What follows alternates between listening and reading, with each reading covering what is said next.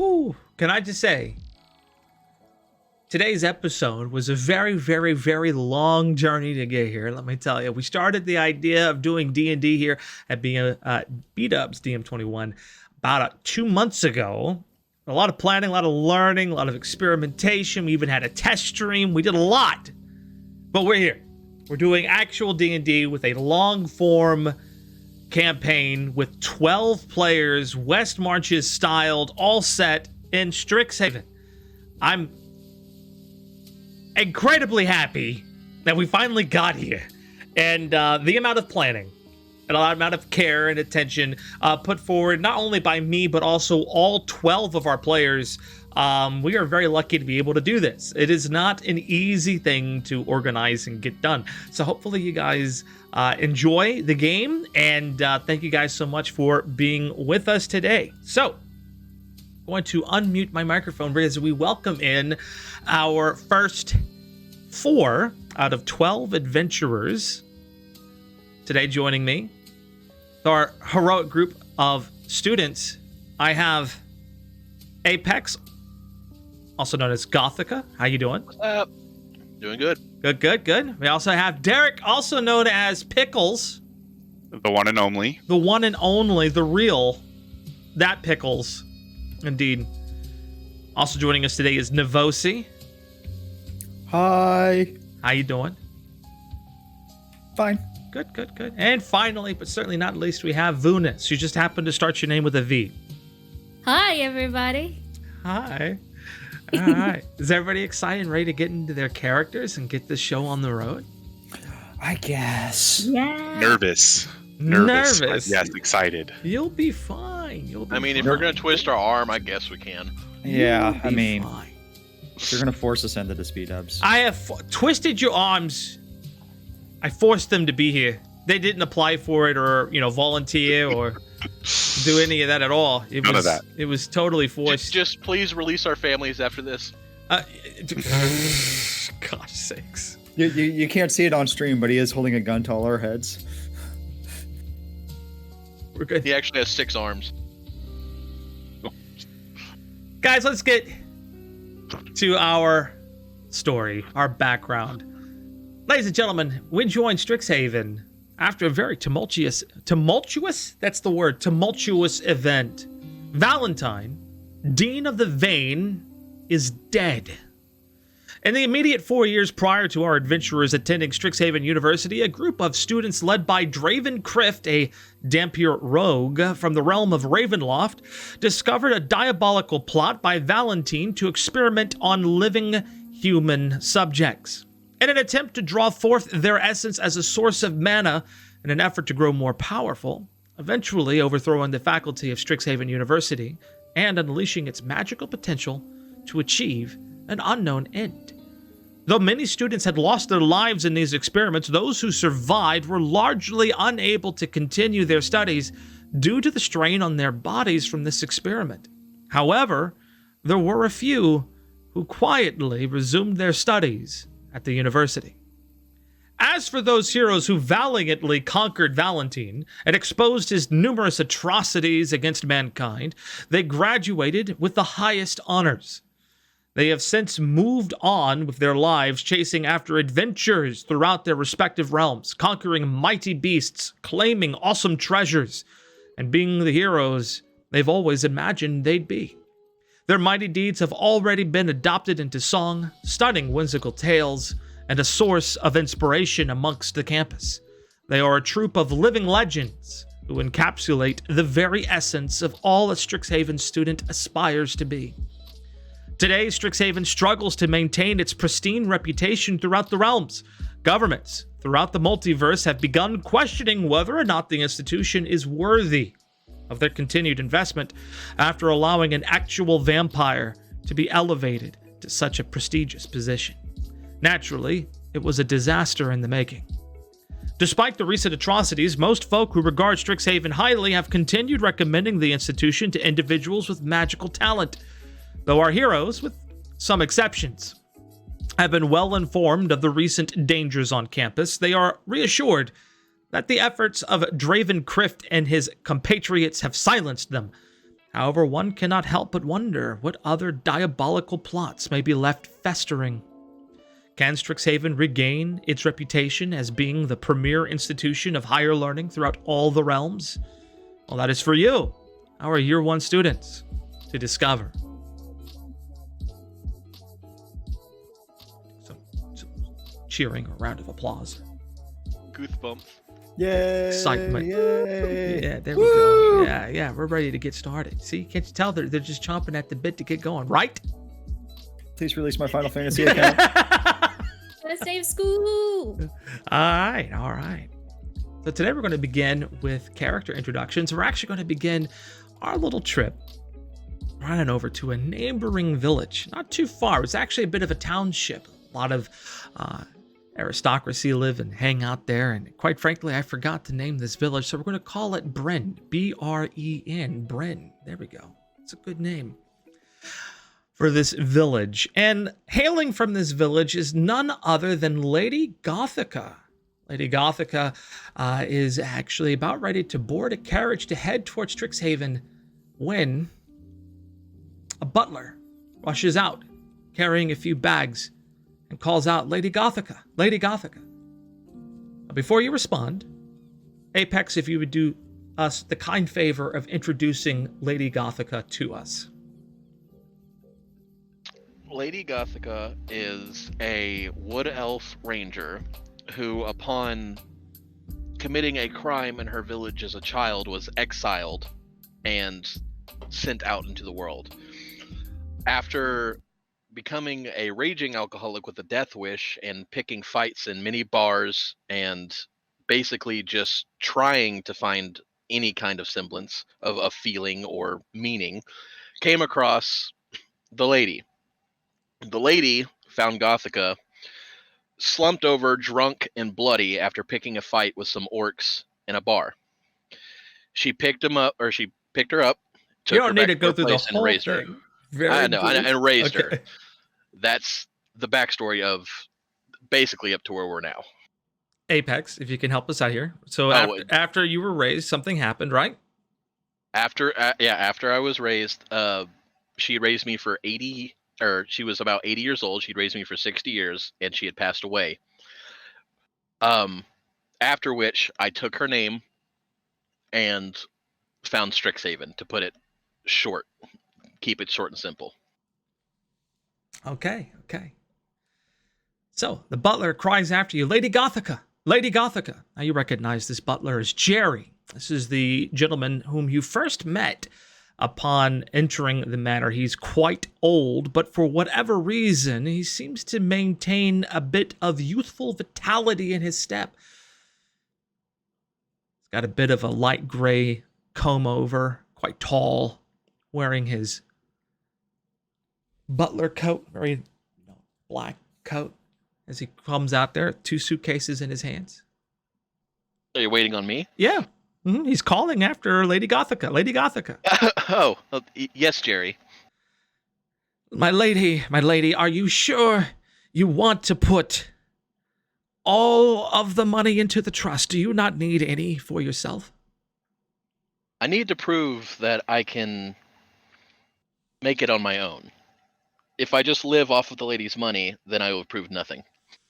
He frowns sternly and he kind of looks to the side and lets out an exasperated sigh and goes, well, I guess there's no convincing you otherwise. It's just, I'd hate to see you go through one of your episodes. And I can't imagine you holding down any kind of civilized job. He kind of scoffs and looks away again, but you are the lady of the house. He kind of nods and he's still reconciling that you are the lady of the house. And he nods again and goes, you are the lady of the house. Very well then, this is the last of your belongings. Are you ready to depart? I am. Just keep everything in order in the house. Of course. As you know, we will have access to the trust to keep on paying everybody and keep everybody here for awaiting your arrival. But understand this, I looked over the details of this trust many times, And you agreed to this, and I feel it necessary to remind you because the bank will not release your funds unless you graduate Strixhaven. Do yourself a great service, because I won't be there to help you. Please devote yourself to your studies. I'd hate to lose you too. And he kind of sniffs a little bit. You could tell he's really holding back a bit of that fondness for you. After all, you've been in the house now for 60 years.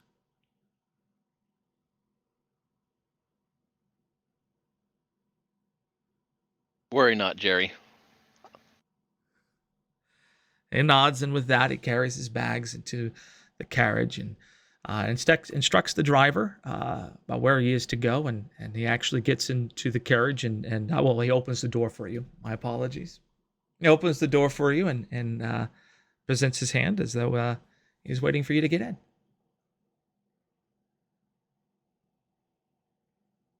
I simply pat him on the back, give him a nod, and step in the carriage. All right. He follows in after you, and he closes the door. Now, in the ride out to Strixhaven, Jerry remains very quiet. The driver up in the front is also very quiet. There's a bit of a barrier between you and the driver, and it's about a good hour and a half ride through from the town of Bryn to the Strixhaven campus. And during that ride, it's probably a good time for Gothica to reflect upon the journey that's coming. But also, after about a good half hour, you come into a bit of a forest. It's a grove. And it leads into a little bit of a swamp. And you recognize it as the forest at which you grew up in. The forest where you were once known as Siltris Eeltoth. Jerry turns and looks at you, but says nothing, and looks back.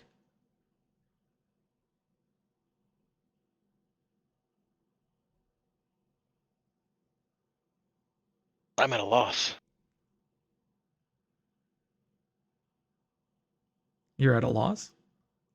No, that's what my character says. Yeah, okay, cool. Yeah. I just want to make sure you didn't want to say anything else. All right. So time passes, and the forest grove starts to turn back into somewhat of a prim and proper, far more civilized countryside than you're used to seeing. Now you're looking out at marbled structures far out into the distance, clean, manicured gardens. The very picture of wealth, affluence, coming upon Strixhaven proper. The carriage comes to a complete stop. Jerry steps out and of his side service door, and he closes it. And he comes around back, and he starts grabbing the bags. You can see that he's handing them off to one of the caretakers at Strixhaven. And then after he hands them off, he goes and he opens your door. Says, "My lady," as he holds his hand out for you to take as you get out of the carriage. So get out of the carriage. So I take his hand as he leads me out of the carriage. I nod to him, and I, of course, affirm that everything will be all right because he is so worried about me.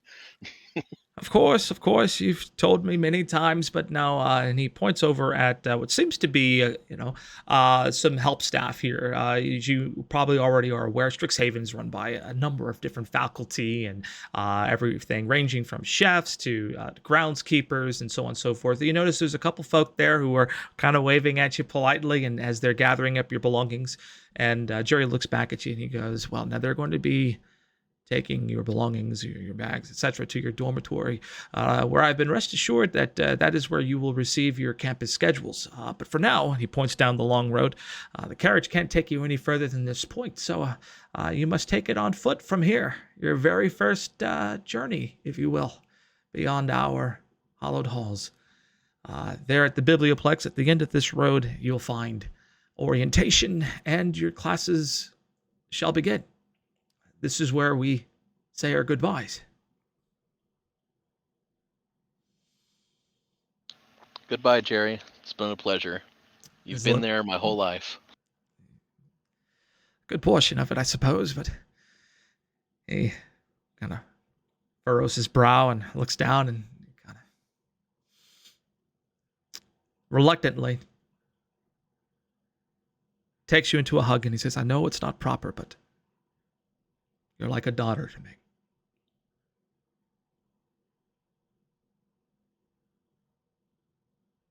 A single tear drops down my face, and then I walk away. I'll see you. The end of your first year, he says after you as you head out on your way. Poor Jerry. He loves you so much, Gothica. All right. Our story continues. As we head on over, and forgive me, some of this stuff has been given to me very last minute. We're going to go ahead and visit Gatril and Arur, stonemasons, and their son, Phoebus. Navosi, can you please introduce us to your character, Phoebus? Phoebus is a history-loving dwarf. He has been raised in pretty much the standard martial arts of being a dwarf, so he's a standard warrior at the moment. But he fell in love with history because of his parents' work as a stonemason. He picked up the trade a little bit, but he fell more in love with learning the techniques and tools used in the past. And that led him down reading through some old tomes that had got him into Strixhaven. I'm not going to go into what he's figured out from the tome so far, but that is what has brought him to study at Strixhaven, is so he can learn more about that. His mother and father are a little confused on how he got into Strixhaven. There's never been any magic in his family, but they always thought he would take up the family trade of being a stonemason. But they aren't going to stand in his way of going to Strixhaven and trying to do something else with his life. And that's all we're going to go with for right now. Okay, and forgive me, I believe you're coming from a different realm. Is that correct? Yes. Okay. I don't have a name for the realm, so. No problem at all. And we won't get into so much the detail of how you travel from realm to realm. For those who are watching, our interpretation of Strixhaven is that it is a multi-dimensional school, and there are many realms who are very aware of its presence and how you get there. Some people have various means of getting there, but for the most part, it's pretty well known. People know about Strixhaven. They know about traversing the realms and the multiverse, etc. This is not it's not a secret. This is something that's pretty well known. A lot of the more magic influenced and more readily available influence. Now, in this particular case, Gothica, who we just got done, actually was raised not too far from the Strixhaven campus. So he is, and it's very important to say this, Gothica's not a native of the realm where they're at, but was pretty much born and raised there on or near the Strixhaven campus, to kind of give some background there. In Phoebus's case, we go back to Phoebus's home and the unknown realm of Phoebus's home. Maybe we can draw that a bit more out later. But yeah, we'll figure that out. We'll figure that out. That's fine. And there we meet Gatril and Arur as they open the door. Well, no, excuse me. They come a knocking at the door to Phoebus's bedroom the night before his departure. Yes, mother and father. Gatril opens the door and saunters in with a bit of a huff. He's toying with his beard a little bit, obviously nervous. Meanwhile, Arur is not too far behind, kind of peering in through the door. Well, got your bags packed, have you? I do. I'm looking forward to this, Father. Well, son, proud of you. I am. I've always been proud of you. And I always said, Phoebus needs to be Phoebus before Phoebus needs to be a stonemason. It pains me to see you go. But everybody needs to make their own way. And you're no exception to that. Roar, meanwhile, is kind of weeping a little bit. This is not normal for the family. It's usually they grow up together, they die together, they work on the stonemasonry stuff together. They're stonemasons. This is a techniques that they've handed down from generation. And this is sort of like a new thing.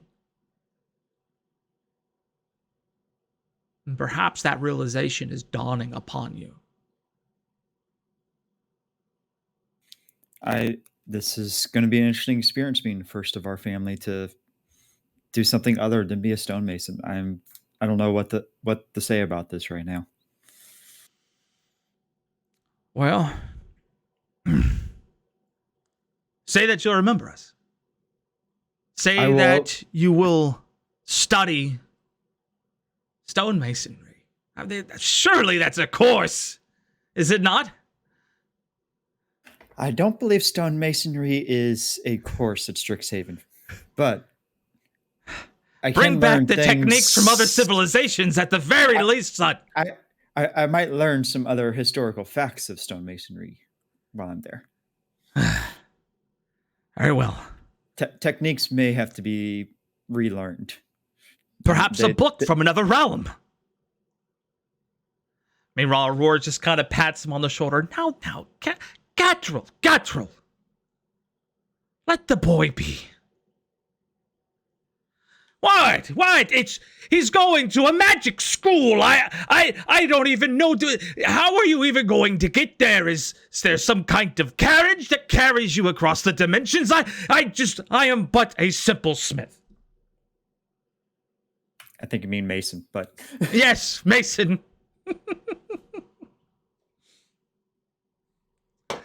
He looks down disappointed. He's, at least bring back a book. I will try, Father. I don't know what the rules of the library are. No, Phoebus. Phoebus, my boy. You've never been much of a fighter. No. I always liked my tomes.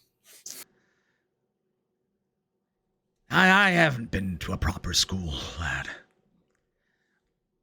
But when you get there, don't let any of those other kids, well, I guess you're all adults now. Don't let anybody else push you around, all right? I won't, Father. I'm fighting my temptation to say nobody tosses a dwarf. Temptation fought. It was tempting. Meanwhile, Aurora shakes her head and looks side to side. And she goes, well, I never thought I'd have to say goodbye like this, but we'll see you on your way out tomorrow. Don't worry, Mother. It's not goodbye. I'll be back next year. I'll be back when the year's out. When you say that, she just pulls you in close and she goes, I heard about what happened at the campus last year. Mother, you're smothering me. Oh, she is pulling tightly. Just like, and by the way, she female dwarf, man. She got them big mitts. I know. Oh yeah. No. She's into this right now. She's enjoying this moment because she's like, this is my son and he's leaving. And she this is, like I said, very foreign to your family. They don't send kids away to school. she's holding tight and she's just like, look, you be safe. And Phoebus. I will. I got my Phoebus. axe. We'll be fine. You got your axe. You might as well be carrying a lance. Look, if anyone troubles you in any way, don't be afraid to stand up for yourself.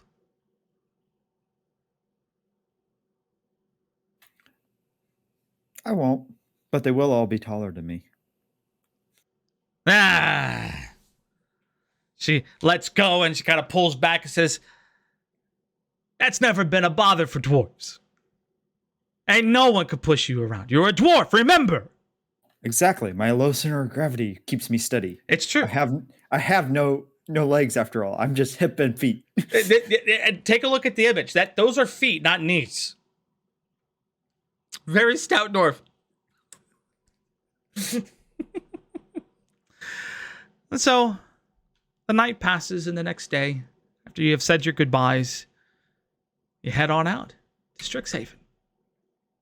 And you arrive at the campus much in the same manner that we saw Gothica arrive. You arrive on carriage. There are people ready to take your bags, and you were instructed to go to the Biblioplex, where you will have orientation, and you will receive your schedule later that evening in your dorm.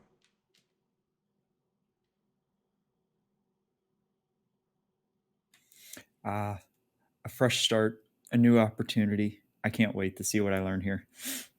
Be interesting to be the first in my family to graduate from school.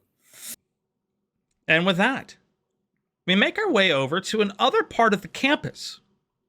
This is actually on Strixhaven proper, near the central campus building, about southeast side of the big, large rotunda where much of the central campus buildings are.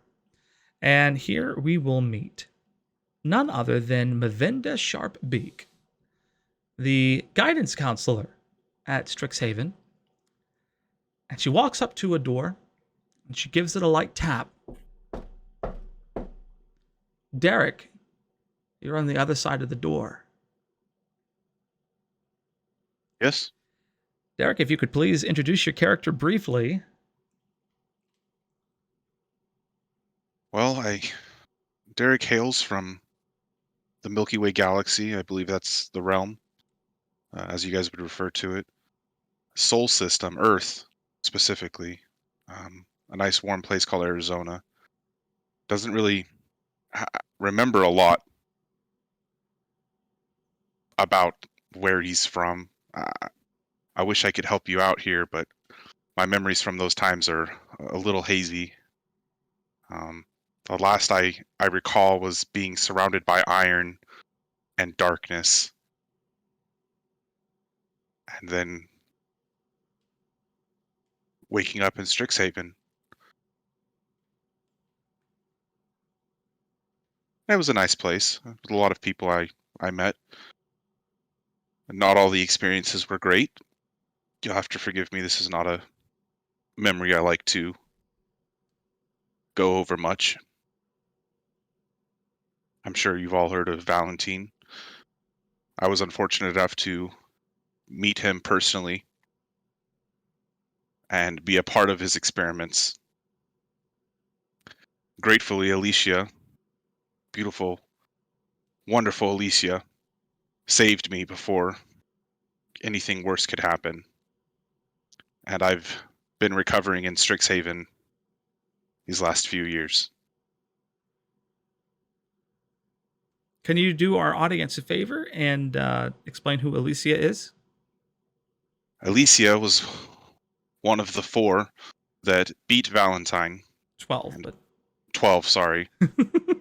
One of the 12 that beat Valentine and ended his reign. Rescued a lot of people, myself included, and has gone on to do great things. I still keep in contact with her, and wonderful person, wonderful halfling. all right. I know why he said 4, but there's 12 of them. So she was part of Draven Crift's band of heroes who raided Valentine's stronghold and defeated him. And she was the one who rescued Derek. And so after that happened, you were essentially, for your trouble, what happened, you asked only for one thing. And that was for a year's tuition to attend Strixhaven. Correct. All right. So we are at this place known as Lost and Found. A little bit of background here. Lost and Found is sort of a dorm for interstellars or interdimensional travelers who somehow accidentally, one way or another, wind up at Strixhaven. And these folk, if you end up at a place called Lost and Found, this particular it's sort of like a re-education facility that's to help people adjust to being in a new realm who otherwise did not think they were going to be in said new realm. The thing is that sometimes these portals, they open up very wildly in different places. People get trapped. They don't know where they're coming from. Sometimes these are people in their youth. Sometimes these are people who are grown and come from places that have never really been known and or discovered by Strixhaven. And Derek comes from one such place. And they're not sure where he comes from or how to help him get back. That being said, a knock comes at your door. Yes, hello? The door opens, and behind it is a very large owlin woman. Later years, bespeckled, gray feathers, and she smiles warmly as much as an owl face can smile. And she says, "You must be Derek. I'm Mavinda Sharpbeak. It's a pleasure to meet you." Likewise, Mrs. Sharpbeak, or Miss Sharpbeak. Mrs. Sharpbeak is fine, dear. I just wanted to check in with you and personally escort you to campus. I understand that you've been through quite an ordeal, and I'm wanted to introduce myself as sort of my top priority this year is to make sure that you're taken care of and that you're going to be okay. I'm the guidance counselor at Strixhaven, and that's my job to make sure that you first-year students are cared after and looked after, and that you guys are going to be okay. Well, you're going to have your work cut out for you. I'm still getting a hold of this. Oh, I understand. You know, life has a habit of knocking us flat in our arse. She sighs as she steps into the room and settles down on a chair that was probably one of your guest chairs, or maybe a chair you use for reading at Lost and Found. As much of a comfortable chair as you could pretty much get in such a place. She sits down and she crosses her feathers and she looks at you and she just goes, "You know, it's not about how we get pushed down or what obstacles life throws in our way. It's about how we react. And you are a mystery to me, Derek, because you, by all means, by every right, should have been furious. And you deserved your fury. But you didn't do that. But instead, you confronted a fear. You didn't let Strixhaven and Valentine and make you into a monster. But instead, you used that for good. That's what Strixhaven's all about.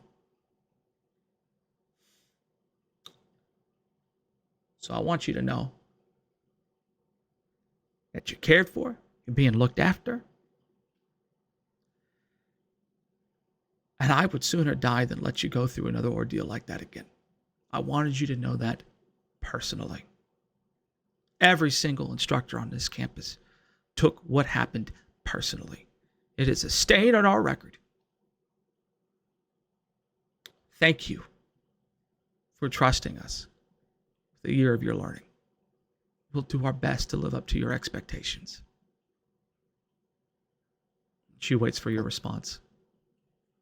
Well, Miss Sharpbeak, I can tell you already, you've already surpassed my expectations. I don't expect a lot, and I'm never let down. But you've all been fantastic. I've only ever been treated with kindness and courtesy.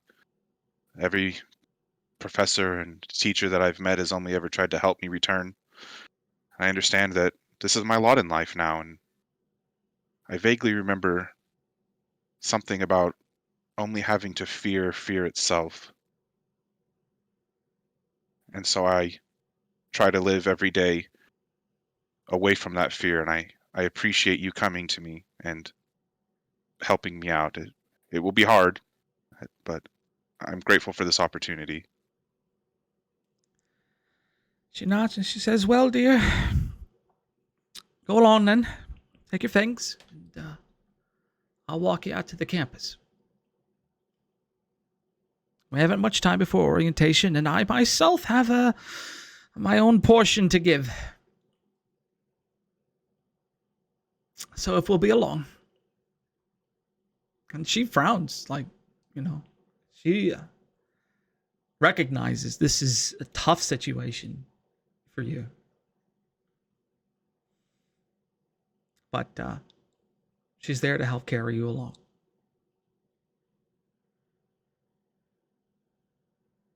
I grab my bags, and while I follow at a distance that's maybe a little more than appropriate. And she lets you keep your distance, and she understands, being a guidance counselor, she's highly empathetic. In fact, why don't you make an insight check for me, please?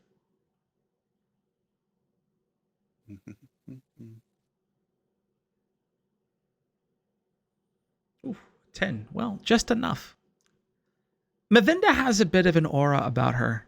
You can tell, you don't really quite know what it is, but you can tell that what you feel, she can feel. Now, when she says she understands what you're going through, in some way, she really does. She's like a kindred spirit. She feels it internally. And so she knows that though you may keep your distance, you're doing what's comfortable and what's best for you. Shortly, you arrive at Strixhaven, and she says, "Well, she turns and she looks, and this is where we drop our students off. Sort of a rite of passage, having the students walk from this point to the Biblioplex." And you get there, you notice a few other students making their way in an extravagant carriage. A stout dwarf also is there, and a couple other students, not really of any note. And then she turns back and she goes, "Well, I must fly off on my own, but you'll see me at orientation. Until then, enjoy your first day. Go to the Biblioplex just down the main road. Can't miss it. It's the biggest building on the central campus. If you get lost, you were trying to." And she smiles. I chuckle and reach out a hand to shake her hand and realize my mistake and bring it back through my hair. Oh no, she happily takes the hand. She has feathers, I guess, wings. But yeah, your mistake was you didn't want to. Kind of a little bit of both. There's a brief bit of awkwardness on your part, but now that I realize from the DM perspective what you were meaning by that, she was kind of with it the whole way and understood. And she makes her departure. Then finally, and Cadence, you'll have to forgive me, I forgot to read your updated notes. So allow me one brief moment to read it. I had to make dinner. It was fried chicken. It was delicious. How dare you? Now I'm jealous. Oh my gosh, it was so good. All right. How dare you care about your own personal well-being over our characters? It's the worst. For shame. I thought you were a professional DM here. I pretend to be. Fake it till you make it. There was this great little chicken place. There's a near my lot house. of detail here. Hold up. That's what you asked for. It is. I just Hold didn't. up. Hold up, y'all. I didn't get a chance to read this prior to the session. It's Like, hey, I need you to give me, a description and what they're like, and, character traits. I'm like, okay. And then I had to make dinner. Cadence. Life happens. It's okay. We'll edit this bit out. It's fine. All right? That's how they make it look professional. You know, they edit this stuff. No, they don't edit Critical Wait, they Role don't or do it anything like that. perfectly in the first. No, they edit quite a bit. Oh man. Come on, anybody who watches that knows. Now, that being said, it's authentic D&D, but they edit. They have to. There's no way. Okay. Okay. Oh, gosh. Vunis, this is a tall order. Okay. I mean, ruggedly handsome. Hold on. I just gotta... You can do it. I believe Wait, are you reading about my character? No. I think he's trying to get into character. I'm not sure he's able to pull it off, though. Oh, my. Ooh. Oof. Oh, my gosh. You can get lost in this man's eyes. I'm going to spend some time describing this character. Okay, great. We now head to the Forgotten Realms, particularly the Evander family. I guess it's not really much of a household. This is a traveling performers, correct? Yes, that's right. Yeah, named the Midnight Revel. Oof. I take it that everybody's in a tent. Trying to set the stage here. Travel. Big proper tent. And this tent is busy. Yeah, performers of all types. All around. Singers. Jugglers.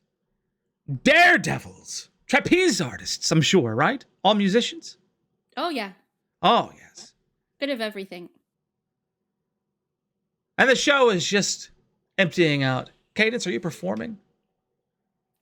I was probably assisting, handing out things like programs or selling tickets or whatever else needed to be done. Fantastic. So you're more administrative helper at this point. Yeah, right now, yes, but she has been known to perform on occasion if somebody is ill or there's a need for an extra performer. So, that being said, Cadence, as you are seeing your recent guests off as the show has come to an end, Cadence, can you please, Vunis, can you please describe Cadence for us? Yeah, so Cadence is the eldest child of the Evandre family, and she's, pretty talented performer in and of herself, and a musician as well. But she is the first in her family to show any magical aptitude. For as far back as the family can remember, there's never been any magic before, but for some reason there is now. And so this has kind of filtered through to some of the Revel's patrons, and they discuss the matter with Cadence's mother and father. I'm like, hey, we've heard of this magical school you might want to send your daughter to. And after long kind of pondering upon the subject, they agreed to it. And Cadence is now ecstatic about it. She has never been to a school before. She has seen like tutors occasionally, and they've told her about schools and universities and great centers of learning. But even Strixhaven sounds beyond her wildest dreams compared to those. So she's incredibly excited. She's about average height. She has a very, very long set of kind of strawberry blonde auburnish hair. It's bedecked in turquoise ribbons that match her outfit, which is also different shades of turquoise and very sort of theatrical and dramatic. And I like to describe her as quirky, perky, and ready to party. So let's go ahead and find out where you got that quirkiness from, shall we? Let's do it. A jovial, mirthful man, brawny and ruggedly handsome, strides up from behind you and takes you into his arms and twirls around. Cadence, my dear! He'll set you down on the ground. Is it true? Tomorrow's the day. She sort of shrieks and goes, hello, Daddy. Yes, tomorrow's the day. My beautiful darling princess, making the family proud. He almost sings in his joyful occasion of ushering you off into a brand new world, a total stranger to this family, the Avandra family. As you said, no magic whatsoever. Meanwhile, a soft, wistful voice from the background. Now, bosso, now. Cadence needs a rest. She just got done with work. She's got school tomorrow. She's got a very long way to travel. How are you feeling, dear? I'm fine. Don't worry about it. It will be wonderful. I'm very excited. I don't know that I could sleep at all, even if I wanted to. Basso laughs. Yeah, that's my girl. That's my girl. Oh, I'm so excited for you. I'm so terribly excited for you. Can I go with you? No, you can't go. Sonora shakes her head. It's far past the registration. We've talked about this. You cannot go. You will embarrass her. Oh, come on. Come on, it's a college, it's an institution. I can study history, I can read books. She'll barely even know I'm there. Cadence sort of like stands and giggles furiously because she's seen this conversation happen at least 4 times already. It would be great. Imagine we could set up a stage at the Central Park and we could sing. Oh, the songs we could sing. We could make a killing out there, a real fortune. You know, those kids are rich and preppy over there, and some of the adults too. Daddy, at least let me try and get a foot in the door first before you start thinking about making profit off of people. You know, I heard they're having a festival there when you arrive. Yes? Do me a favor. What? Make sure the music of the Avandra family graces the very campus of Strixhaven. Imagine an Avandra original song featured right there in another realm. A university, no less. Oh, it makes my spine shiver with excitement. She takes her father's hand and like pats it and goes, Daddy, I will do my best, okay? Okay. Okay. Okay, And dear. then she like kisses his hand, puts it on her cheek, and then lets it go. Meanwhile, the twins arrive. Now, you know the twins. It's a couple of performers at the Midnight Revel. They play the drums. They're bald-headed, shirtless, tight jeans, big, thick leather boots. And they walk up, and to think about the twins, they're an eccentric. It's like they're the same person. They complete each other's sentences. Their name is Bip and Bob. And you're not sure who was who. Bip pops up, says, she's leaving us tomorrow, eh? Now, naturally, Bob completed the other part of that sentence. In unison. It's like they have some kind of strange telepathic connection. Basso looks over and goes, aye, yes. My muse, she's leaving tomorrow. Sonora speaks up. I thought I was your muse. One of my muses is leaving tomorrow. Pip and Bob go, oh, all right then. Let's give her a hug. And they all both come in for a bit. Everybody's getting hugs today. Everybody gets a hug in these introductions. They're saying goodbye, okay? It's a common theme, but she's getting a hug from telepathic twins. Cadence looks mildly alarmed because I think this is probably the first physical contact she's had from them because usually they just tease her. Oh, very much so. Very much so. Pip and Bob. Now, naturally, a bit of a scene has begun to form around as, like, everybody else in the camp. Again, it's this weird, dysfunctional, mildly dysfunctional family. And then a young female, younger than Cadence recognizes her as her sister, Aria, is arriving with I'm taking the M means months, so I want to make sure I'm understanding it correctly. A 5-month-old young lad, I'm assuming, and her arms swaddled in her arms, and she was clearly babysitting, and she sighs and why To be does fair, Cadence year old, always get all the attention? Here I am babysitting.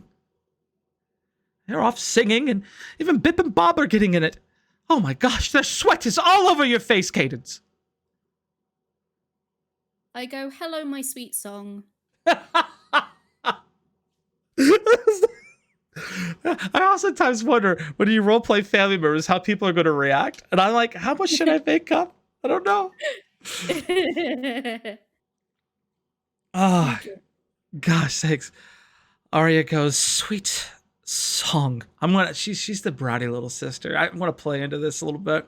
It's my pet name for her. Yeah, oh, I'm sure she hates it. She absolutely loathes it. She used to like it. When she was younger. But teenagers are coming into their own thing. She goes, I don't know what all the fuss is about. She'll be back in a couple months, right? What is it? 8-10 months? I think like that. At least for a little while. Then she'll go away again, and she'll come back, and she'll go away again, and she'll come back. And then finally, when all this is all said and done, she'll just be like everybody else and keep singing. I don't understand the point. Oh, sweet song. It is different this time, I promise. And it'll be different for you too. I promise that too. And she sighs. Well, you've always been the special one, Cadence. She seems disappointed. You're special too, just wait.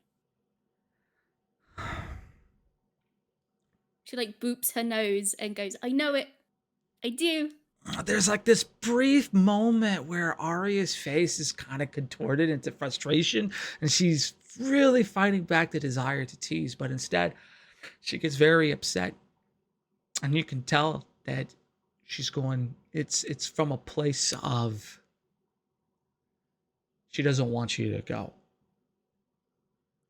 And she stammers away, baby in arms, back to your residential tent. I'm assuming. Your trailer. Yes, it's a tent. Yeah.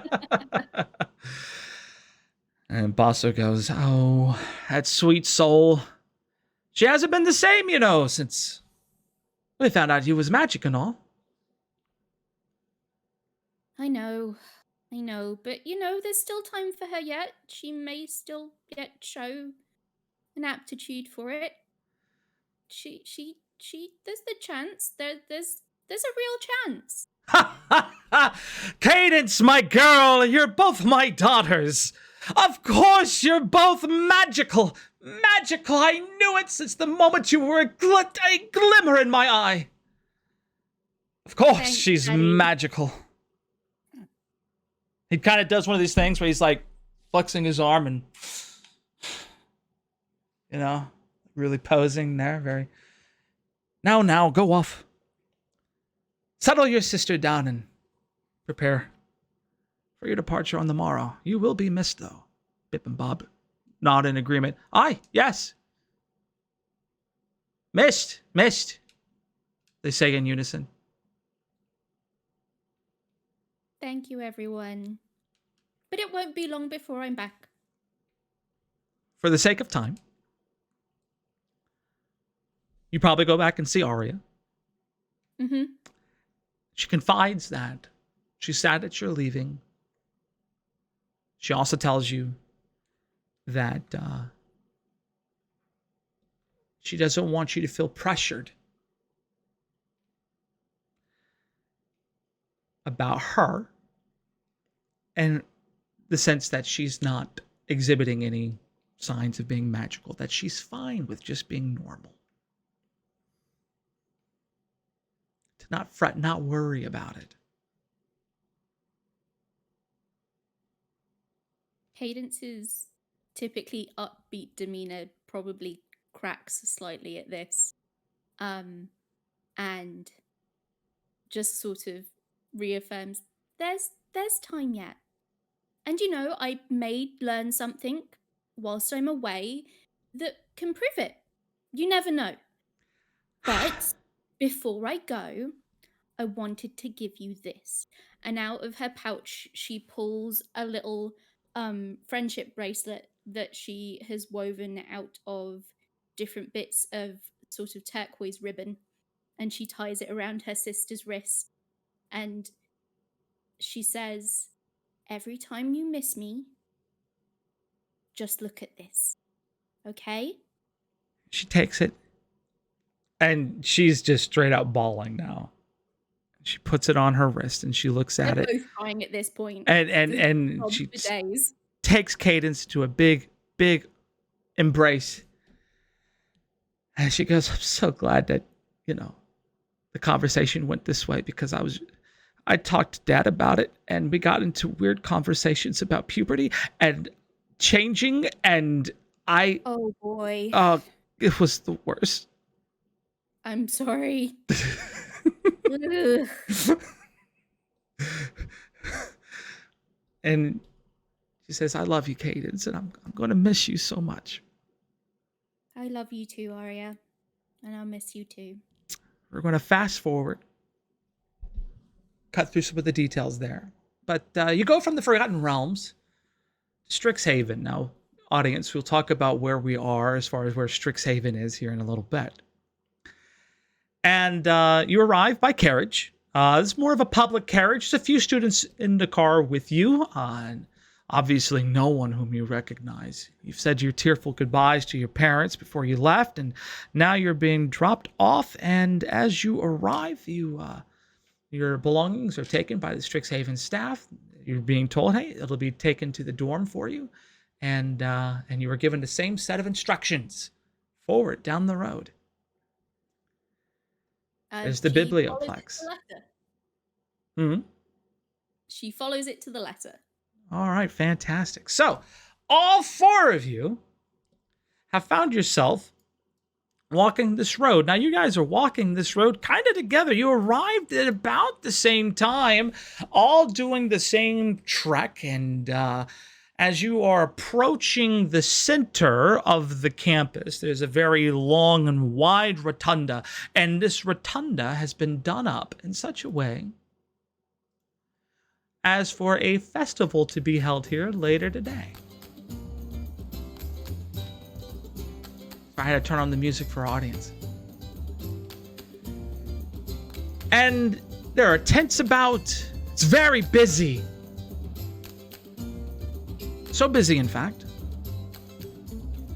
that as you approach these couple tents up in front of you, there is a cart filled with a bunch of supplies that just spill out as a horse is spooked by someone shooting a copper snake with some form of spell or whatever, and is screaming, and the horse gets spooked and kind of gets out of control, and the contents of the cart spills out onto the road, and all four of you happen to see this all at once.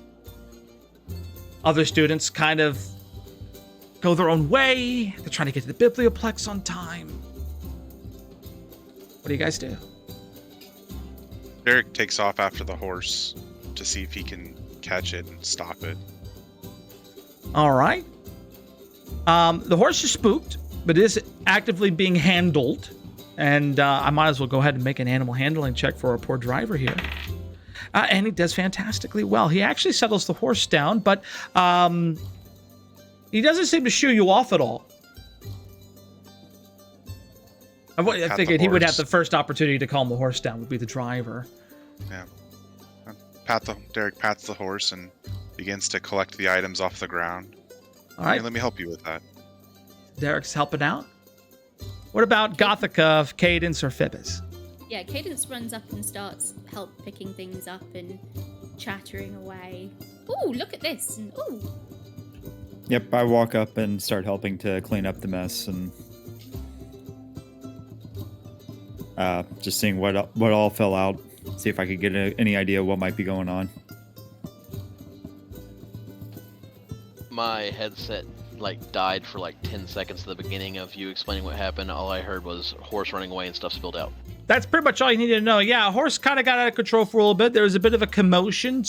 An errant firebolt or something happened. Someone was casting magic and had a copper snake up the way. It was kind of weird, and it spooked the horse.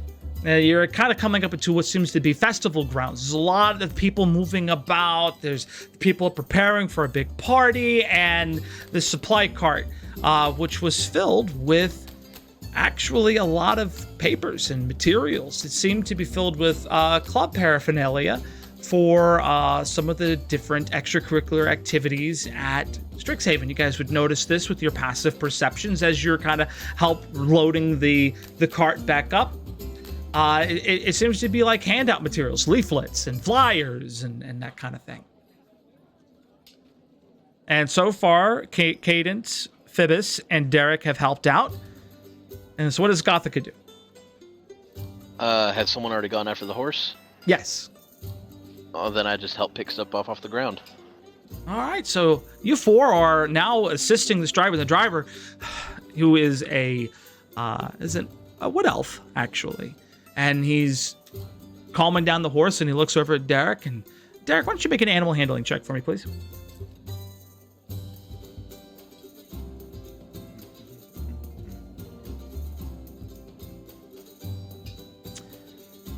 The wood elf is a bit agitated by your presence there, Derek, and he kind of like takes your hand and he says, well, hold on a minute. He says, like this. Instead of shooing you away, he kind of shows you. Her name is Dolly, he says. Thank you. Thank you. Not many would have come to a storming horse. I appreciate you. Yeah, Dolly's good. You just got a little spooked there, didn't you, Dolly? Dolly neighs. Yeah. She's calming down, snorting. You know, all right, calming down there. And he goes, well, and he looks over at the other three, picking up the things, putting them back in the carriage. Oh my, thank you so much. And he says, you know what, Derek, why don't you go ahead and just stay with Dolly for a little bit? And he goes, now look, you gotta be soothing, stroke her snout a little bit. She'll grow to like you, okay? Don't do that thing you did when you first came up here, all right? Very nice and calm. You got it? All right, I've got it. All right, go ahead and make yourself another animal handling check, but this time he's going to roll to assist you.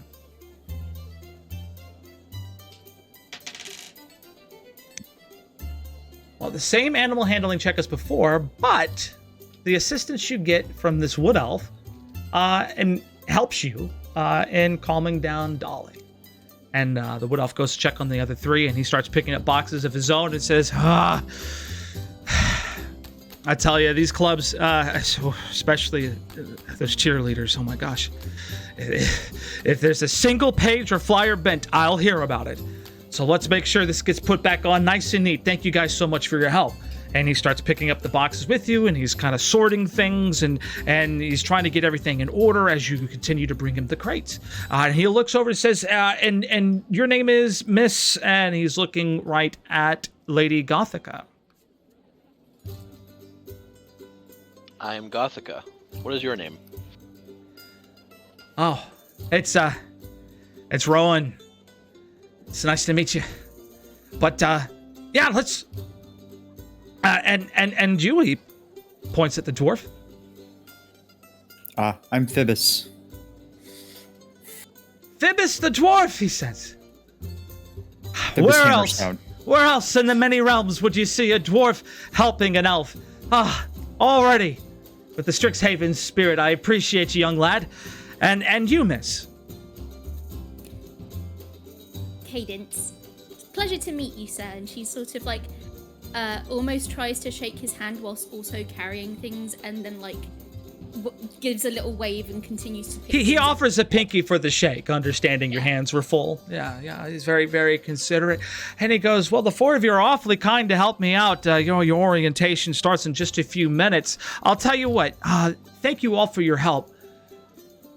And you might have noticed right now, after helping for a few minutes, the streets have wildly emptied out. Like, orientation is actually not far along. If you look up at the clock tower, which I'm sure you all probably noticed on your long stroll, and the clock is indeed nearing the hour of 10 a.m. in the morning, right when orientation is about to begin. It's just a couple minutes shy.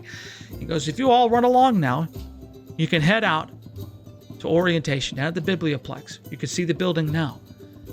I got it from here. Thank you all. And then he finally turns back to look at Derek, and he goes, and your name. I don't think I got your name. Derek, it's a pleasure to meet you. Oh, thank you. Thank you.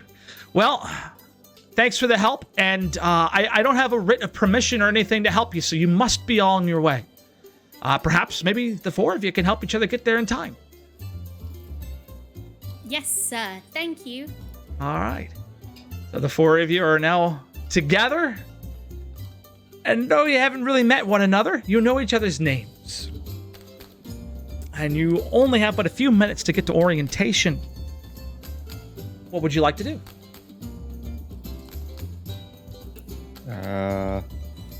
Start walking as fast as I can to orientation. I would see if I can maybe persuade the man on the horse to let us borrow said horse. All right, go ahead and make a persuasion check.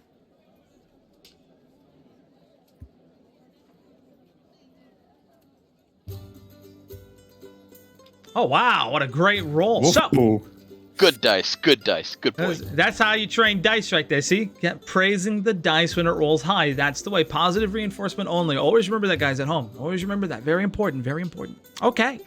So how would you like to persuade? What specifically would you like to persuade the cart driver to do for you? I would like to persuade for him to let us get into his cart and him take us to orientation quickly in exchange for our deeds in helping him. All right, go ahead and roleplay that out for me. What was his name again? Rowan. Rowan, since we went out of our way to help you, and I'm not meaning this in a negative way, but could you perhaps bring us to orientation since we were delayed because of this? And he goes, oh! Like, he has this sort of dumbfounded moment, like, duh, yes, please, be careful, make sure the lids on the boxes are on, all right, before getting on, and I will drive you to Strixhaven. Now, that being said, lay low. Teachers don't like students being driven for their first day, okay? But I'll get you there. I am as low as I possibly can be. I believe it, young dwarf. So he invites all four of you onto the cart. Cadence gives the dwarf upsies. Underhand me! Oh, sorry. I was just trying to. Oh, I'm very sorry. Just we're in a rush. It's fine. We're done now. Okay. I'm up here. Derek, what are you up to? Derek just shakes his head and walks in. All right, he gets into the cart. All right. Now, it's like a cart. It's like an open wagon. A bunch of boxes in there. You really can't get low. There's really no way you can hide from prying eyes. But the cart driver insists you did a great job helping him. And thanks to Lady Gothica's aristocracy background, I don't know how to explain this. He from his, what kind of training do you call that? When you're a lady, what's it called? Proving lady in waiting. It's like you went to some type of school. Finishing school. Finishing school. That's the one. Next to her finishing school upbringing, I was very polite in asking to come along for the ride, and they asked, and they got on, and he is driving you to the school. You guys have about a good minute or two to talk amongst yourselves before arriving at the Biblioplex. Well, I don't know what everyone else's carriage ride to this school was like, but mine was a little was bumpy-ish. Mine was very Yeah, you crowded. can say But I that didn't mind. again. I got to chat to a bunch of people, and it was very nice meeting a bunch of people. And now I'm meeting more people, which is very exciting. Very pleased to meet you all. And she grins furiously at everybody.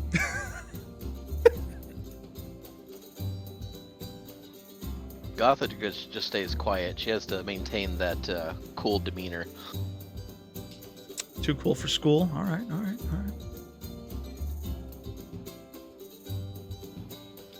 Derek's feeling a little overwhelmed. It's always hard meeting new people. The emotions everybody gives off, especially when they're powerful emotions, kind of are a little commanding, a little overpowering. I think Cadence sees the mood in the room and maybe dials it back like 20%. Oh no. We shamed her into being quiet. Poor Oh, Cadence. she's not quiet. She just sort of like maybe reined it in ever so slightly. Aware. That's good.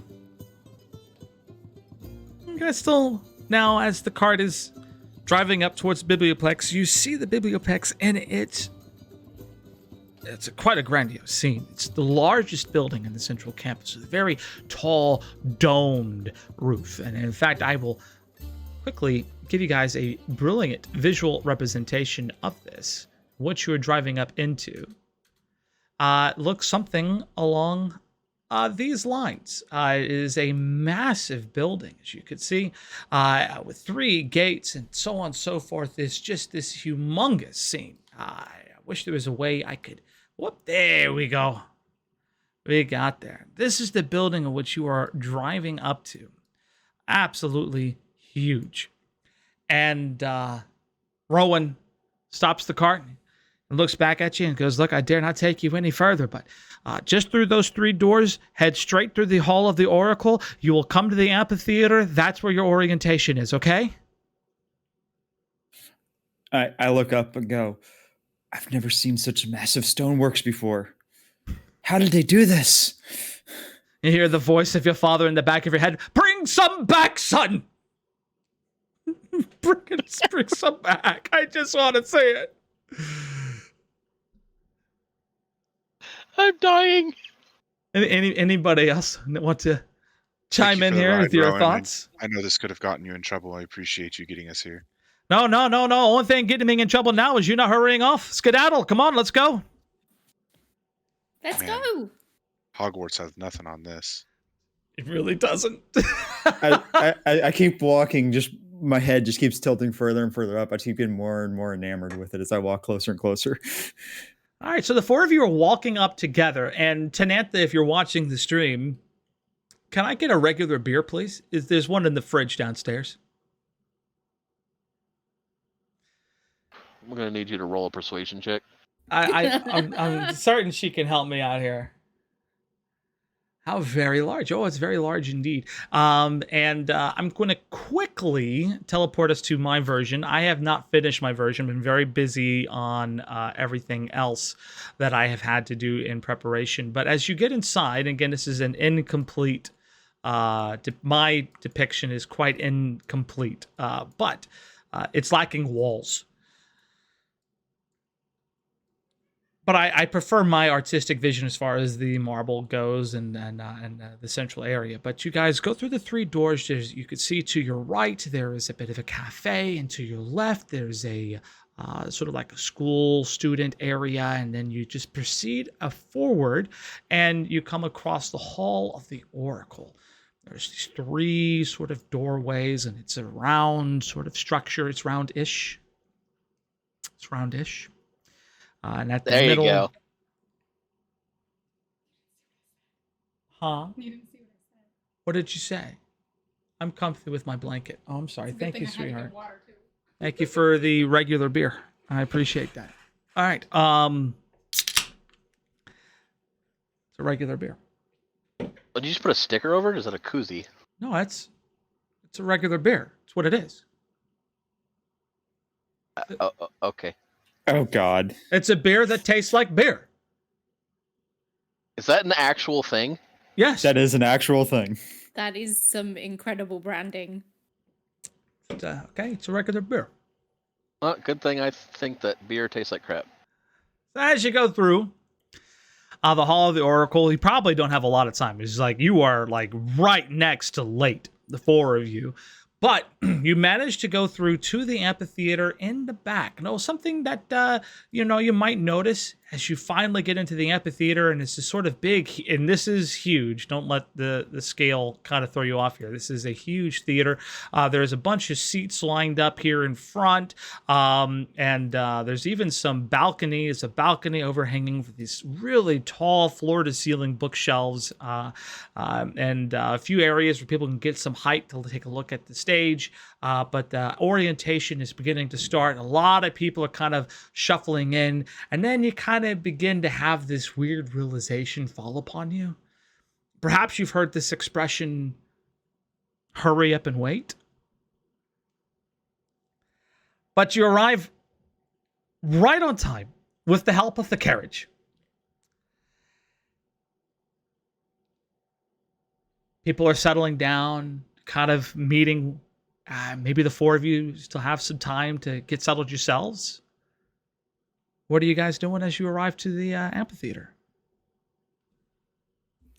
I try and scout out seats for the four of us so we can sit next to each other. Go and because make we're a friends now. make a perception check. Sure thing.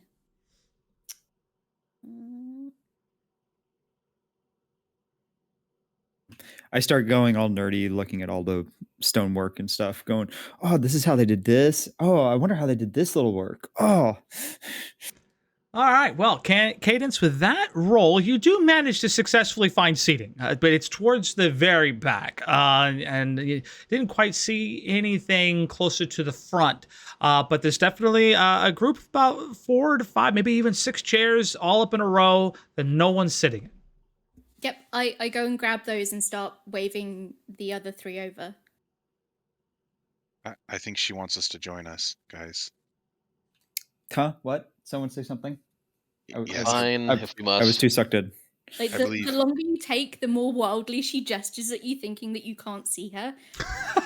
Yeah, let's go help her out here. What is she like? Like jumping up and down, flailing arms, doing Yeah, backflips? the longer you leave it, the more flaily she gets. I got a question. Since I'm so short, can I actually see above everyone and she's flailing or about?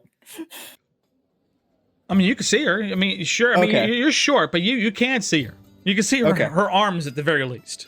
Yeah, you can see that. No problems whatsoever. I start walking towards Cadence. All right. Join So, her. Yep, we all head over. I think we all head over there all now. right. So the four of As you you. get closer, she like starts to like loud whisper, "I got a seat." Thank you, Cadence. I appreciate it. You're welcome. All right. Just So you all Thanks, take setting your. down great stonework over there. All right, so you all take your seats, and the crowd's getting a bit settled down. Maybe, but it's about a minute or two past the start time, and nothing's really began happening yet on stage. You see, there's a podium up there, and there are a few people sitting on the stage. In fact, Derek, you might remember the guidance counselor, Mavinda. She's up there on the stage. Miss Sharpbeak. She's busy kind of settling in. She's looking around. Unfortunately, she fails to notice you.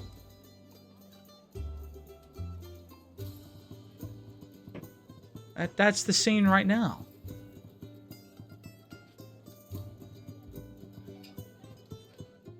So, what's everybody here to study?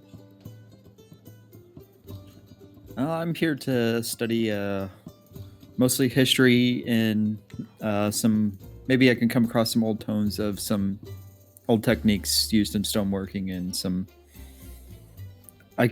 in my self studies I came across some weird symbols that I started to learn more and more about that I want to learn. I have a feeling the school will help me learn an even greater deal about. History. Awesome. I'm interested in history myself. Not too many memories I have, so I'm interested in learning about where I'm at and kind of how it came to be.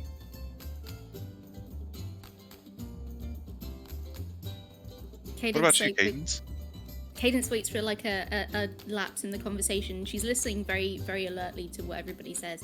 Like, well, I only recently discovered that I had some magical aptitude, and then somebody said there was a school for that, and then my parents talked about it a lot, and then they were like, yeah, maybe she can go to magic school. And now I'm at magic school, and now I'm going to learn how to do magic, and also very good at singing and also playing instruments, but mostly going to learn about magic and maybe what the crossover is. I'm very excited about the potential about what the crossover is. But, yeah, that's... How about you, Gothica? I think you forgot to mention you're very good at talking. Well, I get a bit, I'm just excited to meet everybody. Sorry. Oh, don't be sorry, Cadence. There's nothing to apologize for. Do you sing in public? I absolutely do, yes. And I play musical instruments, and I maybe sometimes do a bit of tumbling depending on what the situation calls for, but sometimes maybe not very soon. But yeah.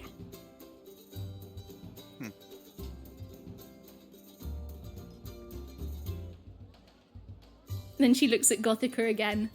Hold on, sorry. Give me a minute. She hands you a tissue. Are you okay? No, my character's not laughing. I'm laughing. Okay. We'll give okay. Gothica a moment. Okay. Gothka just looks over and sighs. I really don't care as long as I can complete my research. She's obviously annoyed. Okay. Derek shifts a little bit well. away from Gothica at the mention of research. Say that again? Derek shifts a little bit away from Gothica at the mention Oh, of right. research. The experimentation. Got it. Well, Gothica doesn't know that, so yeah. All right.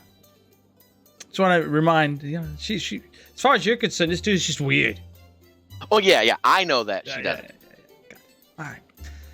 That moment, a large, imposing human, dark-skinned, very short hair, thicker than mine, comes up to the podium. It's got bright gold eyes. And his very frame and figure is so imposing that it immediately hushes the students in the room. And he speaks up and he goes, "Greetings, students. My name is Tava, the voice of the founders." And with that, students in the audience begin to murmur and whisper as he continues his opening remarks. The voice of the founders, some of you who might know a little something about this school, is rarely seen, almost only seen exclusively by the deans and higher up administrators at the school. He speaks for the founders of the school, the dragons who had originally founded Strixhaven, but no longer reside there. It's very rare that he is seen, much less heard, and everybody recognizes that the very weight of his words is that of the founders themselves. He speaks for them. The whispers continue to echo and grow around the chamber as people are shocked and amazed to see who it is that's actually speaking. This is about as close as you can get to the founding dragons. Silence! The man's imposing voice booms through the biblioplex. The foundations of the school quake at the very sound of his voice. He resumes his opening remarks. It is with profound regret at what happened at the school over the past few years were allowed, and we are deeply sorry. Bellatrix Witherbloom herself was deeply saddened by the tragic events which unfolded on campus. She expressed profusely that the College of Witherbloom was to groom stewards who would defend nature itself. and to help others. She has personally assigned me to investigate all of the staff and faculty who had dealings with Valentine. This investigation is still ongoing. As such, students, I wanted you to be aware that procedures will be a bit different this year as we continue this investigation. Though there is no need for any continued alarm, you should be made aware of a few of the changes on campus. First, agents of the Dragon Guard have been posted around campus to aid the watch. Be wary, they are not uniformed, nor will they bear any marking of their station. They are not to be trifled with, nor distracted by anything not pertaining to the Valentine situation. Would anybody like to make a history check? Yes, Derek would. I can do that. Yeah. Whoever wants to roll history, go for it.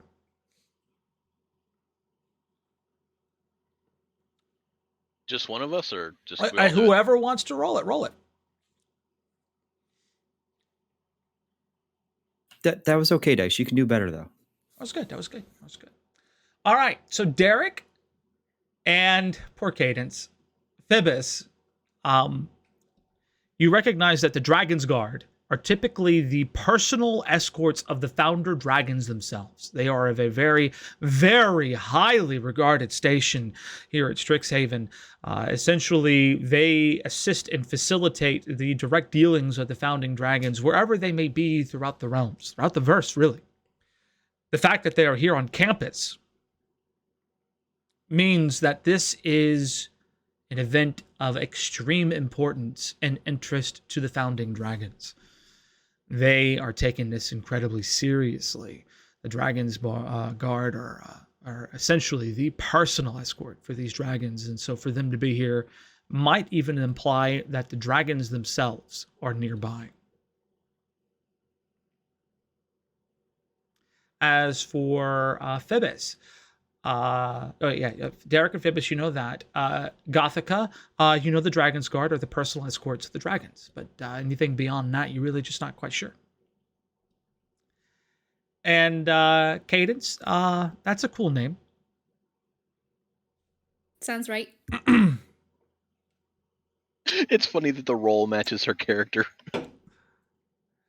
I look over at Cadence. Do you not understand who these guys are? I mean, they've got pretty nice threads.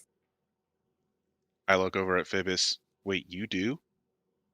You do too? I do. We might have to discuss this later. Yes. Right now, I think we should pay attention to what's going on. Teva continues. Night classes have been suspended until further notice.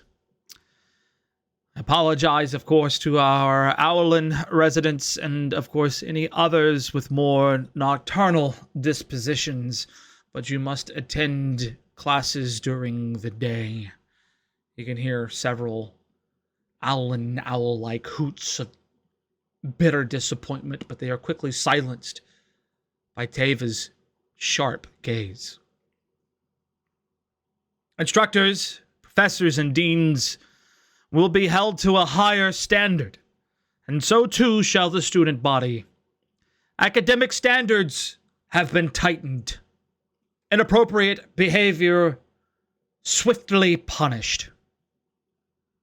Extracurricular activities shall continue, however, they shall be tightly monitored. Though we are taking drastic measures to ensure that there is no lingering threat from Valentine and his time here, we believe that there is no reason to suspect these experiments are continuing.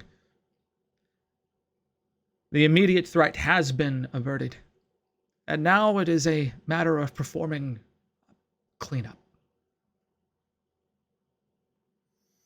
He pauses for a moment, nods.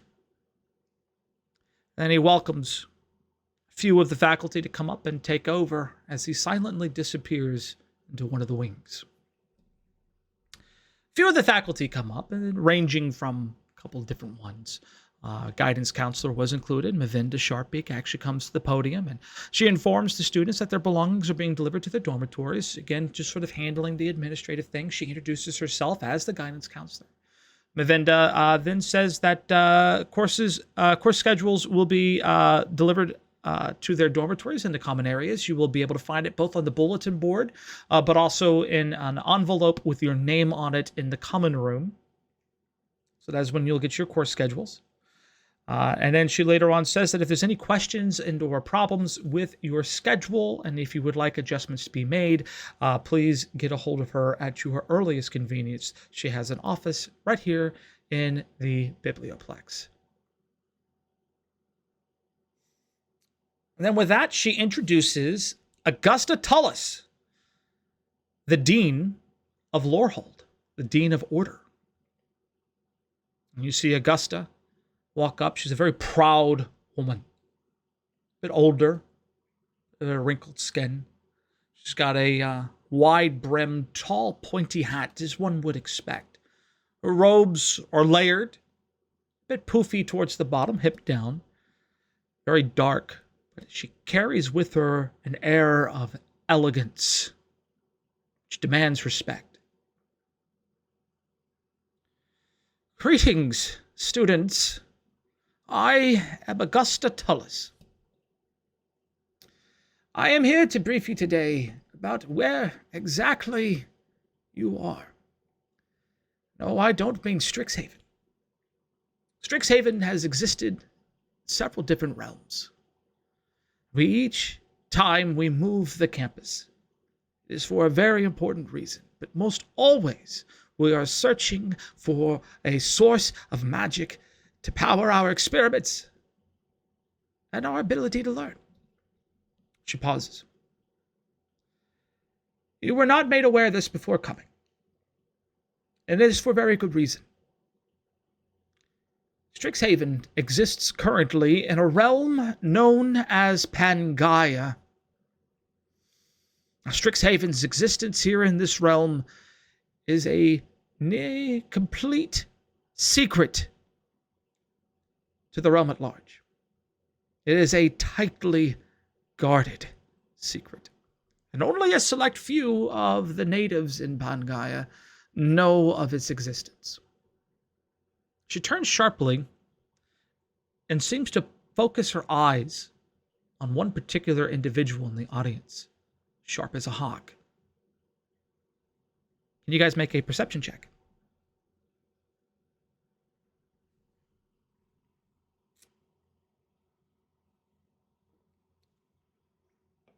Bad dice. Bad dice. Only positive reinforcement. Remember, that's the rule, man. That's important. All right. Derek, you happen to notice that there is a figure. You can't really make the figure out, but it seems to be a woman with wings. It's kind of fuzzy and hard to make out, but you swear it's probably the person that Augusta is looking at.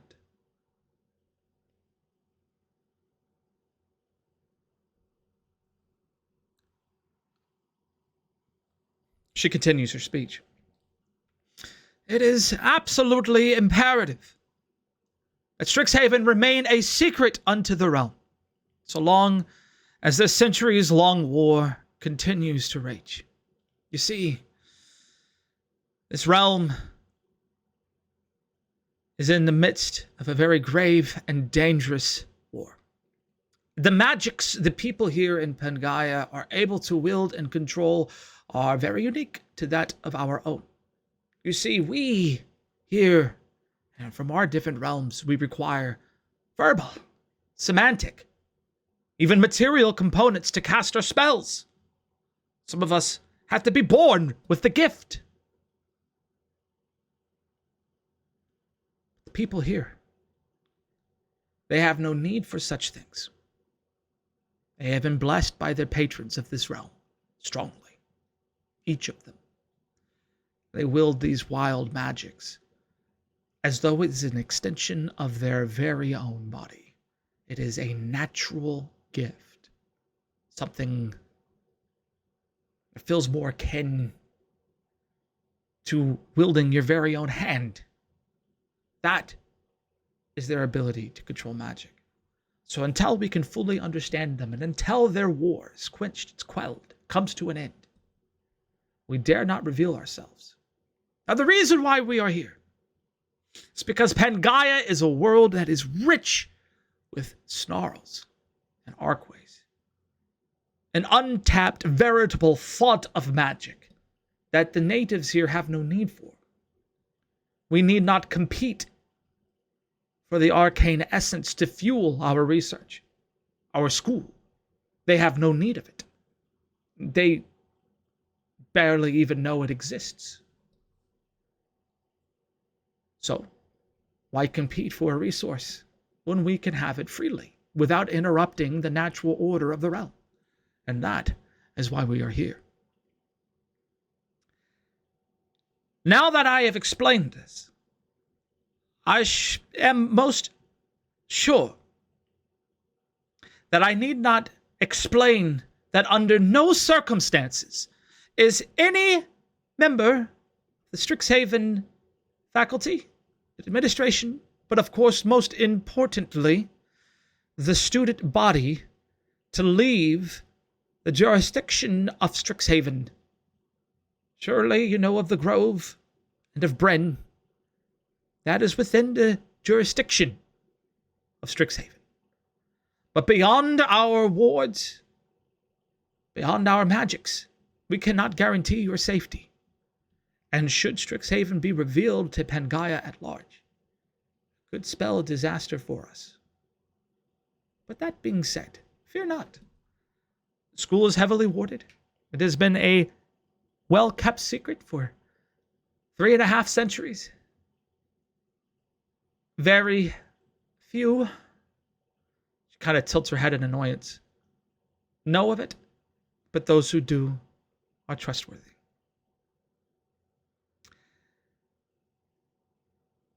Then she kind of turns and does something none of the other speakers done. She goes, "Have I made myself clear?" And she waits as though for a response or an answer or a question from the audience.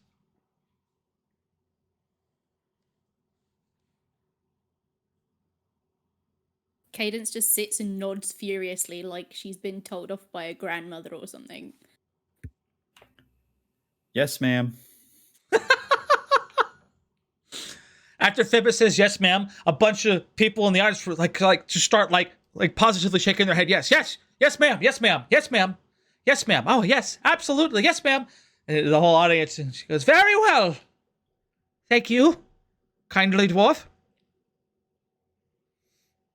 And she turns and she leaves. With that, you have a few closing remarks, just a bit more about the festivities. You see a young lady who is dressed in a bit of a cheer outfit. She introduces herself as Bree, and she says, "All right, everybody, it's time for some fun. Are you all ready to have fun?" And she kind of has her troop behind her, and they're giving like a big cheer, and they're jumping like really like high school full-on cheers. Just trying to work the crowd. I just kind of put my head in my hands and shake it. Anybody else want to give a reaction? Cadence like leaps to her feet and starts clapping. All right. Derek looks Like, over just, at like, Cadence and adoration in her eyes. smiles, and then looks back at the cheer group. Gothica just rolls her eyes at the entire situation and gives that a large sigh. Okay. Bree goes, "All right, everybody, if you head on out back to the Central Park, the festivities are set to begin. But don't forget, pep rally As she starts kind of raising her voice as she sees people getting up, getting ready to leave. I'm sure by now a lot of people are hungry. They've just been talked at to for a couple hours. They had taken a lot of information already. You know, she talks about food and there's a party and lots of games to play. They're just ready to go. And as they start getting up, she says, don't forget everybody, there's a pep rally. Pep rally at 8 o'clock p.m. Be sure to be there. It'll be in the gymnasium right next to the Biblioplex. The big one. You can't miss it. And everybody pretty much starts taking their leave. What do the four of you do? Derek turns to Caden's pep rally. I assume we're going to that. Yes, absolutely. Turns over to Gothica and Phoebus. You want to come? If I must. Okay, just a brief reminder. The Okay. immediate thing is the festival. Yes. Pep rallies at 8. That's later in the day. Yes. I will see how tired and stuff I am after the festival. We'll make our decision then. No, you'll be fine. It'll be fine. Adrenaline, it'll carry you through. Let's go. They'll be fine. They'll be fine. Peer pressure. Peer pressure. All right, so you guys are making your way down to the festival, and with that, that's a really good time for me to allow our players a brief 10-minute break. So we'll go ahead and break at 8:45 to come back at 8:55. We're about halfway through our session and through 2 of 4 acts. This is fun. So guys, I will turn on some music. I'm going to take a 10-minute break. When we come back, we're going to the festival.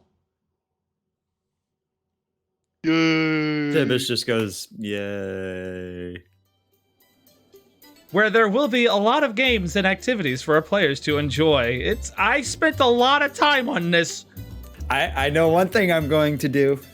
Oh, We're gosh. not going to use the jungle gym. Don't or you the dare! obstacle course. I am not going to use that. I will die. All right, guys, I'll be back here in just a moment. Oh, Monty. Damn, I'm new to D&D, but I know I would play some Jock. LOL. Monty, DM me sometime, dude. All right, guys, I'll be back. 10 minutes. We'll be back at 8:45 p.m. Eastern Time. Hello. Hello. And welcome back. Hello-ish. Hopefully everybody had a good 10-minute break, feeling refreshed, had a chance to stretch, refresh your beverages. Yep, I topped off my whiskey and my glass of milk. Oh, perfect. Sounds good. I feel ripped off of a minute. You came back at 7:54. I'm kidding. All right, everybody. A couple notes for our viewers before we continue. One, you might notice we're using the D&D Beyond extension. Now that we're entering a different phase of today's program, you might notice that you could see all of the characters that are participating. You can see Cadence at the top, Gothica, Phoebus, and Derek right there at the sidebar of your screens. Our players will be doing their best to update their health should it drop for any reason whatsoever, so that you at home can see how hurt or injured each of the players are. So, players, please do a good job of adjusting your HP on your character sheets. It is very important for our viewers. I have a small request. Can you zoom in on those character tiles so we can see what they look like? All right, that's the very next thing we're going to go do. We have our tiles. They are terrible. That being said, the dwarf is obviously Phoebus, our paladin hero person here. Please, I will take away your privileges if you keep making the dwarf run away. We have our paladin here, Derek, and then Gothica back here, our ranger. I actually don't know where he just went. Why? Did you just yeet him? I think He he looked like yeeted the dwarf.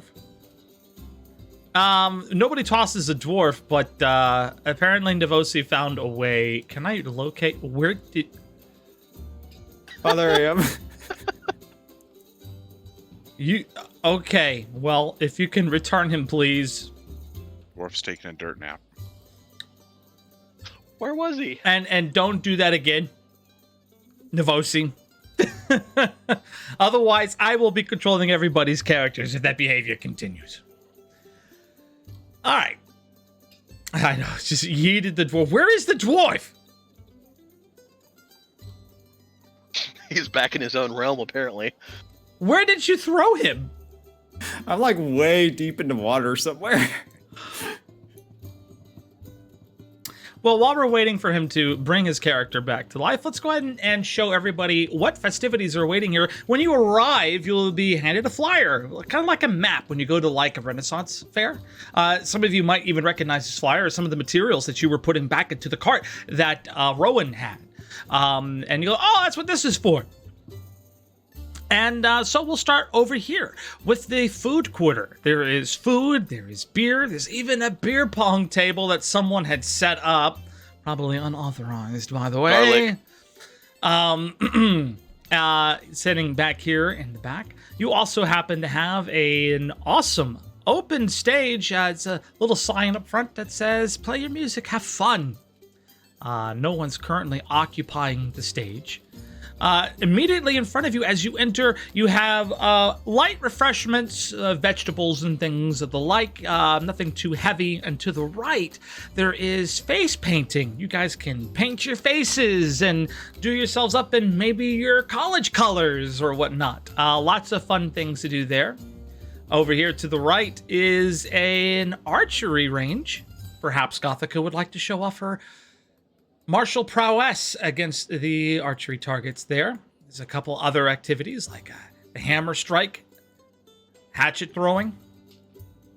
We then have dart throwing and knock down the bottles and put your hand in the bowl and see what magical item could be lurking for you somewhere within these bowls back there. Really cool stuff. A couple places for the clubs to hang out. We, of course, have the intramural gymnastics team set up over here, followed by the bodybuilding club. Pick things up, put them down, big pile of rocks. Of course, naturally, how can you take a look at this map without noticing the obstacle course that was set up for you? No one will use it.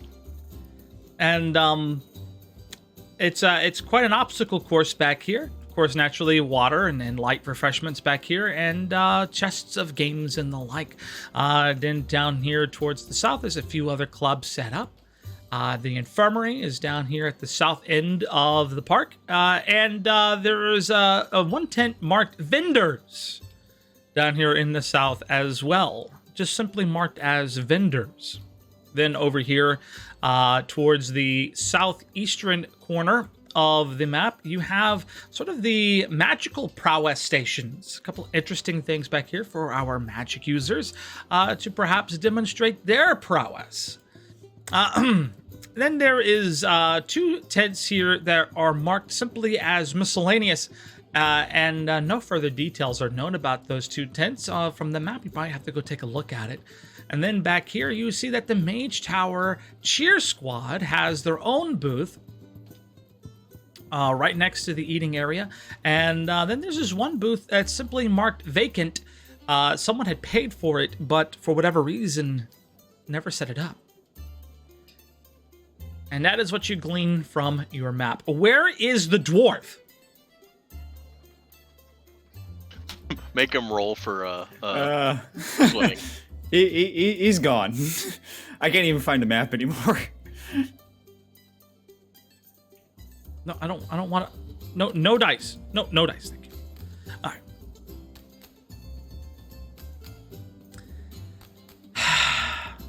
Navosi, what am I going to do? I'm just gonna leave and come back. All right. I have given you Phoebus. All right, where are you? He said he's leaving and coming back. All right. Yeah, I was hoping it would reset me back at the center, and it did not. Okay. Well, since you have done a phenomenal job, I have given you this dwarf. Okay? Hey! Test that you can move him. All right, do not yeet him. Okay. All right. So the four of you arrive with that information of the map. You have an opportunity to kind of think about where you'd like to go. The world's your oyster, players. Where are we going? I'm a little hungry, guys. How about you? I could use some food and something to drink. Sounds good. Beer pong. With The beer pong is an unsanctioned event. You probably don't know about it yet. Yeah, that's why I didn't say that one. I went over to where I knew where it was. I mean, There- can't we kind of see it from here? Nope. All right, I'm not going to be manually moving the characters, so you guys will go over to the dining area, correct? Yeah. Yep. Stay over here. All right, cool. All right, Aw. you guys are in the dining area. At the dining area, you see there's a line for food and drink. There's a couple beers, pretty much. You see them pouring it. They put it out there. It's all for free to students. You have your uniforms. You came to school in your uniforms today. So, you know, if you have that, you get a beer. Your year one uniforms pretty much paid your ticket. And there's beers out there. There's food. There's all sorts of pastries and fun things to eat. In the back, of course, naturally, you do have the open stage where there is a student who is actually actively trying to perform. They have a bit of they have a lute. And they're trying to sing along with the lute. And the performance is quite lively. People are really into the music. They're clapping along. She's being, this person up there is being very, very enthusiastic. A very good, solid performance from the person who's currently on stage having a good time. I grab some food and turn to face the stage and enjoy the show, eat my food. Cadence tries to find a table for all of us and does the same thing as she did in the Biblioplex, where if she finds one where we can all all sit, she starts like waving to them again, and like the longer they go without seeing her, the more wild it gets again. I grab my food and out of the corner, grab my food and my drink, and out of my corner of my eye, I spot the beer pong table. Well, I'm obviously right behind him, so I also noticed the beer pong table. Beer pong! You notice the beer pong table with your passive perception. You see it. I look at Gothica and go, hey, after we're done eating, you want to go play around the beer pong? I guess. Hey, I'm excited. I didn't say Gothica was. I notice Cadence over by a table, jumping and shouting, trying to get our attention. She's about to start standing on a chair because she thinks they can't see her. As those two leave off, I turn my back on the stage and go join Cadence at the table. Take a seat. I go join Cadence so I can eat real quick. I got good seats. Oh look, beer pong. She says as she stands on the chair and looks around. So much interest in this beer pong table. Surely a good little girl like Cadence wouldn't want to play beer pong. Is that Yeah. in character? No, that wasn't in character. That was just me saying that. Okay. Okay. You guys want to do a beer pong after we're done eating? Sure. Maybe I'll put my name in the hat for performing before beer pong though. That might be a thing.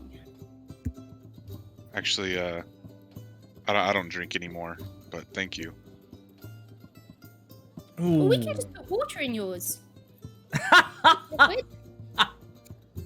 I'm always down for a game if we can replace it with water. There we go. Problem solved.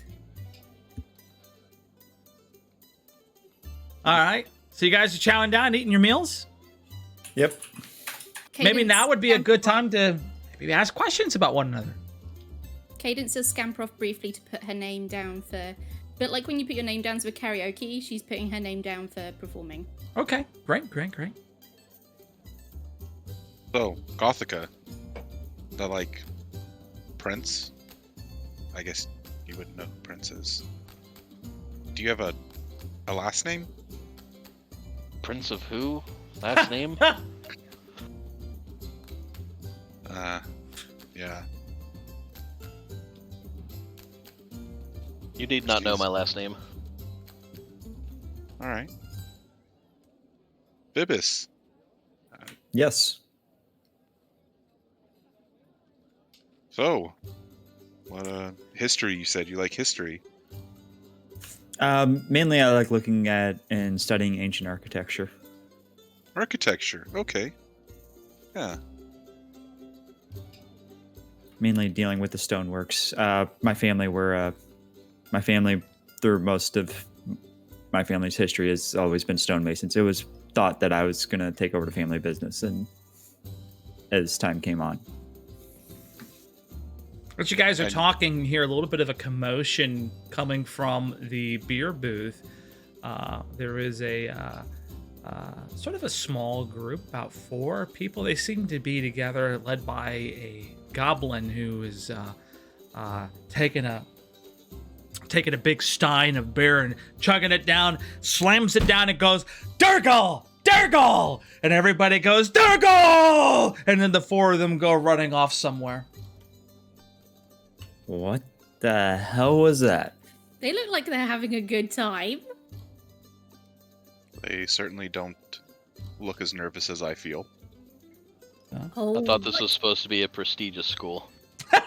everybody's so nervous. And Derek stiff up chuckles. their butt. This is the first time I've ever been to school, so I Let have me no get idea a what to quick expect. perception check from you guys too on that. There's a few details that you might want to know about those 4 individuals.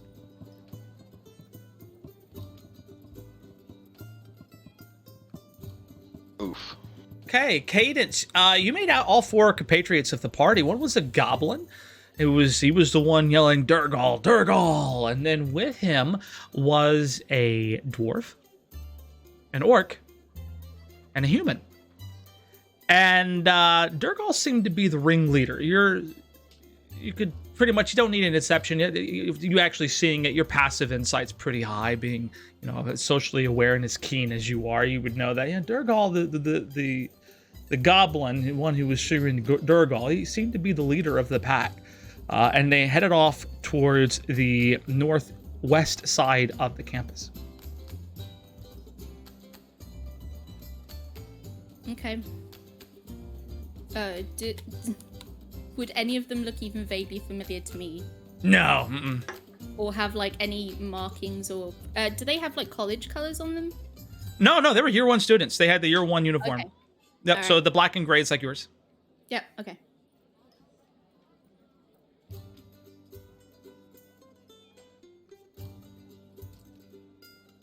All right. So I take it you guys finished up eating. You want to go to the beer Yep. pong table? I want to go to the beer pong table. All I don't right, know if anyone Cadence, else you is put doing your it. name into the hat, and the person there mentions that, you're probably up in about, I don't know, maybe about 15 minutes or so don't go too far. Thank you. Yeah, no problem, anytime. I'll just yell, Cadence, like that. That's how you'll know it's your turn. Sounds good. I'll hear you. Thank you. Yeah, no problem at all. Yeah, you have a good one there, sweetie. It's a little halfling, sort of standing by the stage there, older dude, and he lets you go on your way.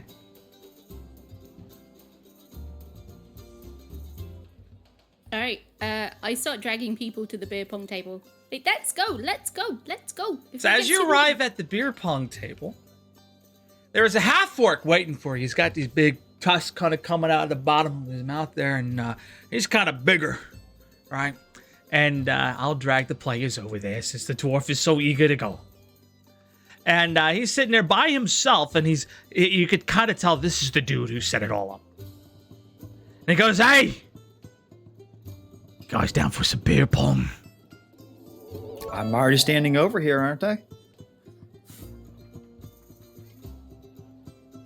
So we'll go ahead and put some people together. Boom, boom. All right, on each side, and he goes, "It's all beer from the pub, eh? And we got garlic. You know the rules of beer pong, eh?" Get it in the cup, and the other team has to drink that cup. Yeah, that's right. We gotta drink it with the garlic still in the cup, okay? The what now? The garlic. It's garlic. We didn't have a proper bowl. I took garlic from the kitchen, you see?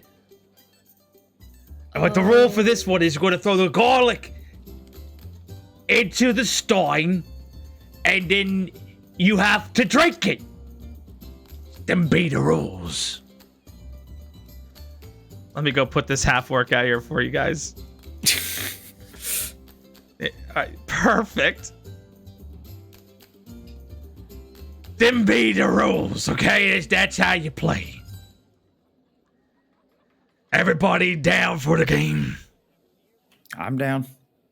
I would like to replace my beer with water. Water? He doesn't drink beer, sir. First But he one. still wants to play, so I suggested that we swap with water, and I think that's a perfectly reasonable substitution. Because some people don't drink, and we shouldn't force people to drink, so you really wouldn't want to do that, would you? Oi! I get it. Look. What's your name there? Derek. Derek, I'll be your designated drinker.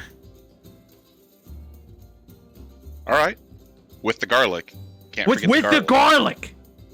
I'll Alright. do it. I think everybody should have a chance to play, eh? Hey, I get it. We're on Strixhaven, all right? I get it. Different strokes for different folks, eh? I'll drink your beer. All right. Sir, what is your name? Oh, me? Oh. They call me Fizzy, eh? Fizzy Ben. Fizzy Bin? Fizzy Ben. Stand up name. Lovely to meet you. It's lovely to meet you too.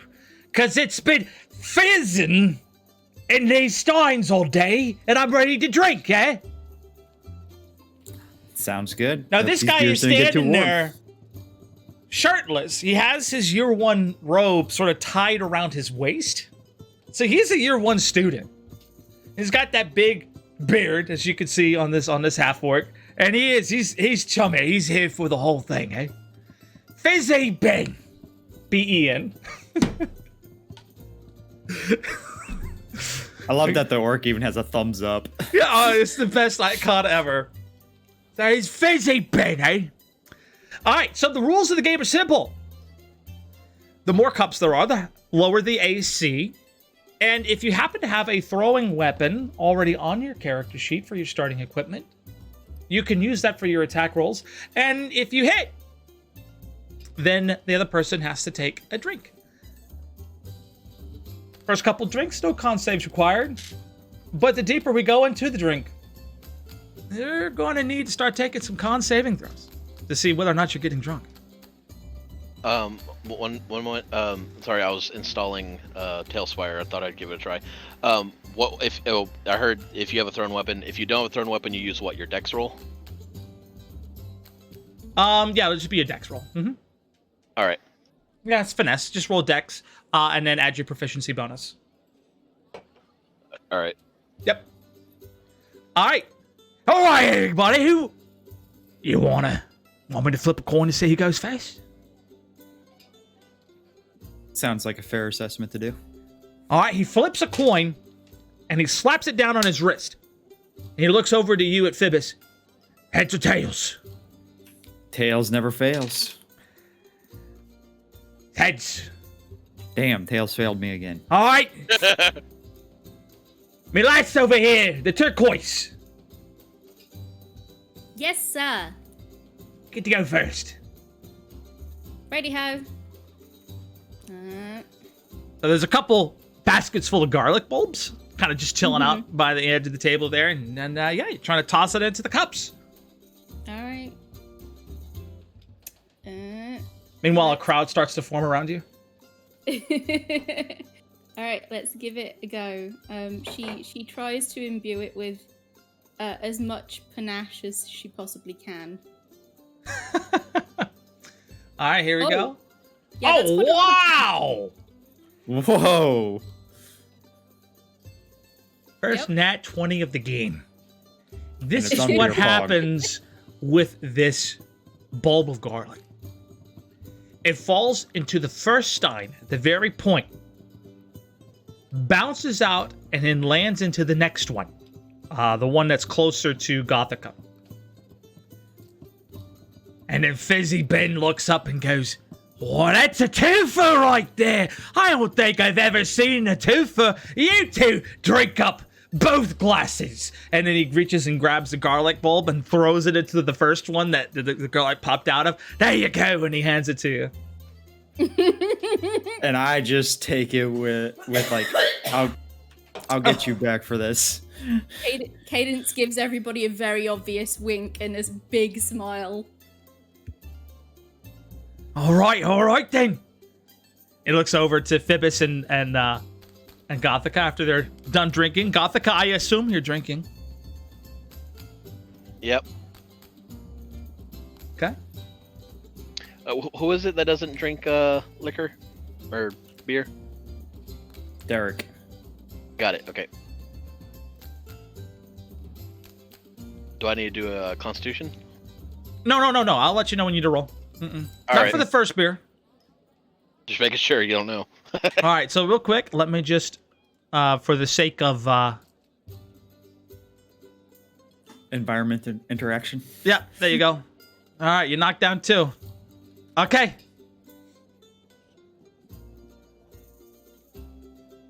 All right, I guess I'll go first. Okay, make your attack roll. My hand axe can also be used as a throwing weapon. Yep, go ahead and use that. You're throwing the bulb of garlic, but yep. Yes. 12. That 12. hits. Actually lands in the middle one. And Fizzy Ben looks over at Cadence, goes, ladies first, eh? Right on. She drinks it down. Gives a tiny little burp at the end. Smiles. Nice.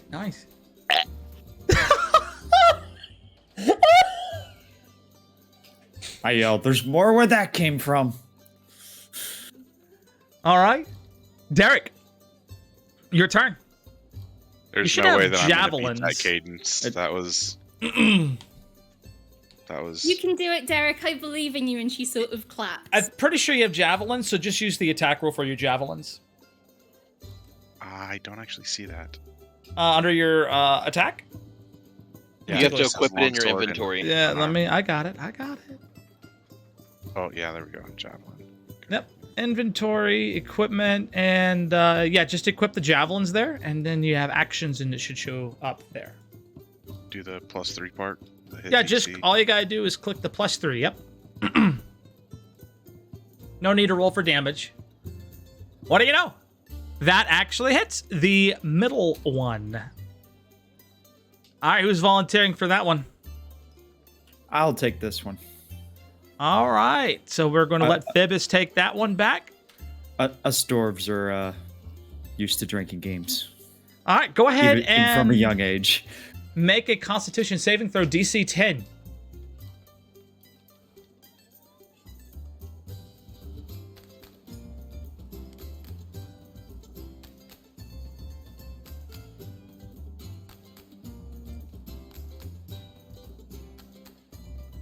Did you make it?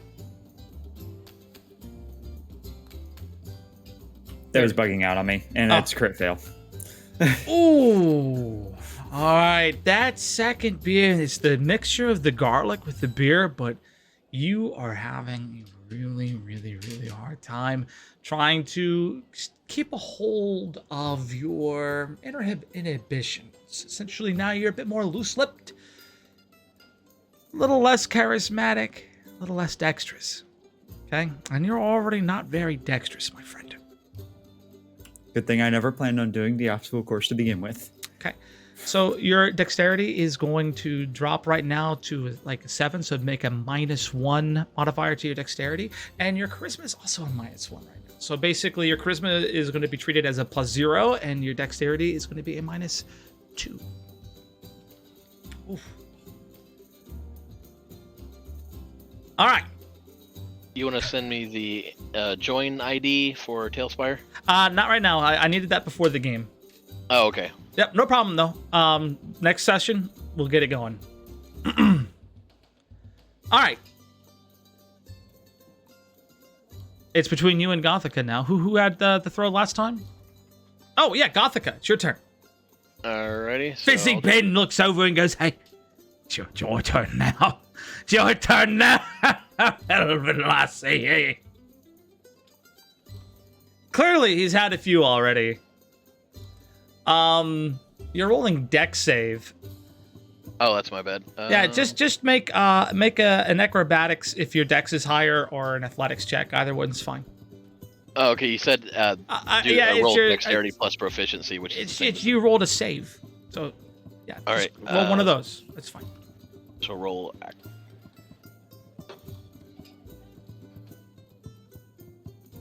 8. Oof. Let me double check here. My dice roller is not updating on stream here. There we go. My apologies, y'all. Wait, All do I also add the proficiency? No, Or no? Oh, it's already added. Never mind. it's already added, and you're good. All right, and Gothica throws the garlic, and it misses. Way out of bounds. Oh, he'll get him next time, eh? Fizzy. That was a horrible throw. All right. I was looking forward to having another beer, mate. Maybe help me out next time, huh? This old orc ain't gotta get drunk on his own, eh, you see? All right, then. He looks over at Cadence. The lady. Your turn. Yep. I got it. She sort of like stretches out a little bit and like rolls her shoulders, and then she like almost like sleight of hand pulls out like a well, not a dagger, but she's like, oh, I forgot. Yeah, I wasn't using my proper throwing arm. Okay, hang on, we got this. And then she tries again. Not your proper throwing arm. What are you going to get? 3 cups now? Oh, wow. All right, with the proper throwing arm, Elbow Derek. she actually lands the one right here in the middle. Oh, it ain't looking good for our friends over here. Oh, that was a good shot there, lass. Hey, oh, yeah. Don't forget to take one off of our side as well, because we've had one. Yeah, I already took one off. The one in the middle? Really? Yep. It didn't- That was the only one. It's gone. It didn't. Yep, I took it off. You guys are just winning big time right now. Oh, yeah, I didn't see the gap. Meanwhile, the crowd forming around you is getting bigger, and then people are going like, Lassie, Lassie, Lassie, Lassie!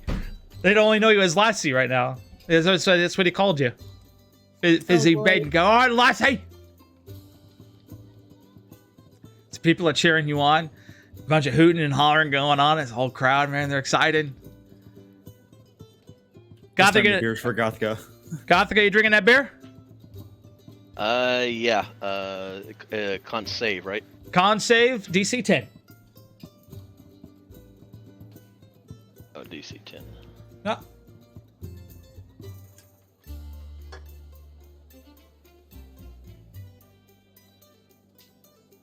There you go, you save. No effects from the beer. All right. Whose turn to throw now? It's Phoebus' turn to throw. All right, I will try to make this throw now. So I just kind of wobble a little bit. So right now, Cadence has her own cheering section, but all eyes are fixated on Phoebus.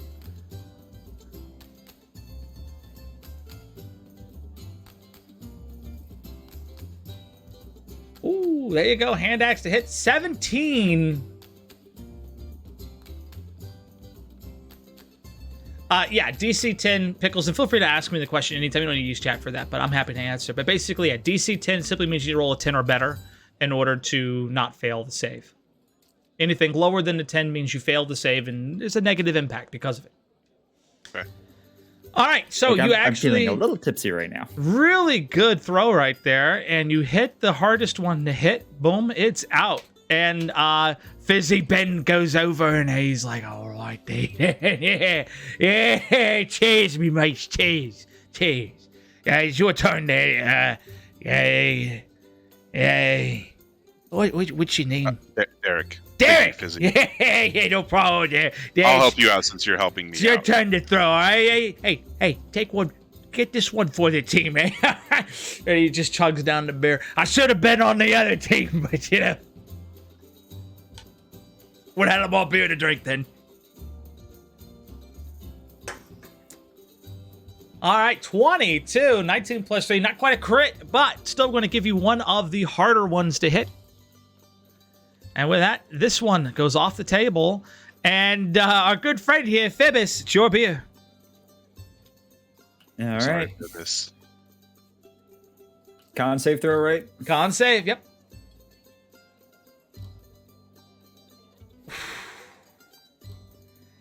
And with this one, you're starting to get a little bit more woozy. All right. But you feel like you got a bit of adrenaline. You're kind of getting into that part of being drunk where you feel impervious to pain.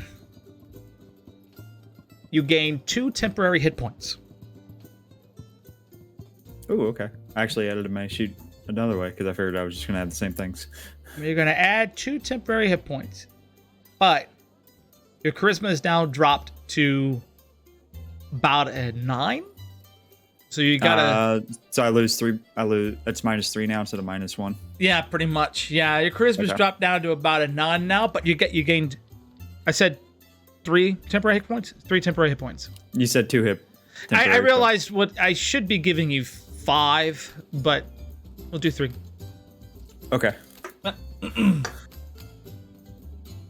All right. What's Phoebus saying? What's he doing? Oh, man, this garlic's really making this beer a lot stronger than what I'm used to. This poor dwarf. I ain't ever seen a dwarf can't handle his beer. Oi! Little miss. Little lassie. What time? I think it's Gothica next. Oh, I'm sorry. Gothic turn. My bad. Yeah, I rolled. All right. And with that, you actually do manage to hit. And pretty high ones, so I'll give you one of the harders up Good front. throw, Gothica. As I kind of like keel over a little bit, leaning on the table. Busy Ben goes, so I forgot orders and things. Good day. Hey, he looks over, little lassie. Your drink? Yep. Would you like me to roll Con. Constitution? Yep. Con saving throw this time.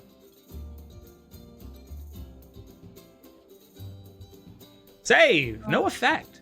It's at this Yay. moment that you hear, hey, Cadence? Cadence? Oh, Is there Cadence over here? yeah, yeah. Fizzy, can you stand in for me, please? I gotta go. Do you guys mind? I wouldn't No, mind just go- stepping away from the table go- to go watch you perform. Go sing your song. Hey, as I wait a kinda minute. Are you going to sing us a song? Yes. He goes, everybody gather around. I tell Lassie over here is going to sing us a song. Everybody's going to listen. Everybody's going to listen. She sort of sidles around on her way to the stage and like lightly punches Fizzy in the arm and like, thanks. The And, whole crowd who's been cheering little Lassie on follows you over to the stage.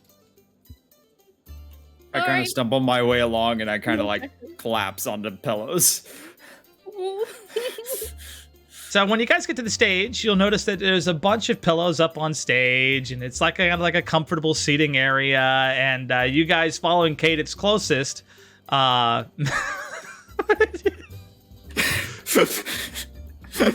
oh gosh, The Phobos just like passes out on the cushions. how do we do that? Is that an emote, wiggle, Knockdown. twirl, knockdown? Where's that? Statuses. Oh, status is knocked out. There we go. Beautiful. Fizz is knocked down. He is enamored. He is ready to go. All right. So before we have you make any rolls, what are you going to treat the audience with today? I am going to I'm going to honor my father and what he asked me to do, and I'm gonna perform an Evandre special,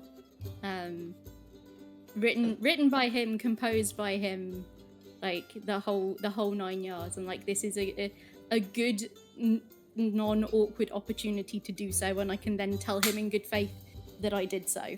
All right, since this is an Evandre special, and you were inspired by your father to do this, go ahead and make a performance roll with advantage. Okay. Is my oh gosh, I need that. Oh yeah, you needed that.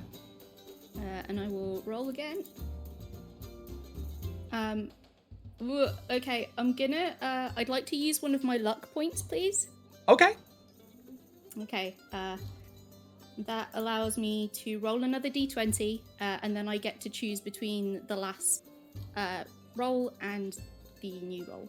Okay, yep, that's fine. Oh, there you go, 16. I will take that one, please. All right. Would you like to describe your ditty before I give the audience reaction? Yep. So, I pick a number that very much encapsulates the spirit of my family overall, and the very grandiose persona that my father is, in that it has a little bit of comedy, it has a little bit of drama, it has a catchy kind of middle part where I encourage people to sing along and like clap, and then there's like, you know, a kind of like a big finish. Big fish. All right, got it. Is this something more like bluegrass or like folk, or what are we talking here? We're probably talking like, because I'm either playing my harp or my lute.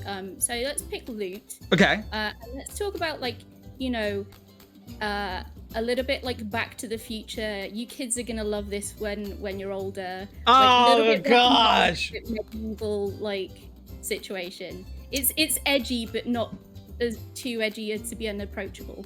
All right. And you gotta sing the whole thing for us. And she goes, you're gonna like this one when you're older. It's gonna be a big hit. And so Cadence leans back into her performance and she begins powering it out. Kind of a bit like a very festive power ballad that you can do on any type of you said lute? Yeah, it's a modified lute.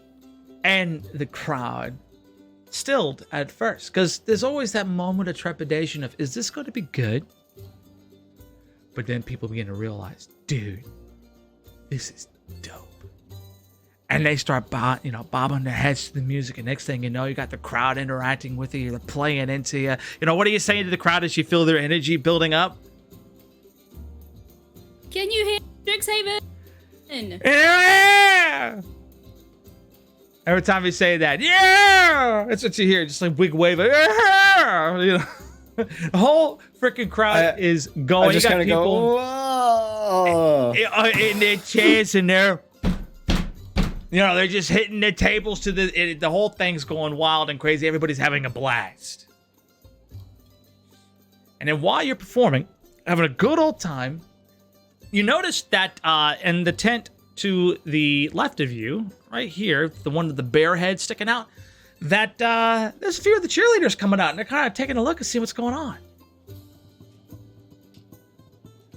A couple of them start kind of coming out and they're listening to it, and they're kind of jamming to it, and I got a couple of them kind of shouting back and forth to each other, and one of them goes, I think I've come up with a new cheer. And then you hear another voice going, you managed to come up with a new cheer, and you're a C average student? Oh my gosh, you're such an overachiever. And they're kind of like getting really excited about it, and like they're just having a blast, and like the whole crowd's into it. And as your song comes to a finish, they give a standing ovation for the Evandre family songstress in their midst, and they're hooting, they're hollering. Definitely had a couple beers. Phoebus, how you react? How you doing over there, buddy? I'm still laying down. I'm starting to gain a little bit of my senses back, but I'm clapping in the air like, yeah. I don't know. Let me roll for it real quick. Are you getting your senses back? You are. You're actually getting some of your senses back. Yeah. You're doing fine. You keep your temporary hit points, but some of your charisma goes back up to just a -1. BW, can I please give Phoebus bardic inspiration for his next Constitution roll, please? Sure. I made one for him just now, which he succeeded very well. He still has his Because temporary hit points, but he's only... Because I didn't roll. He asked me a question. I'm like, just quickly roll for it. And then, yeah, no, you're feeling a little better. You're getting a little bit of that inspiration from Cadence. That's fine. And you lay down. So I'll give it to him. All right. And you rolled a 17. So that being said, okay. The cheerleaders start making their way over to you, Cadence. And you can tell one of them's definitely in charge. She's walking up. She's in her cheerleading outfit. You know, it's not super low cut, but it's low cut. Right? She's got the skirt going on, and you know, short sleeves, and she has a couple of palms hanging off her side. She actually kind of has them stored there, so they're just kind of like wiggling back and forth, very shiny, in Lorehold colors. Okay, so they're very yellows and golds. And she comes over and she goes, "Oh my gosh, I have never seen such spirit from a Year 1 student before. What is your name?" Oh, hi. I'm Cadence. Pleased to meet you. And she like thrusts out a hand. And she takes the hand and she shakes it with glee. "Oh my gosh, my name is Bree. Are you new here?" Yes, I saw you earlier. You were talking about the pep rally. Me and Derek Yes. are very excited about the pep rally. Who's Derek? And she is he? points to him like where he is in the Before she crowd. could finish her thought, she looks over. Derek? She points. Hi. Wave, kind of. As you wave, she just comes over and grabs your hand. No social awareness whatsoever. And she takes hold of your shoulder. Goes, "Oh, it's so nice to meet you." So excited. She's kind of bouncing. And there's also my other new friends. There's Phoebus and also Gothica. Though she's a little surly, but I'm working on it. Okay. And Bree kind of looks over and goes, What about the half-orc fellow? Is he okay? Oh, he seems real sweet. He was running the beer pong table and he was drinking with us. He seems lovely though. His name is Fizz Ben, I think. Yes. Fizzy Ben is legit passed out. I mean, this dude zonked. He fell asleep.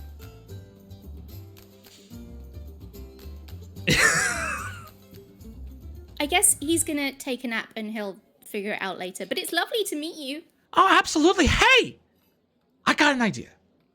Because I think you would be a perfect candidate for the Mage Tower Cheer Squad.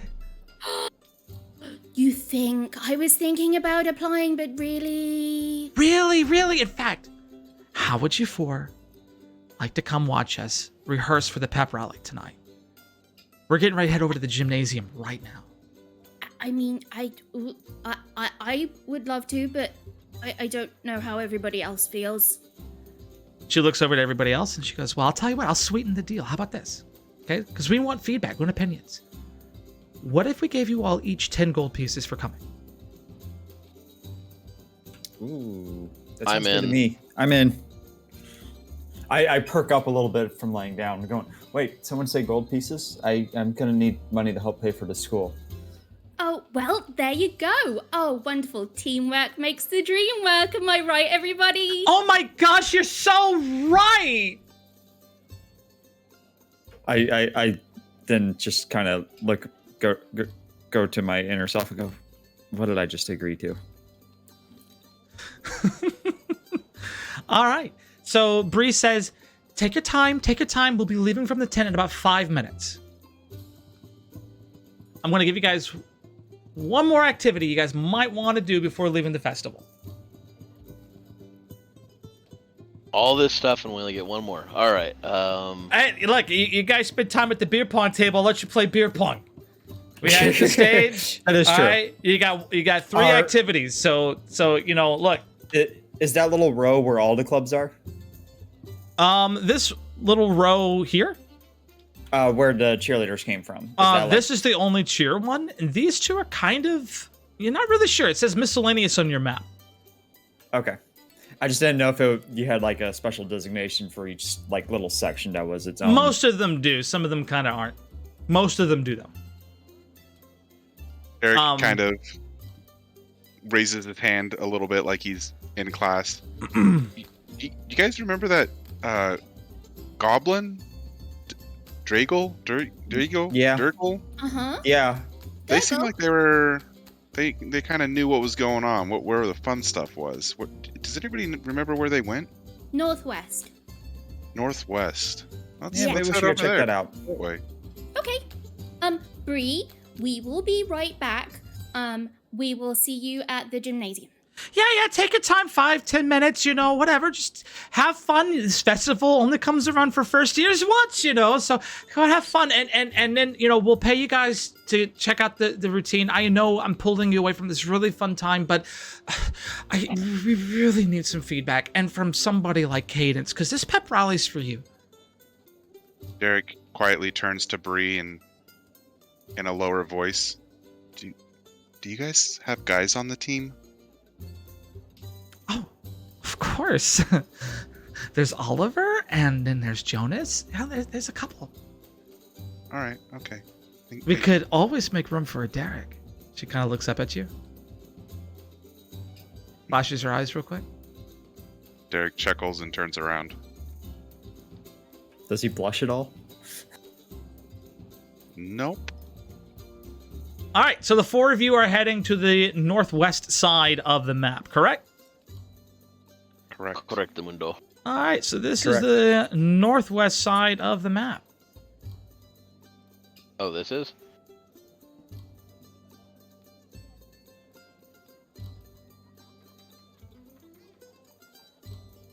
Fizzy Ben stays asleep on the cushions. All right, and you get here, and yep, there's the archery range, there's the hammer hit, there's the hatchet throw. Seems to be some mini games here in these back tents. All sorts of fun activities. Did I forget somebody? Do we get No. prizes? Where is oh, I see. I don't, you gotta go ask. Which activity do you guys want to investigate? Is this where some of the unlisted tents were? No, the miscellaneous tents were just past the cheerleaders. Oh, gotcha.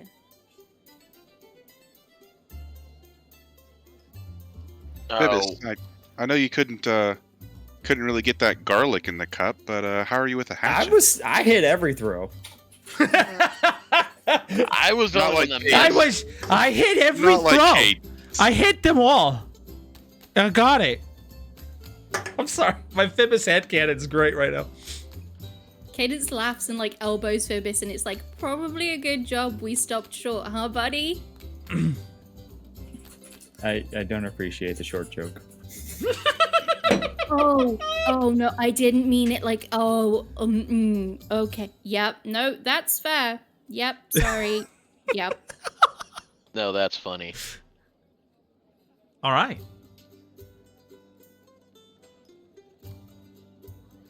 But axe throwing, this is something I might be able to get behind. So this is archery, which you're looking at right there. This is the arch throwing. Yeah. This is the hatchet throw over here.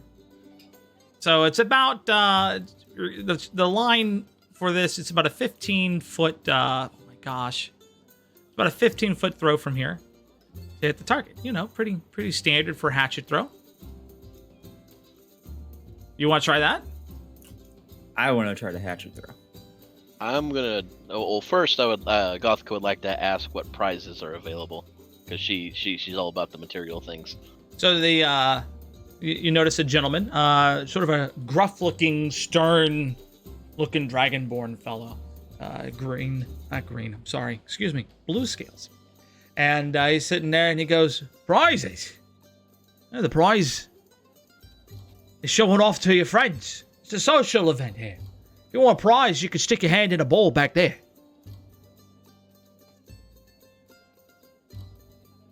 So you kind of get the feeling that a lot of these things is really just to show off, to meet friends and to try things.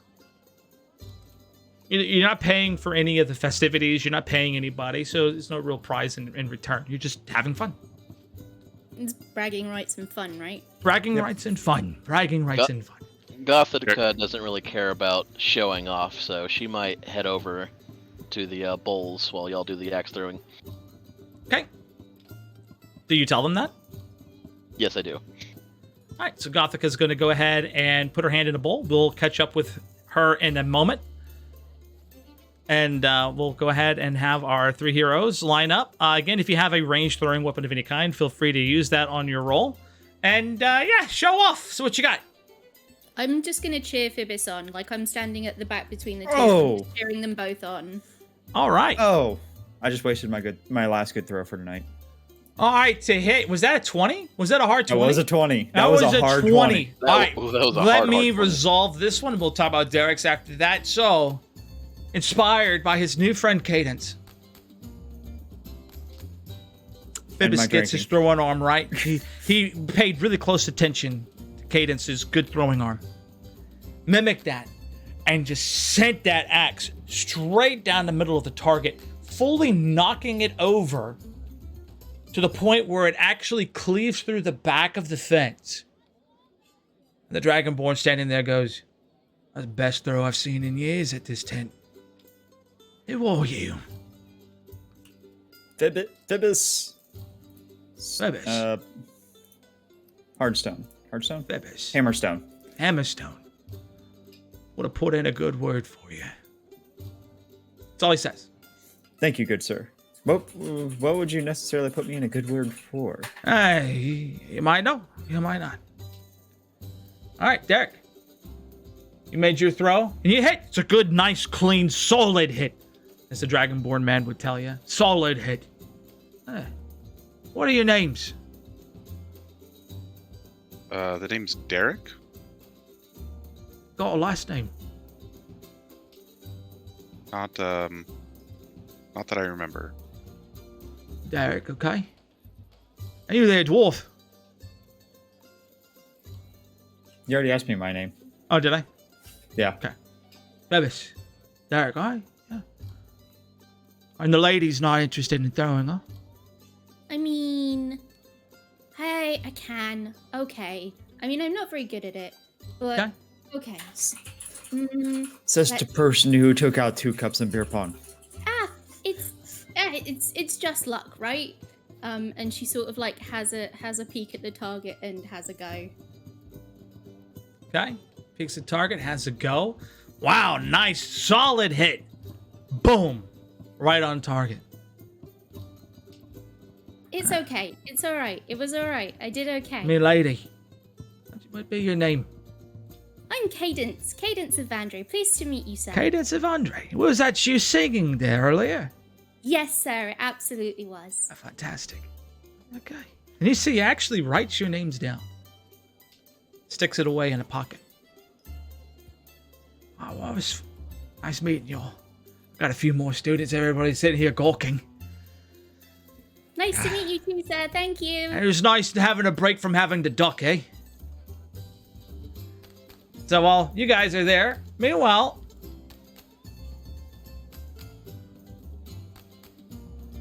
we have our good old friend Gothika, and you're being presented with a couple bowls here.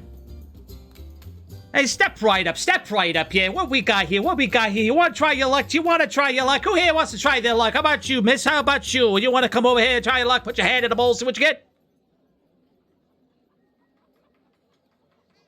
I would like to kind of study the bowls to see if there's anything that I can pull out or I guess observe about what would be contained in them. Go ahead and make a perception check.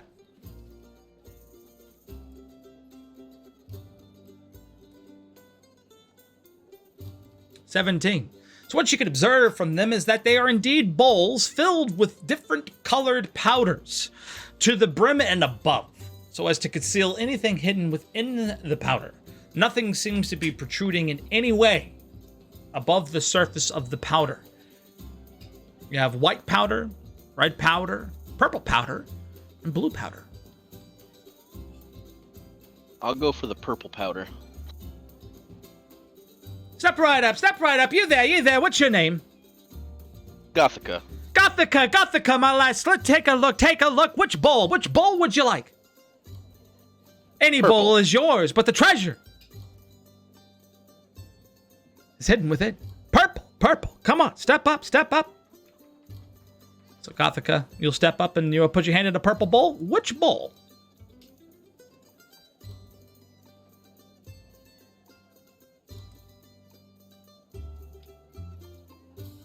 got 3 left, middle, and right.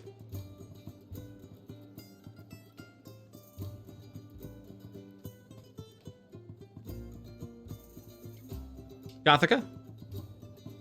I'm gonna do this. Okay. All right. So that was a 2. So the middle one. I was gonna do 1 and 2 for the middle and 3 for the right. Gothica, you stick your hand into the powder, and you're fiddling around, and you feel what seems like parchment in between your fingers. Now, I want you to make a perception for feel. So this is touch. So just a perception roll. Mm-hmm. All right, and you notice that if you were to pull directly, part of the parchment would have fallen off from the rest of it. And so you search a little deeper, and you find that there's actually a bit of a stack of this parchment inside of this bowl. Okay? Okay. All right, so as you feel for that huge stack of parchment, you finally find all of it, and you've firmly grasp it in your hand, so you have it all, and you pull it out. Oh, right there is a really nice magical piece of parchment you got right there. The back of this parchment. Look at this. I'll show you. He kind of takes it from your hands and he pulls off. He goes, you see this right here? And he sticks it up against the tent. And he goes, look, sticks. It's magicked. Sticks to any surface.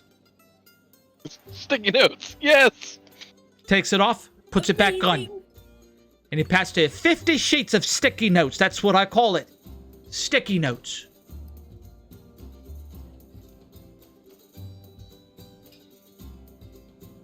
Hold on, I'm adding that to my inventory. 50. I got you. 50 notes. You sure you want them? Shut up.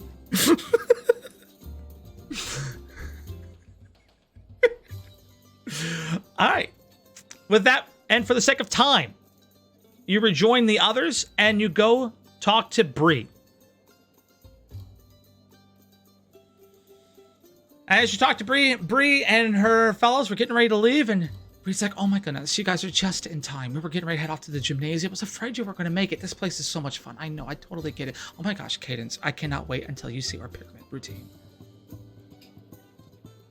It's the best. I'm super excited. Everybody is super excited, right, everyone?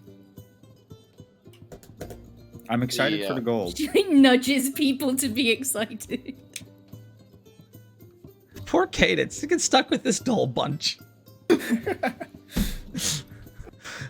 right. So, you guys follow them to one of the side gymnasiums. This is not the big gymnasium that you'll be going to later this evening for the pep rally. Instead, this is more like a practice gymnasium. Stick-ish. Yes, stick-ish. It's like a practice. It's a practice-ish. It's a gymnasium-ish. That's where we're headed. Okay? And it's on the west side of campus. It's more towards the athletic side. And the gymnasium looks like something you might have seen in a pretty typical high school or even college gymnasium. You have bleachers on both sides. You can see sort of like miniature Mage Tower goals where the mascots are kind of hanging out on top of them. And there's a ring there. And in the middle of the room, you would notice a few pads and a group of cheerleaders forming, and they're getting ready to do their routine. So Bree leaves you and says, look, I got to get ready and I got to go take care of the team. But please sit here and wait and watch. And after we're done, Good luck. We'll get your feedback and then you'll be paid for your feedback. Okay. Okay. Good luck. All right. Anybody else have parting words for Bree? Break a leg. But not really. But do a good job. I could deal with it either way. That's in the theatre. You don't say that in cheering. We don't. It's not like we want to break a leg out here. Okay. But huh? He didn't mean it like that. I think he thought it was like in theatre. Oh, okay. She's a little slow. okay. That's fine. And so she kind of backs off and she kind of waves cheerily at you. And then you can kind of hear... Actually, wait. Make a perception check, Gothica. Wait, on perception? Yeah, make a perception check.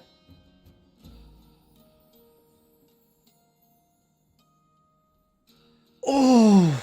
Good dice, good boy. So you hear Bree kind of talk to some of the other cheerleaders, and one of the other cheerleaders kind of looks at Bree and goes, "What's up with that one elven chick? Like, goodness sakes. She's got kind of stuck up way up her ass. Like, goodness sakes. And look at that outfit. Oh my gosh. Her mama must have shopped at this swap meets or something." Now Bree's being kind. She's like, no, they're our guests. It's okay. You're one. They're new.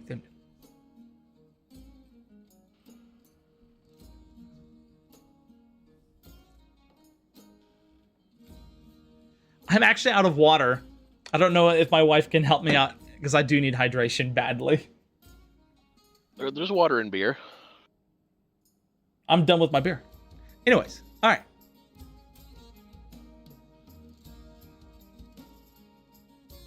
Oh, you're waiting on me? Yeah, did you want to reply or respond to that? You heard it. Oh, how far away are they? They're on the other side. They're kind of like, you could tell it was a private conversation. It wasn't meant for you to hear. But your elvish ears and high perception, very, very astute. You heard it, but you recognize it really wasn't meant for you to hear. Well, Gothka doesn't take kindly to that. She walks over there, looks her in the eye, and kind of tells her, or kind of reminds her that she is nobility.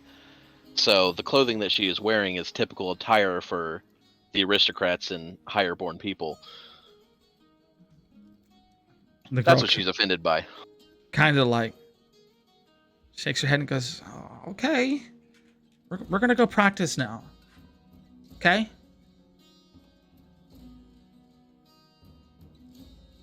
Just know your place. Whatever.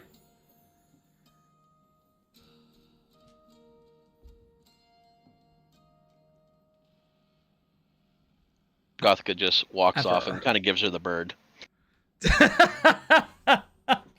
This is college, guys. Thank you, sweetie. That would still be an accurate answer. Yeah. Whatever. All right, so you guys are sitting up at the bleachers, and the team is doing their thing. They're doing their full-on routine. They got a full dance number. They're moving in sync. They're trading places, etc. And then they start doing like sort of tosses from the back and from the front, and there's this big choreography going on, and there's a lot of stuff happening. And in the middle of all that big choreography, finally they get together in the big pyramid routine with multiple throws from the pyramid. And you can see, all at once, 3 girls get thrown up into the air by the floor team. And then suddenly, they stop. Suspended in air. Now you can move. Phoebus, you can move. Cadence, you can move. Gothica, everybody's fine. You guys can move. Everything's fine. But the whole team is frozen in time. Stuck.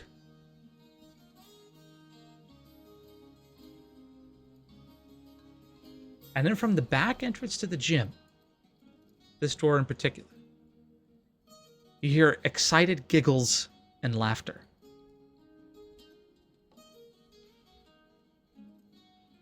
Or like childish laughter and childish giggles? No, it sounds like cheerleaders, actually. Okay. Something isn't right.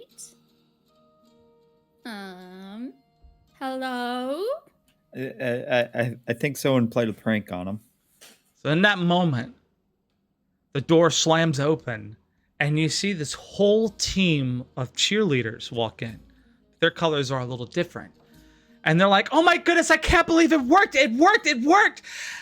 And then suddenly they turn and they look at you. And they sort of stop as they're looking at you. And you're clearly moving and you're not frozen. And then you hear, "Oh my gosh, it didn't work on all of them. And then a bunch of people leave. They run out the door like they're afraid they got caught. But 4 remain. And the leader of them kind of looks at, who are you supposed to be? This is like a half-elven, very prim and proper. Definitely has that air of superiority about her. Who are you supposed to be? Derek steps out in front. We were asked to look at their routine. Oh, you were asked to look at their routine? Come here to give a little bit of feedback, huh? Stalkers? No, we were paid. Looks back. She looks back at her entourage, the ones that remained. Okay, yeah, they were paid, huh? Paid? Yeah, here's the money. Well, you kind of froze our clients there that were going to pay us, so we can't get paid till you unfreeze them. Let me tell you something, okay? Because this is how things are going to work right now, okay? Okay.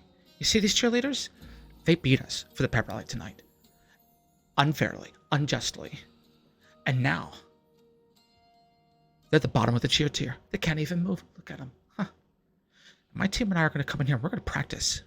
You're going to say nothing about this. Right? Why? Why would I say nothing about this? Who are you to tell me what to do, Gank? Excuse me, but this is not a cheerocracy. And then one of the girls from the back, right. One of the girls, it's a democracy. No, this is not a cheerocracy. One of the girls in the back goes, you lost. One of the girls in the back goes, but it is a cheerspiracy. Quiet. Gothica would like to look around to see if there are like maybe any gym equipment, like basketballs or something around.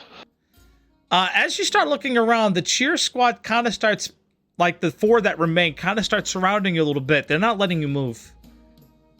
Derek steps forward from the group to kind of discuss with the lady. Asks what her name is. Oh, what's my name?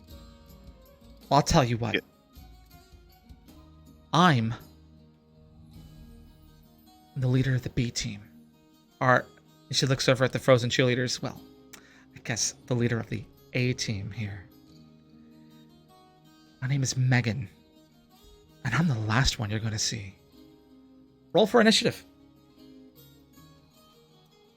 All of us? All of us? All of you roll for initiative.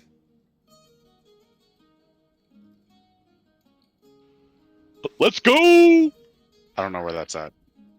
It should be init on your character sheet, Derek. It says initiative right below proficiency bonus. It's the like +1.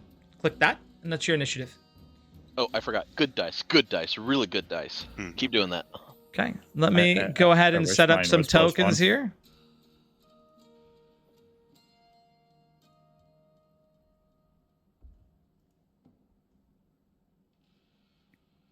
And because you started trying to mess around, this one kind of put an angle on you, Gothica. And Elf. It's what happens when you start looking around. And then our leader...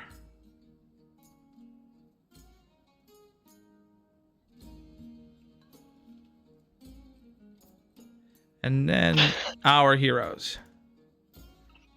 Cheer off. Damage movements. Cheer off? Nice. Okay, and let me get... and then Derek. As you kind of got in her face a little bit, both of you did. So Phoebus, I kind of imagine you back here because you didn't really partake in that conversation at all. Nope. Does Phoebus still have his temporary hit points, or did that wear off? No, he still has his temporary hit points. It's not updating on the Twitch plugin. That reminds me, by the way. You guys were all inspired and blessed by that performance. You all gain 5 temporary hit points. Now, Navosi, reminder, it does not stack with your other temporary hit points. So you get 5 temporary hit points total. That's it. So I'm at 5 temporary hit points total? You have 5 temporary hit points. Yep. All right. Okay. Now, you guys rolled for it, and oh, beautiful! It showed up. Wow! I don't have to do that anymore. That's amazing. All right, great. We're going to go ahead and it looks like Cadence, you got a 6, Gothica 23, Phoebus 4, and Derek 10, correct? Got Yeah. that nat 20. Yep. Okay, great. All right, we're going to start. And Gothica, it's on you. Real quick, let me see here if I can go into manual entry mode. Oh, shoot. That's not what I want to do. How many feet does each tile itself represent? 5 feet. All right. Now, are we doing diagonals as well, or is it like one? You have to count the across. and Diagonals the as well. over? Yeah, just, yep. If you go diagonal this way, that's just 5 feet. All right. Yep. What would you like to do? I would like to distance myself, going between. I'm assuming that's Vunez and Phoebus, to the other side of the gymnasium, since I am ranged. So you're moving. Yes, I am moving. You will provoke an attack of opportunity by moving from this spot. Okay, then I will disengage and then move. Okay, disengage and then move. How many spaces? Your full movement?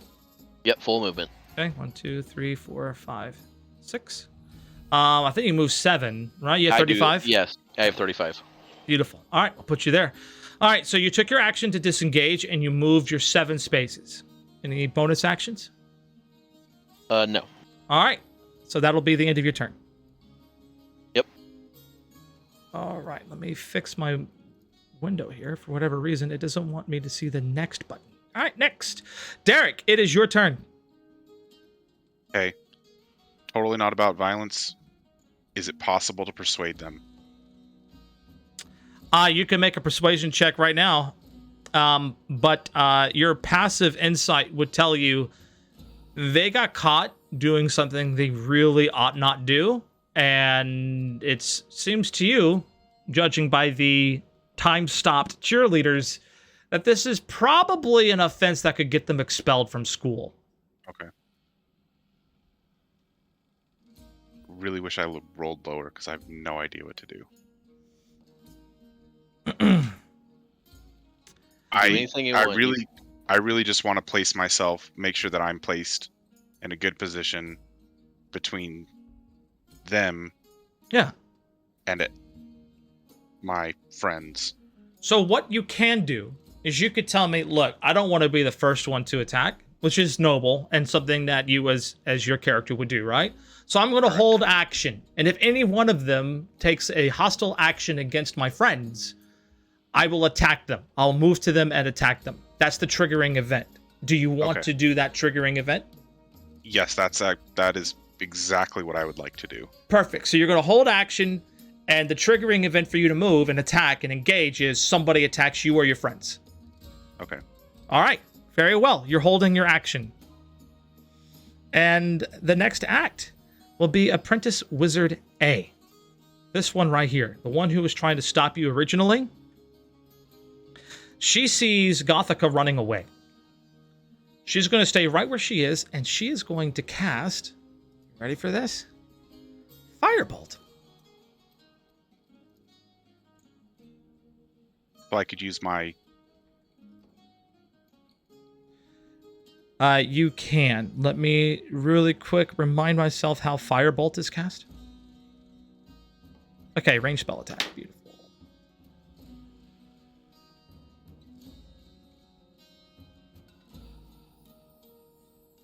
+4 to hit with spell attacks. Beautiful. All right. She swirls her hand. She fires at the firebolt. Right at Gothica. Does a 20 hit your AC? I think it does.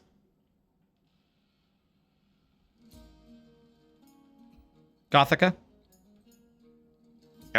You said I can use my... You can, but she has to finish her attack. Oh, okay. You're not going to interrupt it.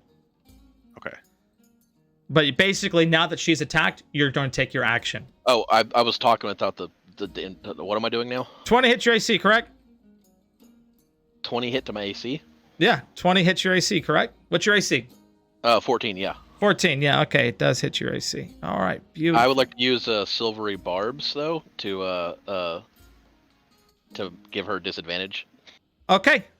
So make a reroll. And what do you know?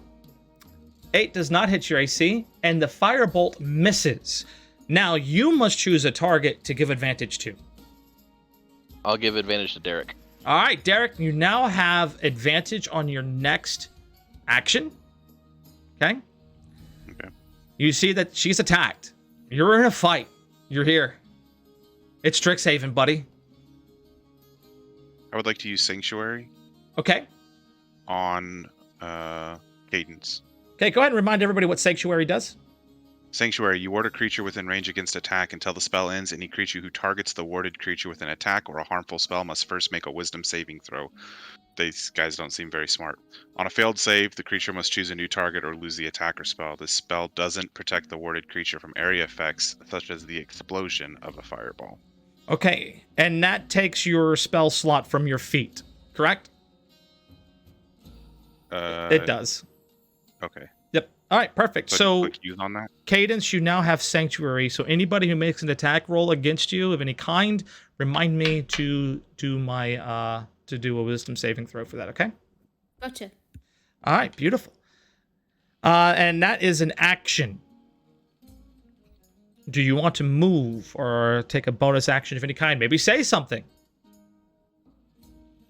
I would like to actually say something.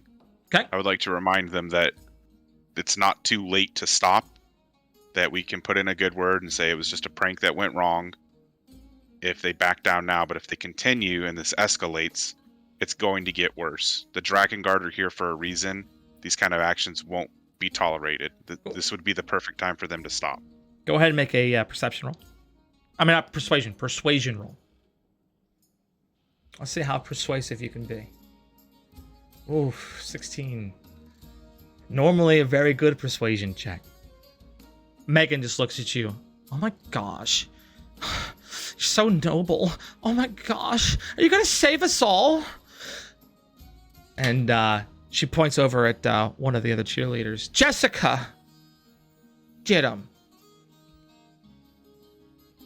So cheerleader B will take this position.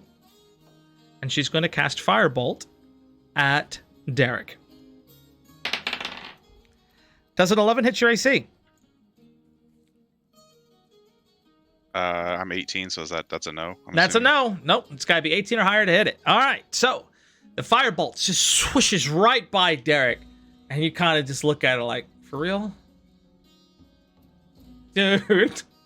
Come on, homie. All right. Then this cheerleader. Enough of these games, she says. She comes over here. And she puts herself right next to you, Derek. And she's going to cast Burning Hands. She takes both hands. She pushes them in front of herself in a way to, and I believe the conal, let me just make sure that I can in fact hit. Yep, that touches your square. All right, beautiful.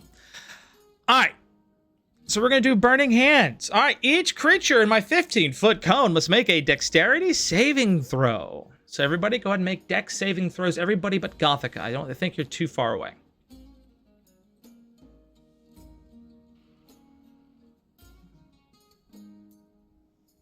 Okay, Derek, you fail your save. Cadence, you succeed your save. And Phoebus, you failed your save, right? You just a woman to go. Okay, great. All right, so let me roll my 3d6.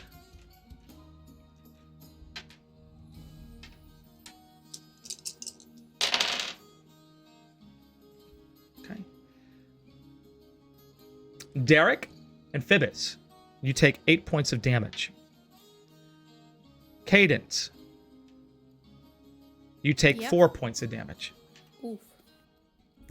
And that doesn't count as a targeted attack against Cadence because she does have Sanctuary on her. No, it's area of effect. That's an area of effect spell. Okay. She got tired of watching everybody mess. All right. How much did you say I took? You took 8 points of damage. Now remember, you That guys had 5 temporaries, right? That still hurt. Oh, I'm sure it hurt. But yes, please go ahead and make adjustments to your HP, please. Can't miss if you aim for everything.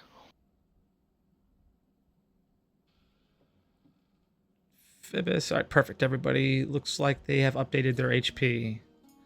Because Cadence, you had your 5, so that didn't push Yeah. you past. Perfect. Great. No, I still have 1 temp hit point. All right, Cadence, it is your turn. All right. Which one's the leader? The leader is the one with the staff here and the white hair. She has not moved yet. Gotcha. I am gonna try intimidation tactics and try and take on the leader.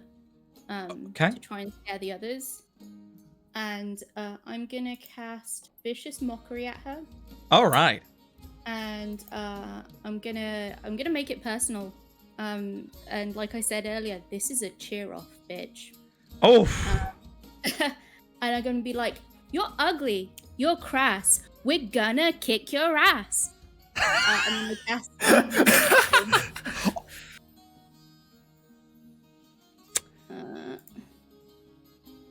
All right. And so, let's see. You unleash a string of insults laced with a subtle enchantment at the creature that you see within range. If the target can hear you, it must succeed on a wisdom saving throw or take 1d4 psychic damage and have disadvantage on the next attack roll it makes before the end of its turn. She rolled a 1. Yep. So therefore it hits. She takes 2 damage and she has disadvantage on her next roll. Did you make your damage roll? Yeah. Oh, it's 2. okay. All right, 2, and she gets disadvantage on her next what roll? Any roll. Oh, attack roll, sorry. All right, she takes 2 damage. 2 damage, done. All right, and disadvantage on her next Attack roll. attack roll. Okay, perfect. All right, anything else you want to do on your turn? I'm just to be like, stop messing around and back off. Okay. You will take an opportunity of attack if you do. What, to say something? No, you said you were leaving, I thought. No. Oh, no. I just, Oh, okay. I you're just fine. basically told her to back off. Like, she needs to, Oh, like, step I off thought you and- said I'm going to back off. I'm like, are you No, sure? that they- Okay. They need that they need to back off. All right. So Cadence echoes Derek's plea for them to back off, and that is the end of your turn, correct? Yes. All right, Phoebus Hammerstone, your turn. I'm gonna go move 3 squares to my left and attack the student 1 or whatever you named. That was Wizard. A. Yep. A, yeah. Cheerleader A. Yep. And If I'm you really gonna- must know her name is Candace. Okay, Candace. Yep. Mm-hmm. I'm gonna attack with my hand axe. All right. Go ahead and make an attack roll. Filth don't deserve names. Wow. Well, with that beautiful one, you take a wild swing at Candace, and the axe slips from your hand. Now, you only moved 3 squares. And the way I deal with dropped weapons is you can use half your move speed to pick it up or a bonus action to pick it up. Your choice, whichever one you want to use to pick up a weapon. I'll use the remainder of my moves. Okay. Or not quite, but I'm not gonna move away. So, and as I'm picking up, I went, man, that beer must still be hitting me a little hard. Just a little bit there, buddy. Just a little bit. It was the garlic. All right. Anything Wait, else does you'd he like to do with your still turn? Does he still have my bardic inspiration? Do you? Or did he use it? He I did hadn't not used use it it. yet. He has not used it. Mm-mm. I'll still keep a hold of it for right now. Okay. All right. So you're ending your turn here, correct? Yep. All right. The next person to act is Megan herself. Megan, infuriated at that vicious mockery from Cadence, turns her attention, kind of losing, like, because she's a proud cheerleader. And, like, that was a sick burn, Cadence. And she just gets really angry, lifts up her hand, and then sticks it out, and this ray of filth and green just comes from out of her hand. And she needs to make a wisdom saving throw, correct? Yes. What is your spell save DC there, buddy?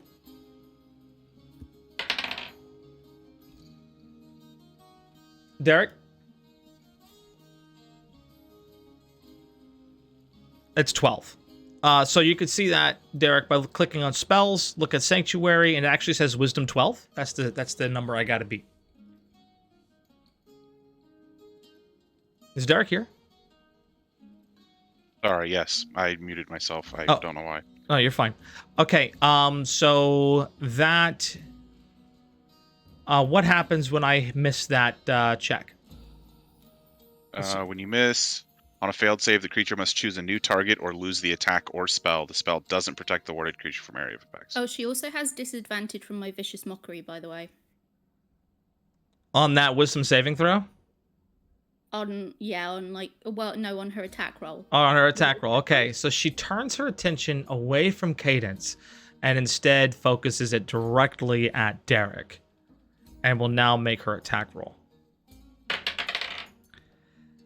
And with disadvantage, wow. All right. And the ray of sickness just kind of flows wildly up against the wall as she kind of shrieks and gets angry. And with that shriek, she barks a command to Oliver, who's standing here. This is actually a dude. Maybe I should probably change that. Anyways, she shrieks a command to Oliver, and she says, "Hit him! Hit him!" And with that command, let's see. Yep. It works. He's going to punch you. Which one's Oliver? Oliver's this one right here. He's going to try to punch you, Derek. And it's kind of odd, but here we go. 21 to AC. Does that hit? Yes. All right, 1d4. All right, you take 4 points of damage. And that'll be the end of Cadence's turn. Not Cadence, my gosh. Megan's turn. Sorry, all these cheerleaders, I get them all mixed up. Now, do all of these cheerleaders have the same hit points? I don't know. Okay. Kill fair one and enough. find out. All right, Gothica, your turn. I would like to attack Megan with my bow. Okay, go ahead and make an attack roll.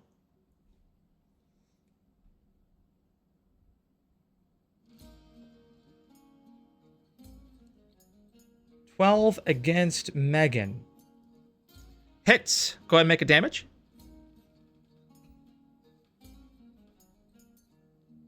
Wow, 11 points of damage. Megan takes that arrow straight to her chest, right about here, just above the heart.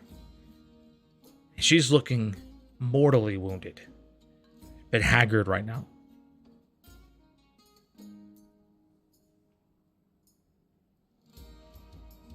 Question, sorry. Mm-hmm. I can only do stuff on my turn. Correct. Mm-hmm. Okay. The only reason Unless why you were it's a able to reaction. act was because you held action and you gave me the trigger of I want to spring into action when one of When these guys X attacks. happens. Now, I let you get away with it because you're a little newer. When you hold action like that, the action I said do you want to hold is an attack. You use Sanctuary. So next Okay. time you're ready in action, tell me specifically how you want to react. Got it. Because you gotta tell me what it is you're going to do when you hold action and what the triggering event is. I let you get away with it because it was your first time doing it, and it was a pretty Okay. good move from someone who hasn't played D&D in ever. So that was great. That was fine. I'll let you get away with it, but just remember that for next time. Okay. Yep. Gothica, you shot your bow, you hit. Anything else you want to do? I would actually like to move my character to her right and back to the back corner. Okay. So you're going to go from here to the back corner. 1, 2, 3. Right here. 4. Waiting for the stream to catch up. Yep. Yeah, that'll work. Perfect. All right. I take it that's going to be the end of your turn, correct? Yeah, that's in my turn. They're all still within range of my bow. All right, beautiful. Fantastic. All right, Derek, you're next up. Okay. Probably a dumb move. Probably going to get yelled at for it. But I would like to use Lay on Hands pool to restore 5 health to Megan and then try to talk to her. Can you make an insight check for me, please? Okay. Before you do that. Okay, with your nat 20. Now, Of course, I'd use my nat 20 on a insight check. no, I'm glad you did. So with your nat 20, you surmise that there's something that happened here. The whole cheerleading squad is frozen. Now, you're new to magic, but you surmise, based on Megan's reaction to you, that that was a powerful magic. And that they have done something utterly and completely incomprehensible. And that if caught, could have immeasurable repercussions. They want no witnesses. With your insight check, you gauge that Megan has every intention of killing you right now. Now, I will let you make your decision as to what you want to do.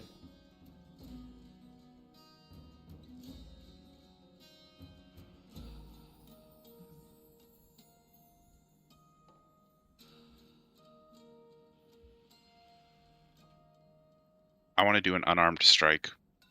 You can do a non-lethal finisher. Can I can? Yes, you can. You can make a basic attack roll. Let me know, hey, this is a non-lethal. I just want to knock her unconscious. You can do that. I would like to do a non-lethal. Okay, perfect. All you gotta do is let me know, and you can make your attack roll as you'd like. I click the unarmed strike thing. No, you don't do that. You can use your sword. You're just making a non-lethal strike. You're trying to make her unconscious. We can basically play this like you hit her with the back hilt of your sword. Got it. Yep. Got it. Okay, so I do this one to hit DC first. Yep, that hits the AC. Go ahead and roll your damage. All right, and with that 9, you take the back end of your sword, the hilt of your sword, and just club her over the head, knocking her unconscious. She falls over. That was a really big bow hit, by the way. Status, knocked down. All right, she is knocked down. Am I able to say anything? Oh, yeah. Okay. I know it's not going to help, but my character has to. It's his personality. I'm begging you, don't do this. Your leader is down. Surrender. We will take you to the Dragon Guard, and we can end this without any more violence. All right. Well, next to act is that the end of your turn? That's it. Okay. Next to act is what did I say this was? I think I said that was Jessica. Let me double check my list here. Who is that? It's Candace. Okay, excuse me. That's Candace. Candace goes, "Oh my gosh, this is a atrocity!" Oh, make a persuasion check. Can I just say I really want to kill Candace right now? These cheer puns are killing me. Well, Derek, you are definitely very well-meaning, but you are not persuasive in the slightest. What's more to persuasion? So Candace turns and once again try to cast Firebolt at Phoebus. And what's your AC there, Phoebus? 17. Yeah, misses horribly. As bad as mine? And she gets very, very, very upset, but without Megan to command her to use an extra maneuver, she just stands there, petrified, ending her turn. I go, I guess I paid to be short for once. All right, next up is Jessica. This is Jessica down here. And noticing that right now the most lethal person on the field is Gothica, turns her attention to Gothica and will cast Firebolt. With which a one does? 17. The one that's closest to you. All right. Yeah, 17 hits. May I please 17. cast Silvery Barb as a reaction, please? You sure can. Oh, another Silvery Barbs user. How you And the doing? firebolt that would have hit suddenly she trips a little bit and it slides off to the side. Oh! Who would you like to give advantage to? I would like to give it to Gothica, please. Okay, advantage has been given to Gothica. Silvery Barbs. Freaking. All right, and that will be the end of Jessica's turn. Now it's back to Oliver, who is supposed to be a dude. He already used fire. Burning hands. Oh, 2 slots. What do you know? And will use it again in a fit of desperation. This time only able to hit. Yep, cool. Only able to hit this area right here. And that's both of you. Go ahead and make a saving throw. This is going to be a dexterity saving throw.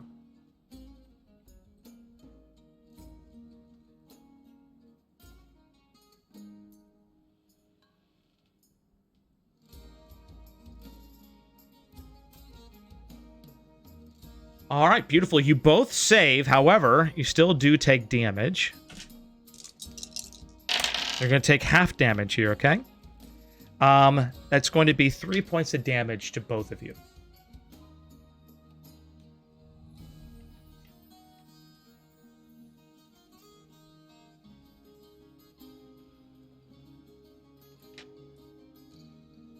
Okay. All right. At least someone can hit their target. My gosh. All right, Cadence, it is I was your able to turn. hit a straw target. All these cheerleaders are missing except for Oliver over here.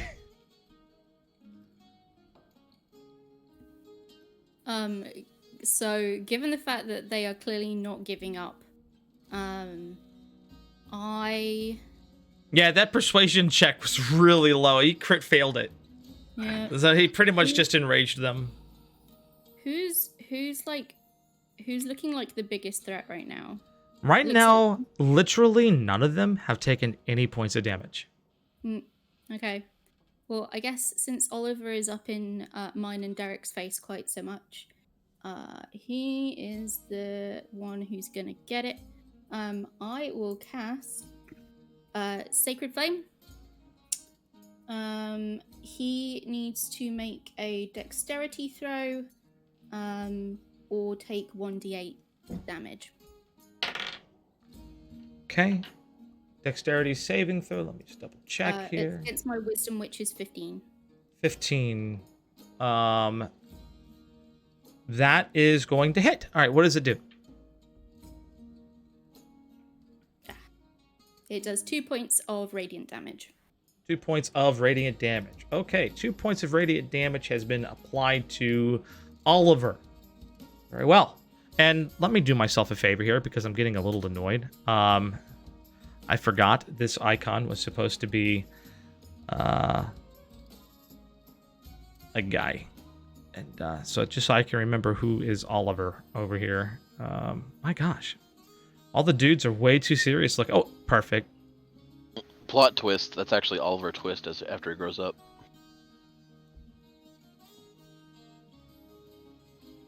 There we go. That's a bard, right? Yeah. All right, perfect. All right. Does that conclude your turn, or do you want to move at all?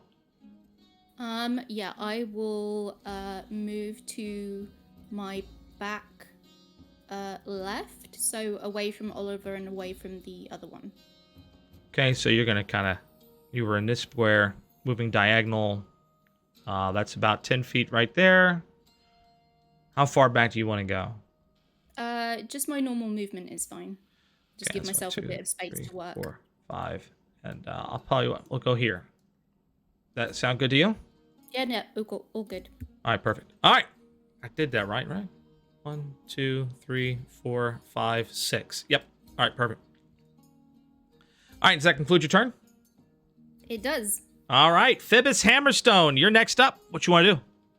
I'm gonna stay right where I am, and I'm gonna swing at Candace. Candace. Yep. Yeah. Can I rename these? I think Derek took a little more damage than he was supposed to. He's at 3 of 13. No, he's I taking a will lot take of that. damage. I will take that. All right, Good that's dice. a crit. Go ahead and roll That that is a as a great dice. crit. I believe you can right-click and click crit when you roll for your damage there. It is already checked, which is nice. All right, very good. Go ahead and roll that. All right, there you go. 7 points of 7. damage against Jessica. Oh, you named it to Jessica now? Oh, it's Candace. What's Candace? Jessica's this one over here. All right, there you go. Candace gets hit very hard. That's a mighty swing with the axe. Looking quite messed up by that axe point. I'm pretty sure you can already hear Derek's voice in the back of your head saying, "Knock her out! Knock her out!" As I'm swinging, going, it's nice to actually get a good swing in for once. That beer must be wearing off some. All right, if I'm not mistaken, do you not have maneuvers yet? I do not. Ah, shame. Okay. Is that the end of your turn? That is the end of my turn. All right. Go ahead and let's go to the next person. Megan, who's on the floor, just sort of mutters a couple things. She kind of goes, "Can you say nasty?" And then Jessica, not too far away, goes, "Nasty." All right, Gothica, your turn. All right, I would like to move my 7 squares forward in diagonal, so along that forward left diagonal line. Yep, 1, 2, 3, 4, 5, 6, 7. Okay.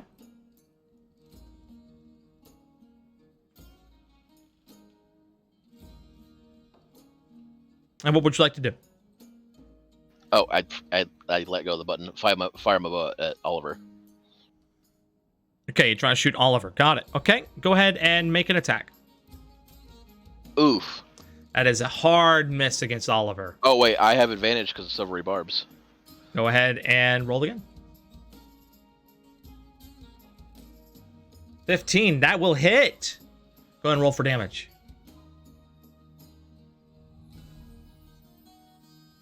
5 points of damage to Oliver. Oliver is also now in that point of this ordeal where he's looking very messed up, panting heavily. That arrow right in his knee. He's having a hard time. All right, anything else you'd like to do? That'll conclude my turn. All right, that concludes your turn. Derek, your turn.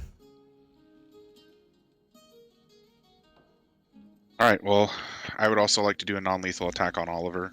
See if we can knock him out as well. Okay, go ahead and make an attack roll. Crap. Actually, can I take that back? It's too late to take that back. What did you do? I don't want to attack. I just remembered my health was low and I wanted to try to heal myself with a... You're fine. You can change your mind. You didn't roll your die, did you? No, I have Well, not then touched you're good. anything. All right, yeah. I would like to use a Lay on Hands pool on myself to restore 5 HP. All right, Derek touches himself to restore 5 HP. Go ahead and update your HP, please. All right. And then I could still move, right?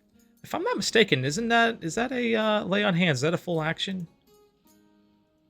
How do I You have a pool healing power 5 as an action. Yes, that is a full action. Okay, great. So I can't do anything after that? Nope. Mm-mm. I can't talk? Oh, you can talk. You can Okay. move too. Yeah, you can move too. Yeah, you can move. You can talk, but you don't have a bonus But action. if I You can move, attack. since I'm right next to Oliver, You can swing and he attack. he would get an attack of opportunity. Okay, Correct. I'm catching on. Guys, we're doing great. Please, we don't need to take any lives. But I if at all really want to kill possible, Candace. I can understand that. If at all possible, non-lethal finishers let's turn them in, the justice that they will face from the system would be worse than anything that we could ever do. Death would be an easy out for these people, and they do not deserve an easy out. So as of this point, a couple things. Since this is a charisma check, we have it in our rules on the campaign setting notes that rerolls for strength, dex, con throws, totally normal. For charisma, int, and wisdom, you get one shot at it. You get one shot to persuade people. You took your one shot, and you rolled a 1. It was a crit fail. So I can't persuade the understand party. you could certainly role play this, but understand that it's not going to have an effect. Got it. Mm-hmm. Perfect. Yep. I will role play it. Yep. That's perfectly fine. I just wanted to make sure you understood. You can role play it, but you get one opportunity, one shot. You took it. It was a crit fail. These guys are bound and determined to kill you. Well, that's Gothica's perfectly big fine. mad. Gothica is prone to anger as per her character, and she's big mad, has no intent to show any mercy. So it's all in the cards or the dice at this point. And Phoebus is kind of annoyed at Candace right now. Those cheer punch we're wearing on him. And So if because I he don't- missed it through his ex. And I missed So- with my first axe. If I don't back away but shift myself down 1 square so that I'm still within range of him, but You can in do that. between him and Gothica, Whoa. would that be? I mean, a couple things. The player emoted, yeah, something. Do you know that Gothica's going to try to kill him? I mean, I'll put you there, but usually, No, you're probably right. Yeah. I don't know Gothica well enough to know that he would try. to And finish with him off. one down, I would still have an angle to fire. Yeah, it wouldn't On be the one much of that's an down. obstacle. Yeah, you'd just be kind of setting yourself up as an annoyance. Okay. Yeah, I don't recommend end. that. I end. All right, beautiful. Yeah, I'll let you know when I'm like, hey, I don't recommend that, because I know you knew I'm trying to help out. All right.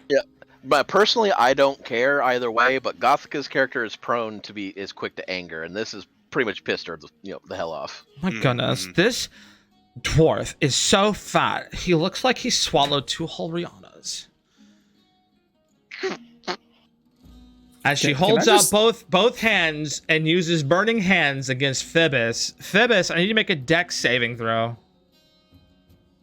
Oh God.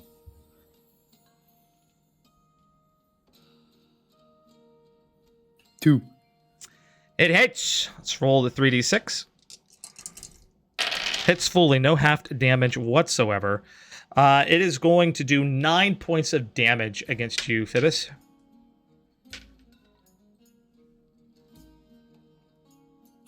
I am at death saves now. All right. You are knocked down. See, I knew you were going to try to kill me. I told everybody. Okay, at this point, with the knockdown,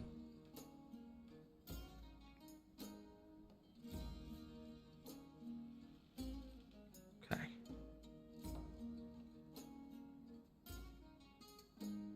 One, 2, 3, 4.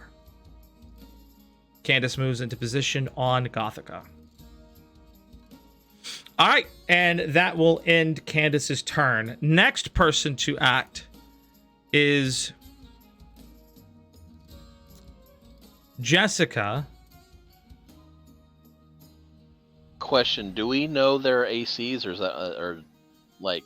You'll know when you miss and when you hit. Alrighty, sounds good. Yeah, I don't tell people that stuff. All right. From this range,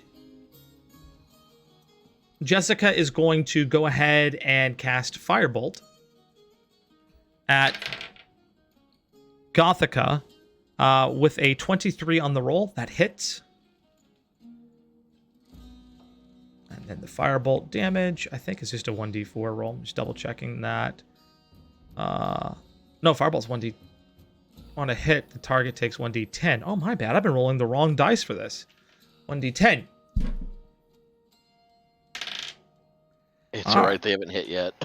That's right. I haven't hit. That's right. I'm like, oh, it's a 1d10. Yeah, you take 4 points of damage there, Gothica. Go ahead and make that change in your HP on your character sheet.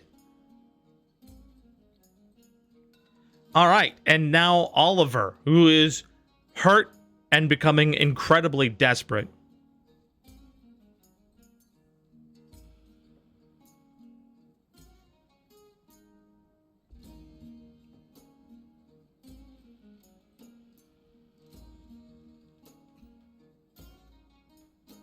It's Oliver's turn.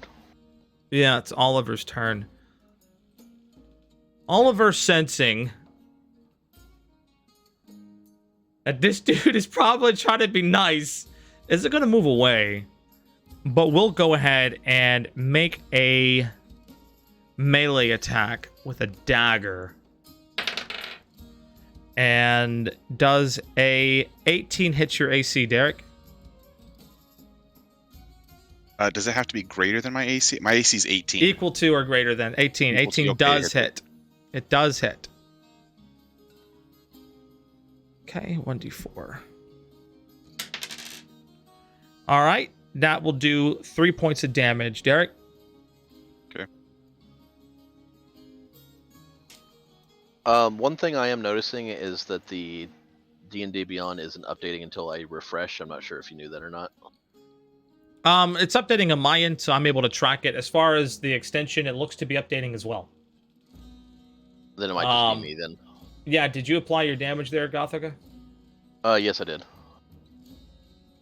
How much damage did I say you took? 4?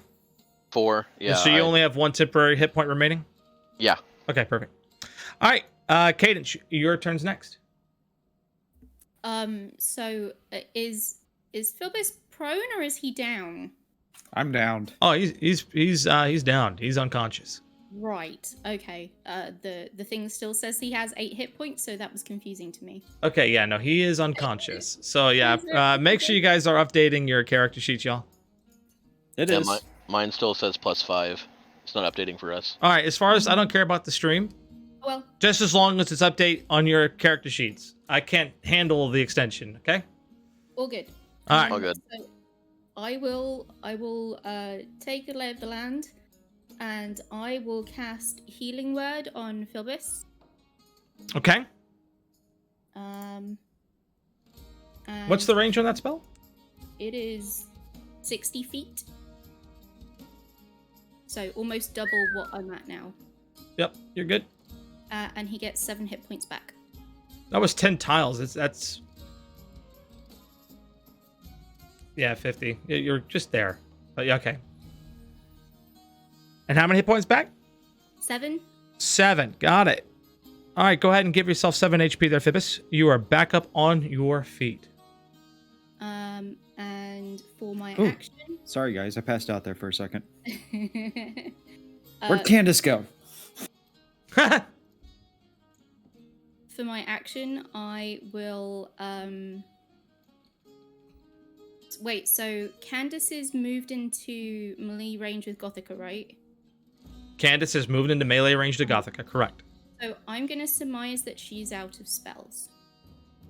Okay. Jessica looks like she's still staying back, so I'm going to surmise that she's still got some juice. You could make an arcane check. Arcana, if you'd like. Can I do that without using up my action? Yeah, that's fine. Okay, so you would know that Firebolt's a cantrip. They can cast that all day. Oh, okay. Burning Hands would be a level 1 spell. They have a limited number. Candace has cast 1, and Oliver has cast 2. What about Jessica? None. Jessica hasn't cast anything other than cantrips. Just Firebolt. Okay. I'm going to assume that Gothica's good, and I'm gonna go for Vicious Mockery on Jessica. Okay. So that's a wisdom saving throw, and I kind of stretch out and go, "You're boring. You're drab. You move like a drunk crab." Oh my gosh. And cast Vicious Mockery at her. I gotta ask, how many of these do you have prepped? Enough. All right, he Enough. fails his saving throw, or she does. She takes 2 psychic damage and has disadvantage on her next attack roll. Got it. 2 psychic damage. This is Candace, correct? No, Jessica. Oh, Jessica. Okay. The one that stood on her own. Okay. 2 damage and disadvantage on her next one. Got it. Okay.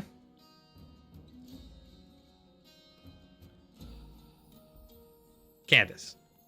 The one I'm bouncing. All right. Cool. All right. Is that the end of your turn there, Cadence? Yes, it is. All right. Phoebus, Hammerstone, your turn. I move behind whatever the guy's name is. I move to be behind him. Got it. So you're putting them into a flanking position, correct? Yes. All right. So that would enable you to roll with advantage on your attack rolls. Which is what I'm going to swing with now. I'm going to swing with my axe. All right, go for it.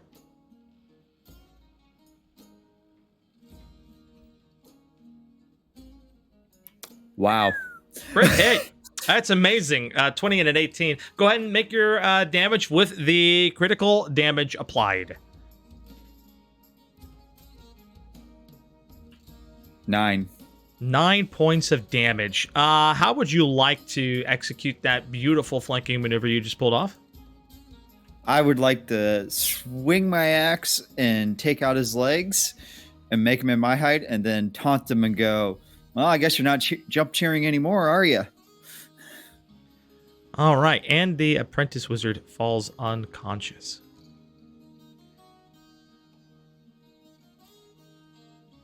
That would be Oliver falling unconscious. I also yell, see, I can hit things. Gavin made a good point earlier. Are we treating these as monsters, or do they get death saving throws? These are people. They are named NPCs. All right, so death saving throws. Got it. Correct. So the way I put it this way is that if you say I'm doing a non-lethal attack to knock somebody unconscious, they are stabilized unconscious. There's no death saving throws for them. If you knock somebody unconscious with lethal force, they will start needing to make death saving throws. So as of this point, Megan's fine, stabilized. And Oliver here is going to be making some death saving throws. Got it. Okay.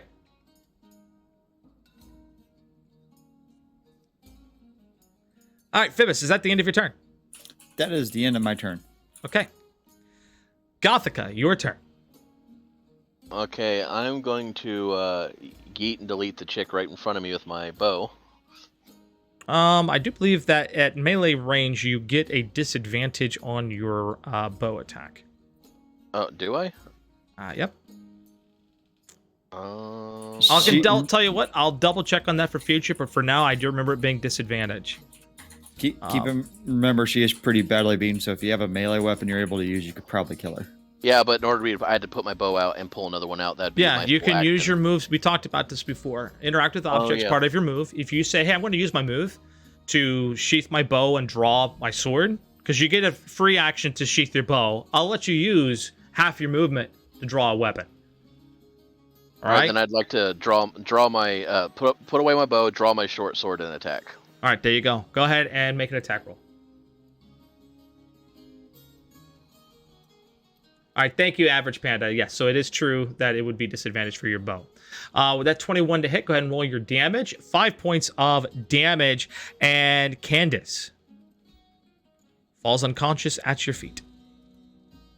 Yeah, sorry, there was a confusion because I thought it was the range was like 1 to 150. Anything past 150 was disadvantage. I'll have to go back and educate myself. That's fine. All right. Anything else you'd like to do there, Gothica? You have half your movement left to move if you'd like. I would like to place myself between Candace, or not really in between, but kind of a little bit offset, kind of close. Yeah, I'll just move closer to Candace. How about that? How many spaces? 3? Yeah, 3. All right, there you go. Perfect. All right. Anything else?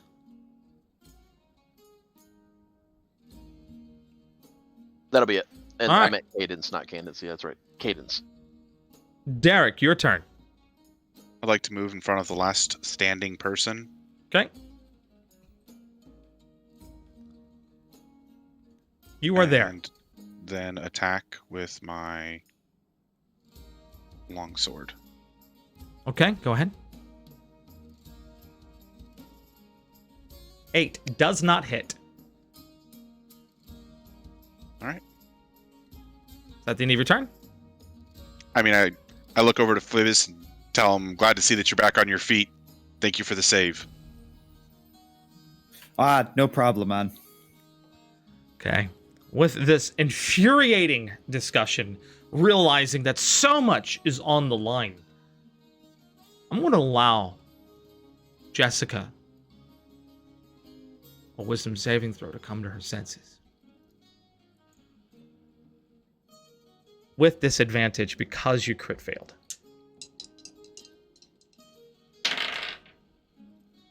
She does not come to her senses. Instead, she puts her hands together. She casts Burning Hands directly at Derek. Go ahead and make a dex saving throw. She is at disadvantage for that, by the way. She? Yep. It's a 15-foot cone. Not a ranged.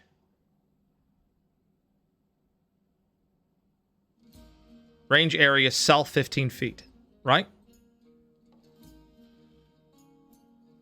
I believe so. Yeah. My understanding is that wouldn't be at a disadvantage. It's all she's using. If there's no roll, then yeah. Yeah, there's no roll. Just a...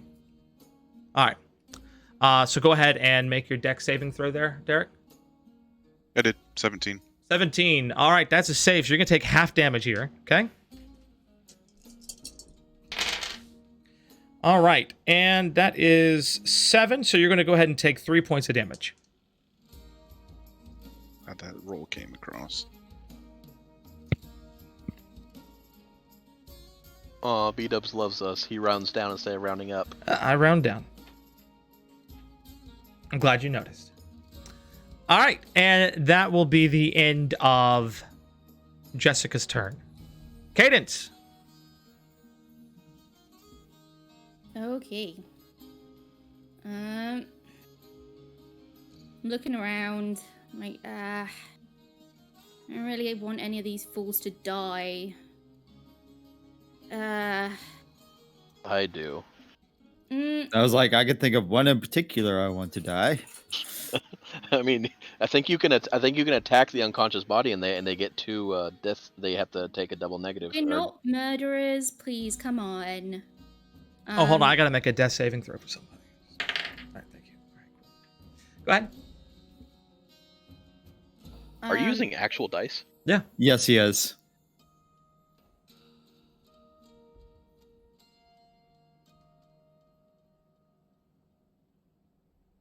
Nerd. He made Tanantha get him a bunch of dice. I did not. I got the dice myself. She volunteered and just brought them without me asking. Cadence, what you thinking there? I'm gonna cast Vicious Mockery on Jessica again. Okay, Vicious Mockery on Jessica. Go ahead. And wait, I just need to make that shaving throw. What's the DC for that? It's Wisdom. It says 13, I guess. All right, save. All right. They succeed their... Jessica succeeds the save throw. If the target can hear you... yeah, I guess nothing happens then. All right. That the end of your turn? I think so. I'm gonna... which ones are, bleeding out, essentially? Oliver. These two over here, basically Oliver and Candace, are both knocked unconscious lethally. The only one who is stabilized at the moment would be Megan. All right. Oliver dropped before Candace, I think. So Yes. gonna move up to Oliver as close as I can, please. Okay. 1, 2, 3, 4, 5, 6. I think that was pretty good. All right. Anything else? No, that's it. Thank you. Phoebus Hammerstone, what you got? First, I'm going to move as closely as I can to the angle you have the camera would be her right flank. Jessica's right flank. Okay. So in order to flank, you have to be directly opposite the person you were flanking with. So in order to flank, you would have to be behind. I was talking about her right flank, but I'm not going to go behind her. Okay, you want to go here? I don't think. Yeah, I just want to go to the side of her. Okay. And I will just do a basic attack, and this time I will just try to knock her unconscious. All right, basic attack. Go for it. So a non-lethal attack. Yes. Okay. That's a hit.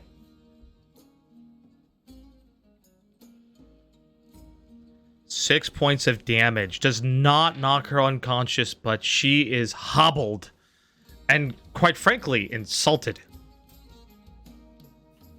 Yeah, I took my extra knee, and then I was going to try to knock her on the head, but I missed the head. I didn't hit it hard enough.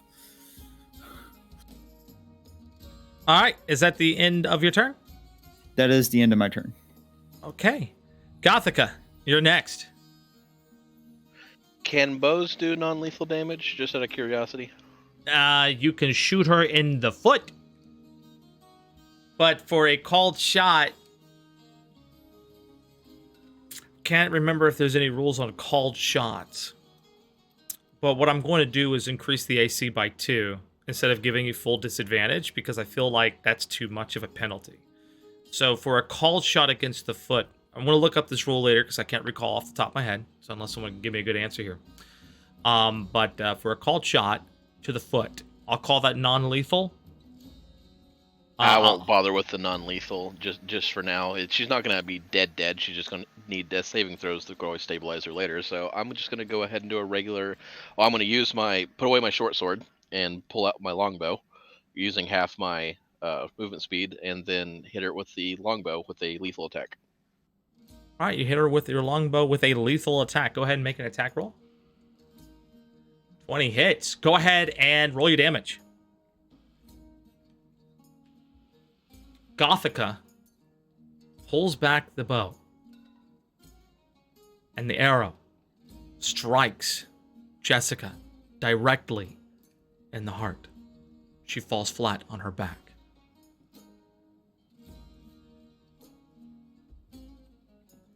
Gotha just says, "Oops." All right.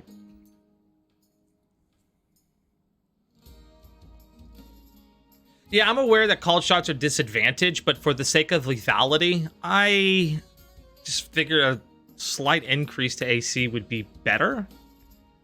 Only because a disadvantage basically drops your percentage chance of hitting from like 65%, right, to, in that particular case, to like 45%.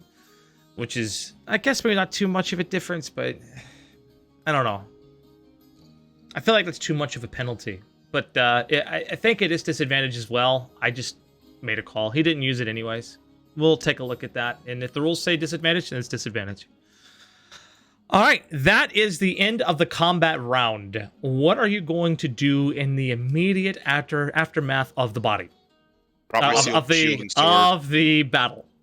Drop my shield and sword and kneel down at the lady in front of me and check to see if there's any life left in her. Make a medicine check.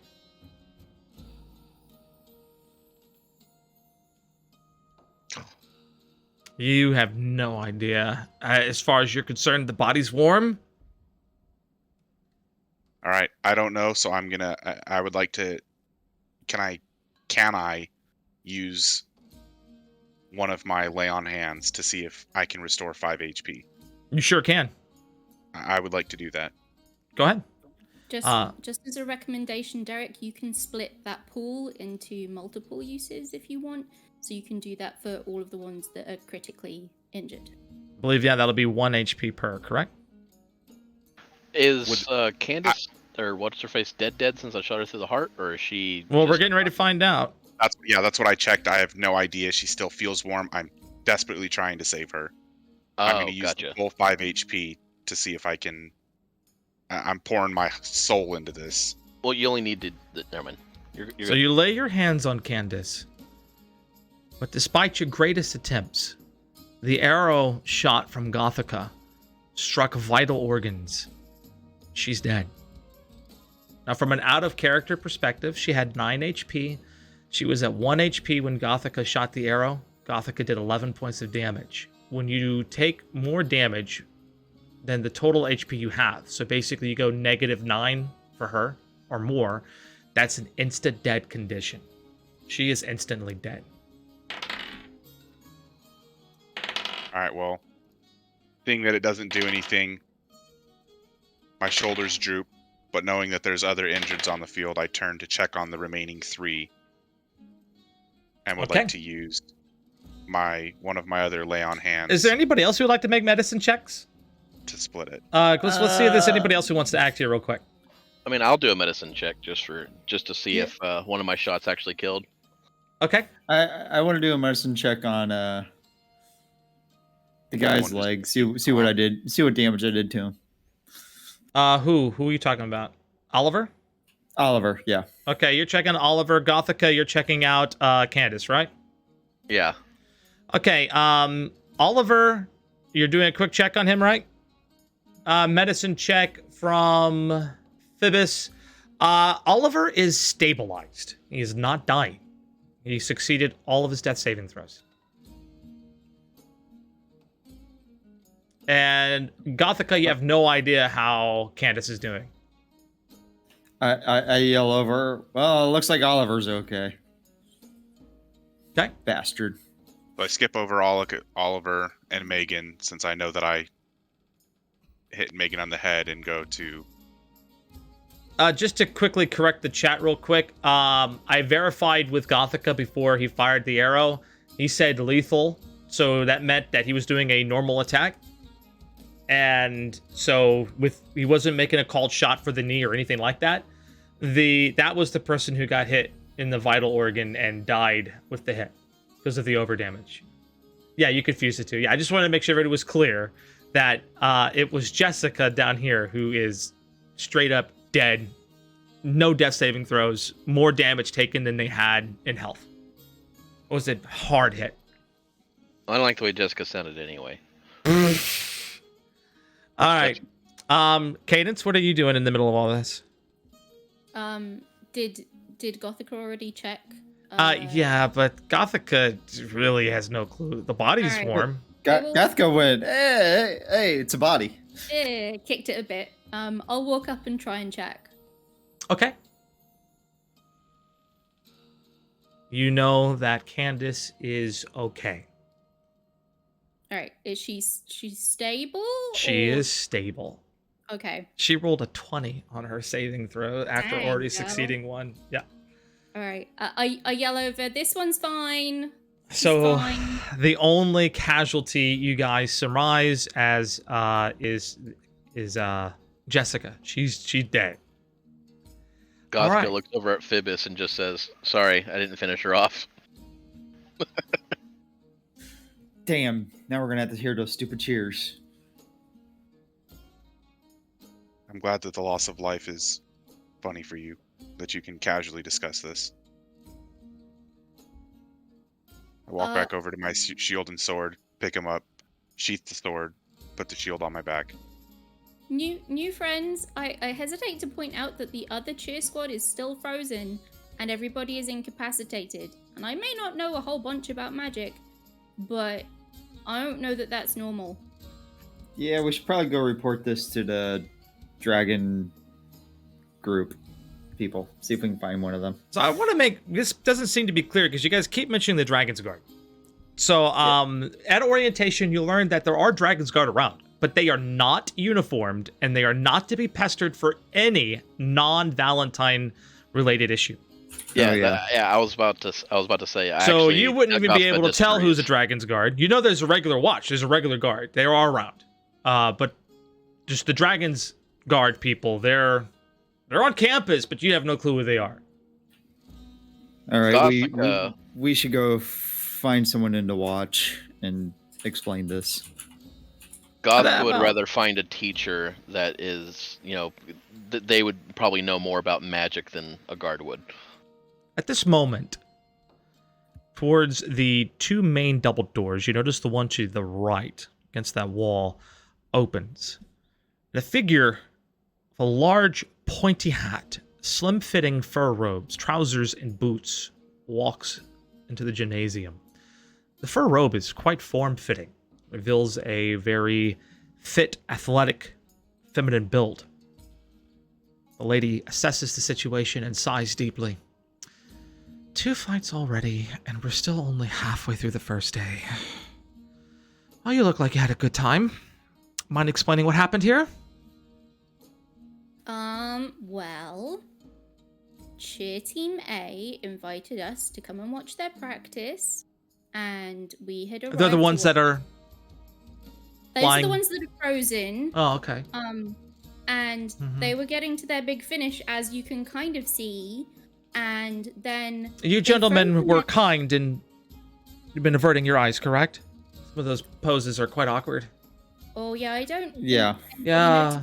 You pointed it out, but, now you pointed it out, well, okay. Yeah, okay, continue. And then we heard giggling from the door that you just came out of, I think, and what we were told are the Cheer Team B, and this is their leader. She points at Megan. They started getting real uppity. Megan And again with the okay. She threatened us and told us that we should keep quiet about what they did, and we said no, we're not gonna do that. And then they started fighting us. And so we defended ourselves, and 3 of them are unconscious, but fine. 1 of them is not. Oh, jeez. So she stops and she assesses the situation. She looks around the room very quickly. You see her muttering a few words. She nods and she understands. Well, thank you for going easy on them. Although it's quite laughable that they were defeated by a bunch of first years. It was only... You haven't even taken a class yet, have you? No, that's why I don't really have any spells right now. I just attacked with my axe. That's interesting. Well, after her brief investigation, you guys probably get the sense that she's a bit at ease. She's assessed the situation, feels that the immediate threat is over. But she's now more curious about the 4 of you. And what are your names? I'm Phoebus Hammerstone. Phoebus. Okay. And the other 3? I'm Cadence. Cadence, okay. Hi. Hi. Hi. Hi. Who else? She looks over at Gothica. Well? Your name? Are you muted? I am muted. I am sorry if I had my headset flipped up. Gothica. And the gentleman? On my knees, quietly, I mumble, Derek. Oh, Derek. Right. Oddly enough, I've heard about all of you today. Oh, good at hatchet throwing, huh? I have one question for you, students. I have one question for you, students. What manner of spell could possibly do this? She points at the frozen cheerleaders. For those of you who would like, you can make an Arcana check. That's what I was just getting ready to ask.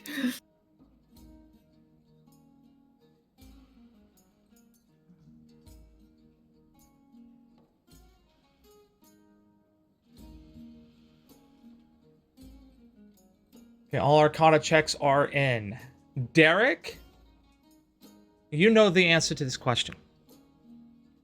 Earlier, when you were paying attention, you had that crit succeed. Insight roll against Megan. You sense that there was a very, very powerful magic that was used, something that is way beyond them. And it's now crystallizing in your mind as to what it could be. In your studies that you've done prior to your arrival at the school, you learned that there are many levels of magic. One of the most powerful magics, in fact, you recall reading in a book that the greatest magic one can master is that over time.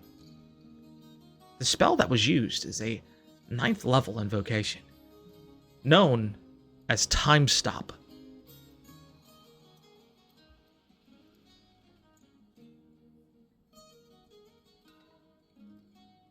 If I'm not mistaken, I'm new here. I believe this is time stop. Very, very astute, Derek. Yes. Out of character, you are all awarded with 1 study point.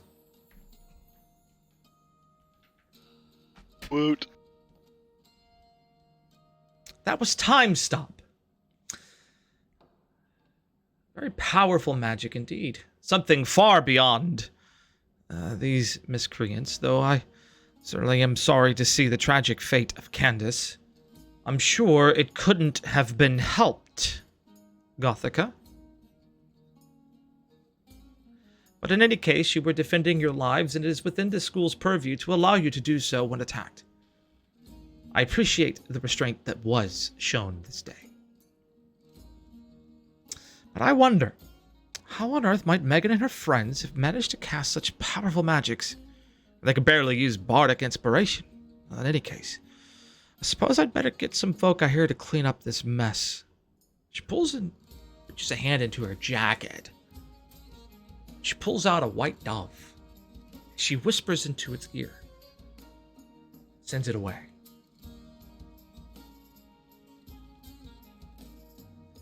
Come now, let's go. We have much and more to discuss. That is, of course, you'd rather wait here and then eventually be brought to detention with the other delinquents. Ma'am, may I ask an obvious question? Yes. Who are you? Well, we'll discuss that when we get to where we're going, dearie. Don't worry, all things come in good times. All things come in good time. Yes, ma'am. Look, come along. She summons you to follow her.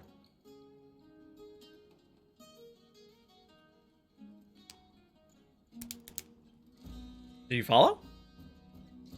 Yes. I Yes. don't mean to sound rude or disrespectful, but I'm really not feeling well. I'm covered in burns and would like to get some medical attention, please. I cast Healing Word on Derek. Okay.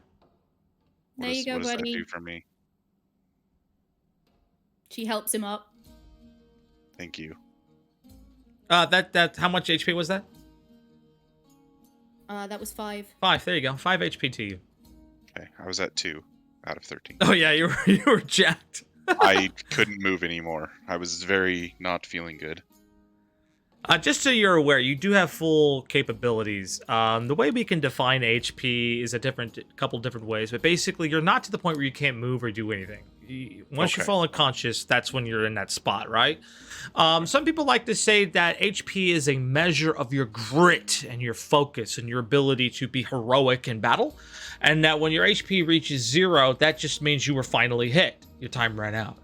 That's a good way of looking at it. I will use terms like bloodied or mortal, but I'm using those terms as a way to describe to you how much damage a creature has taken without just telling you the HP.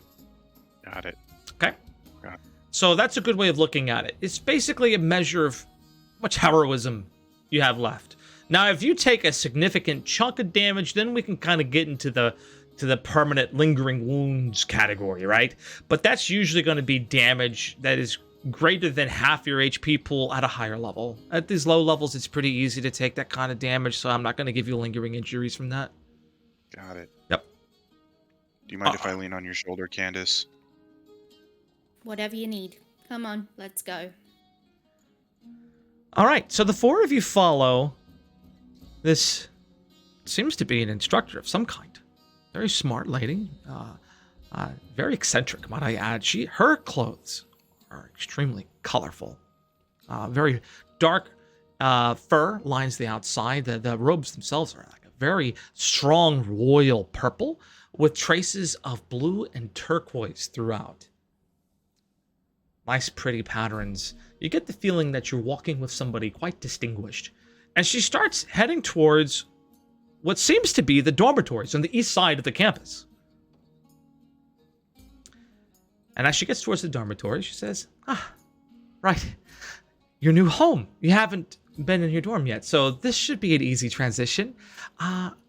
We've got a special place for you. She leads you up down a different hallway from where a lot of the other students were headed. Finally, she opens a door. Through the door is a rather luxurious chamber. Several tables, chairs around. You note a bulletin board. It's blank, nothing's on it. Kind of like a kitchen area. You can prepare your own food. You're clearly in a dormitory, but this is a bit above board for a first-year student. Maybe even a senior student.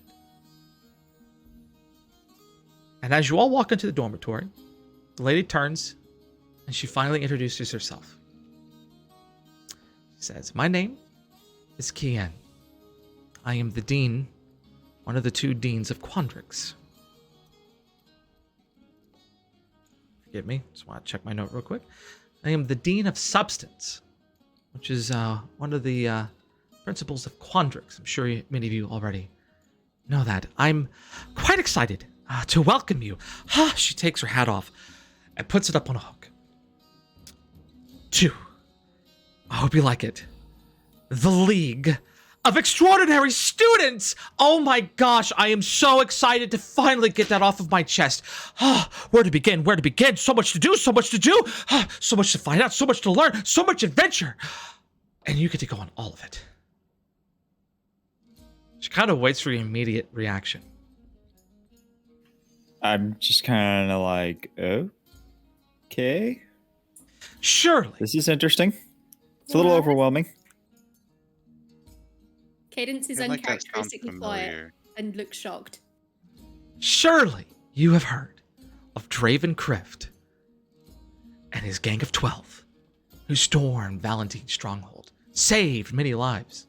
She kind of looks briefly at Derek. Doesn't say anything. Looks back to everybody else.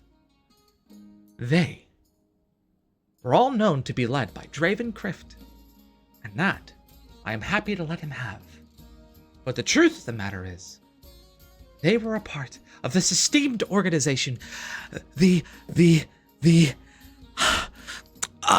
Magnificent Dozen. She tells she changed the name from Extraordinary League of Students to the Magnificent Dozen. She doesn't seem to quite have pinned down a name quite yet. The truth is that I, the mastermind behind it all, and you, yes, you are the first students I want to welcome in to this organization. You track down leads, find the troublemakers, find the perils, the problems, the math. It's too much. It's too much. She slows down.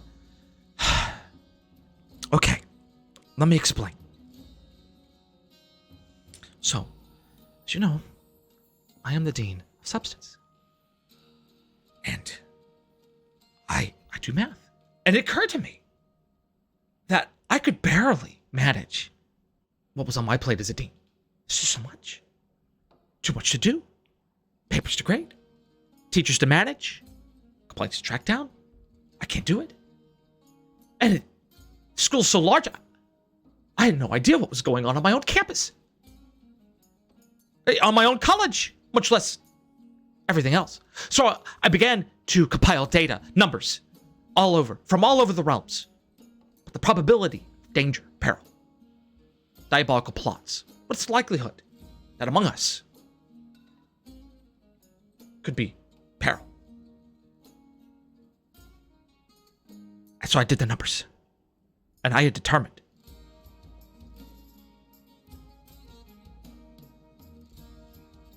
that we are at great, great risk.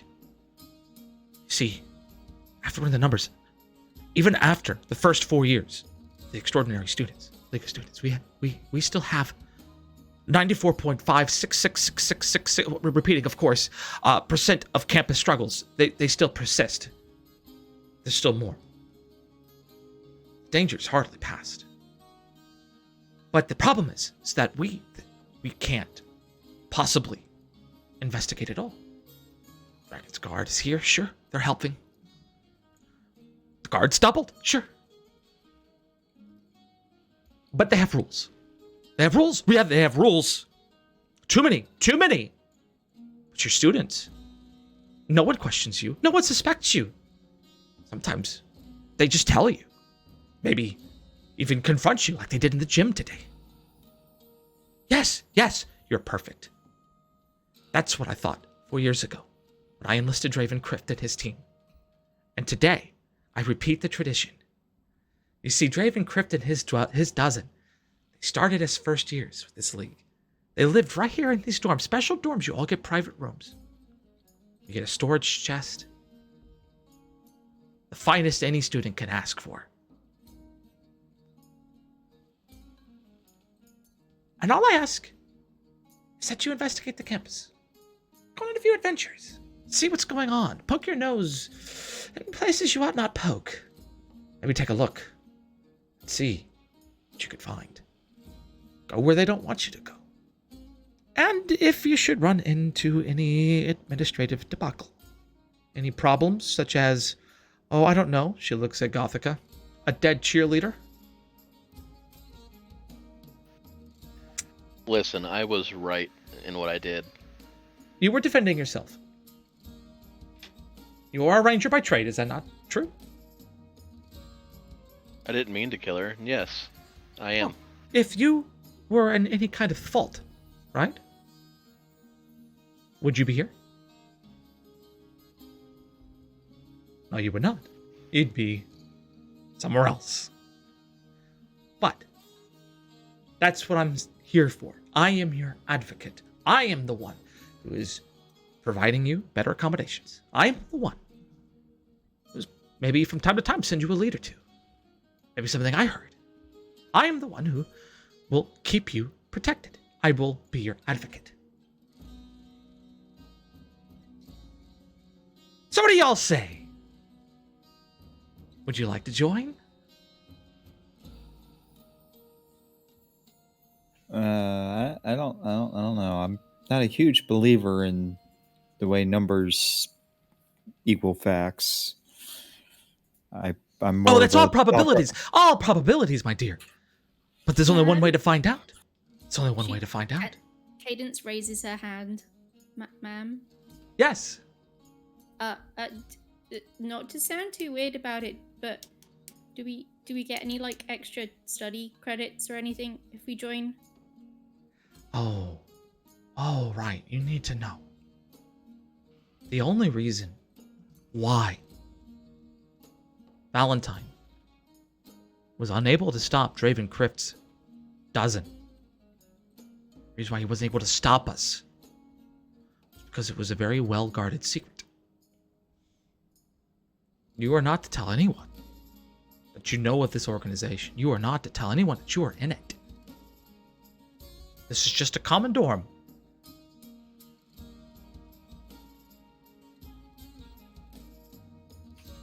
So naturally, I cannot have this reflect in any way upon your grades. But I am your academic protector. I will protect you. If something happens, say you go up before an academic review board, I will advocate on your behalf. Naturally, based on the merit of what you do here. But I oftentimes find that the practical application of your studies, such as today, identifying Time Stop, a magic that's well above your station. Was that not an educational experience? Did you not already learn? And here, you haven't even taken a single class. I trust you'll be fine. Excellent point. Yeah. But I'm here to protect you. You have an advocate in me. Does that mean we would have to be in the Silver Quills College for those classes? I'm Quandrix, dear. Or and Quandrix? No. You will continue on your studies. There's no need for you to affiliate with Quandrix, though it is the superior academic method. But I digress.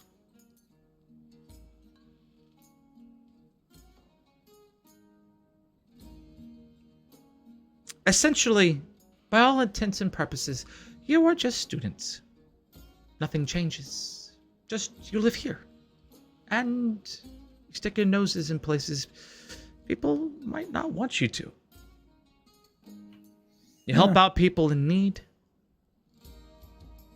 You get better meals here. Food's good. You get your own room. It's better than sharing or bunking with somebody else. There are perks. You say this is the same group that Draven was a part of. This is the same group that Draven Crift and his gang of dozen. And Alicia. Yes, Alicia too. You actually take a look around and you begin to realize that there are portraits of the 12 different students hanging up around the top trim of the wall. Like imagine like a tray ceiling, and on the edge, the boundary there's a bunch of line of paintings, 12 in total. Draven Crift in the center, and Alicia is also one of those on the portraits. I turn around, look at Draven for a second, look at Alicia for a little longer, turn back to her. I'm in. Cadence oh, sorry. Go ahead, you're good. Cadence looks around the room and at her companions, and she sort of shrugs and goes, "Hey, it's an adventure, right? I'm in." I go, I'm down for a little bit of adventure while I'm here. We'll see what this will lead to. Gothka only decides to join because of the... What does she say? She says... how do I word it? I'll join, but I'm only doing it because you will bat for me if something were to slip in my studies. Oh, I have a feeling that you'll be quite the productive member, Gothica. A sharp eye like that. Not much will escape your gaze. She smiles as she turns. In ears. Well, it's a bunch of miscreants. And detention. Something about Durgle. Anyways, I'm gonna go take a look. Gothka would also like to inquire about the 10 gold that we were promised. From who? The dean? No, Dean needs to make them pay up. Did you actually ask her? Yes. The dean turns and goes, why don't we go ahead and see about getting them unstuck from time first, okay? If you haven't noticed, they're still quite frozen. Derek turns to Gothica. You took a life, and gold is all you're concerned about. I have to pay my way somehow. It's not my fault she decided to attack us. I will say this. I understand you're trying to play that lawful good paladin. I want to let you roleplay your character however you want. I just want a quick reminder that self-defense, which that clearly was. Oh no, Okay. I just wanted to make sure. All right. That's all I'm gonna go on it. I would also like to pull out 10 gold and hand it to him. Okay. So you're down to 5 now, correct? Correct. All right, How make do I sure do that that's on my marked card? in your... We'll deal with that after the session, because we got to finish up. We're over by 36 minutes. All right. I So mean, she's I'm fine off with to going over. deal with this Durgle situation. I wonder what that's about. And I just yelled, Durgle! All right, everybody.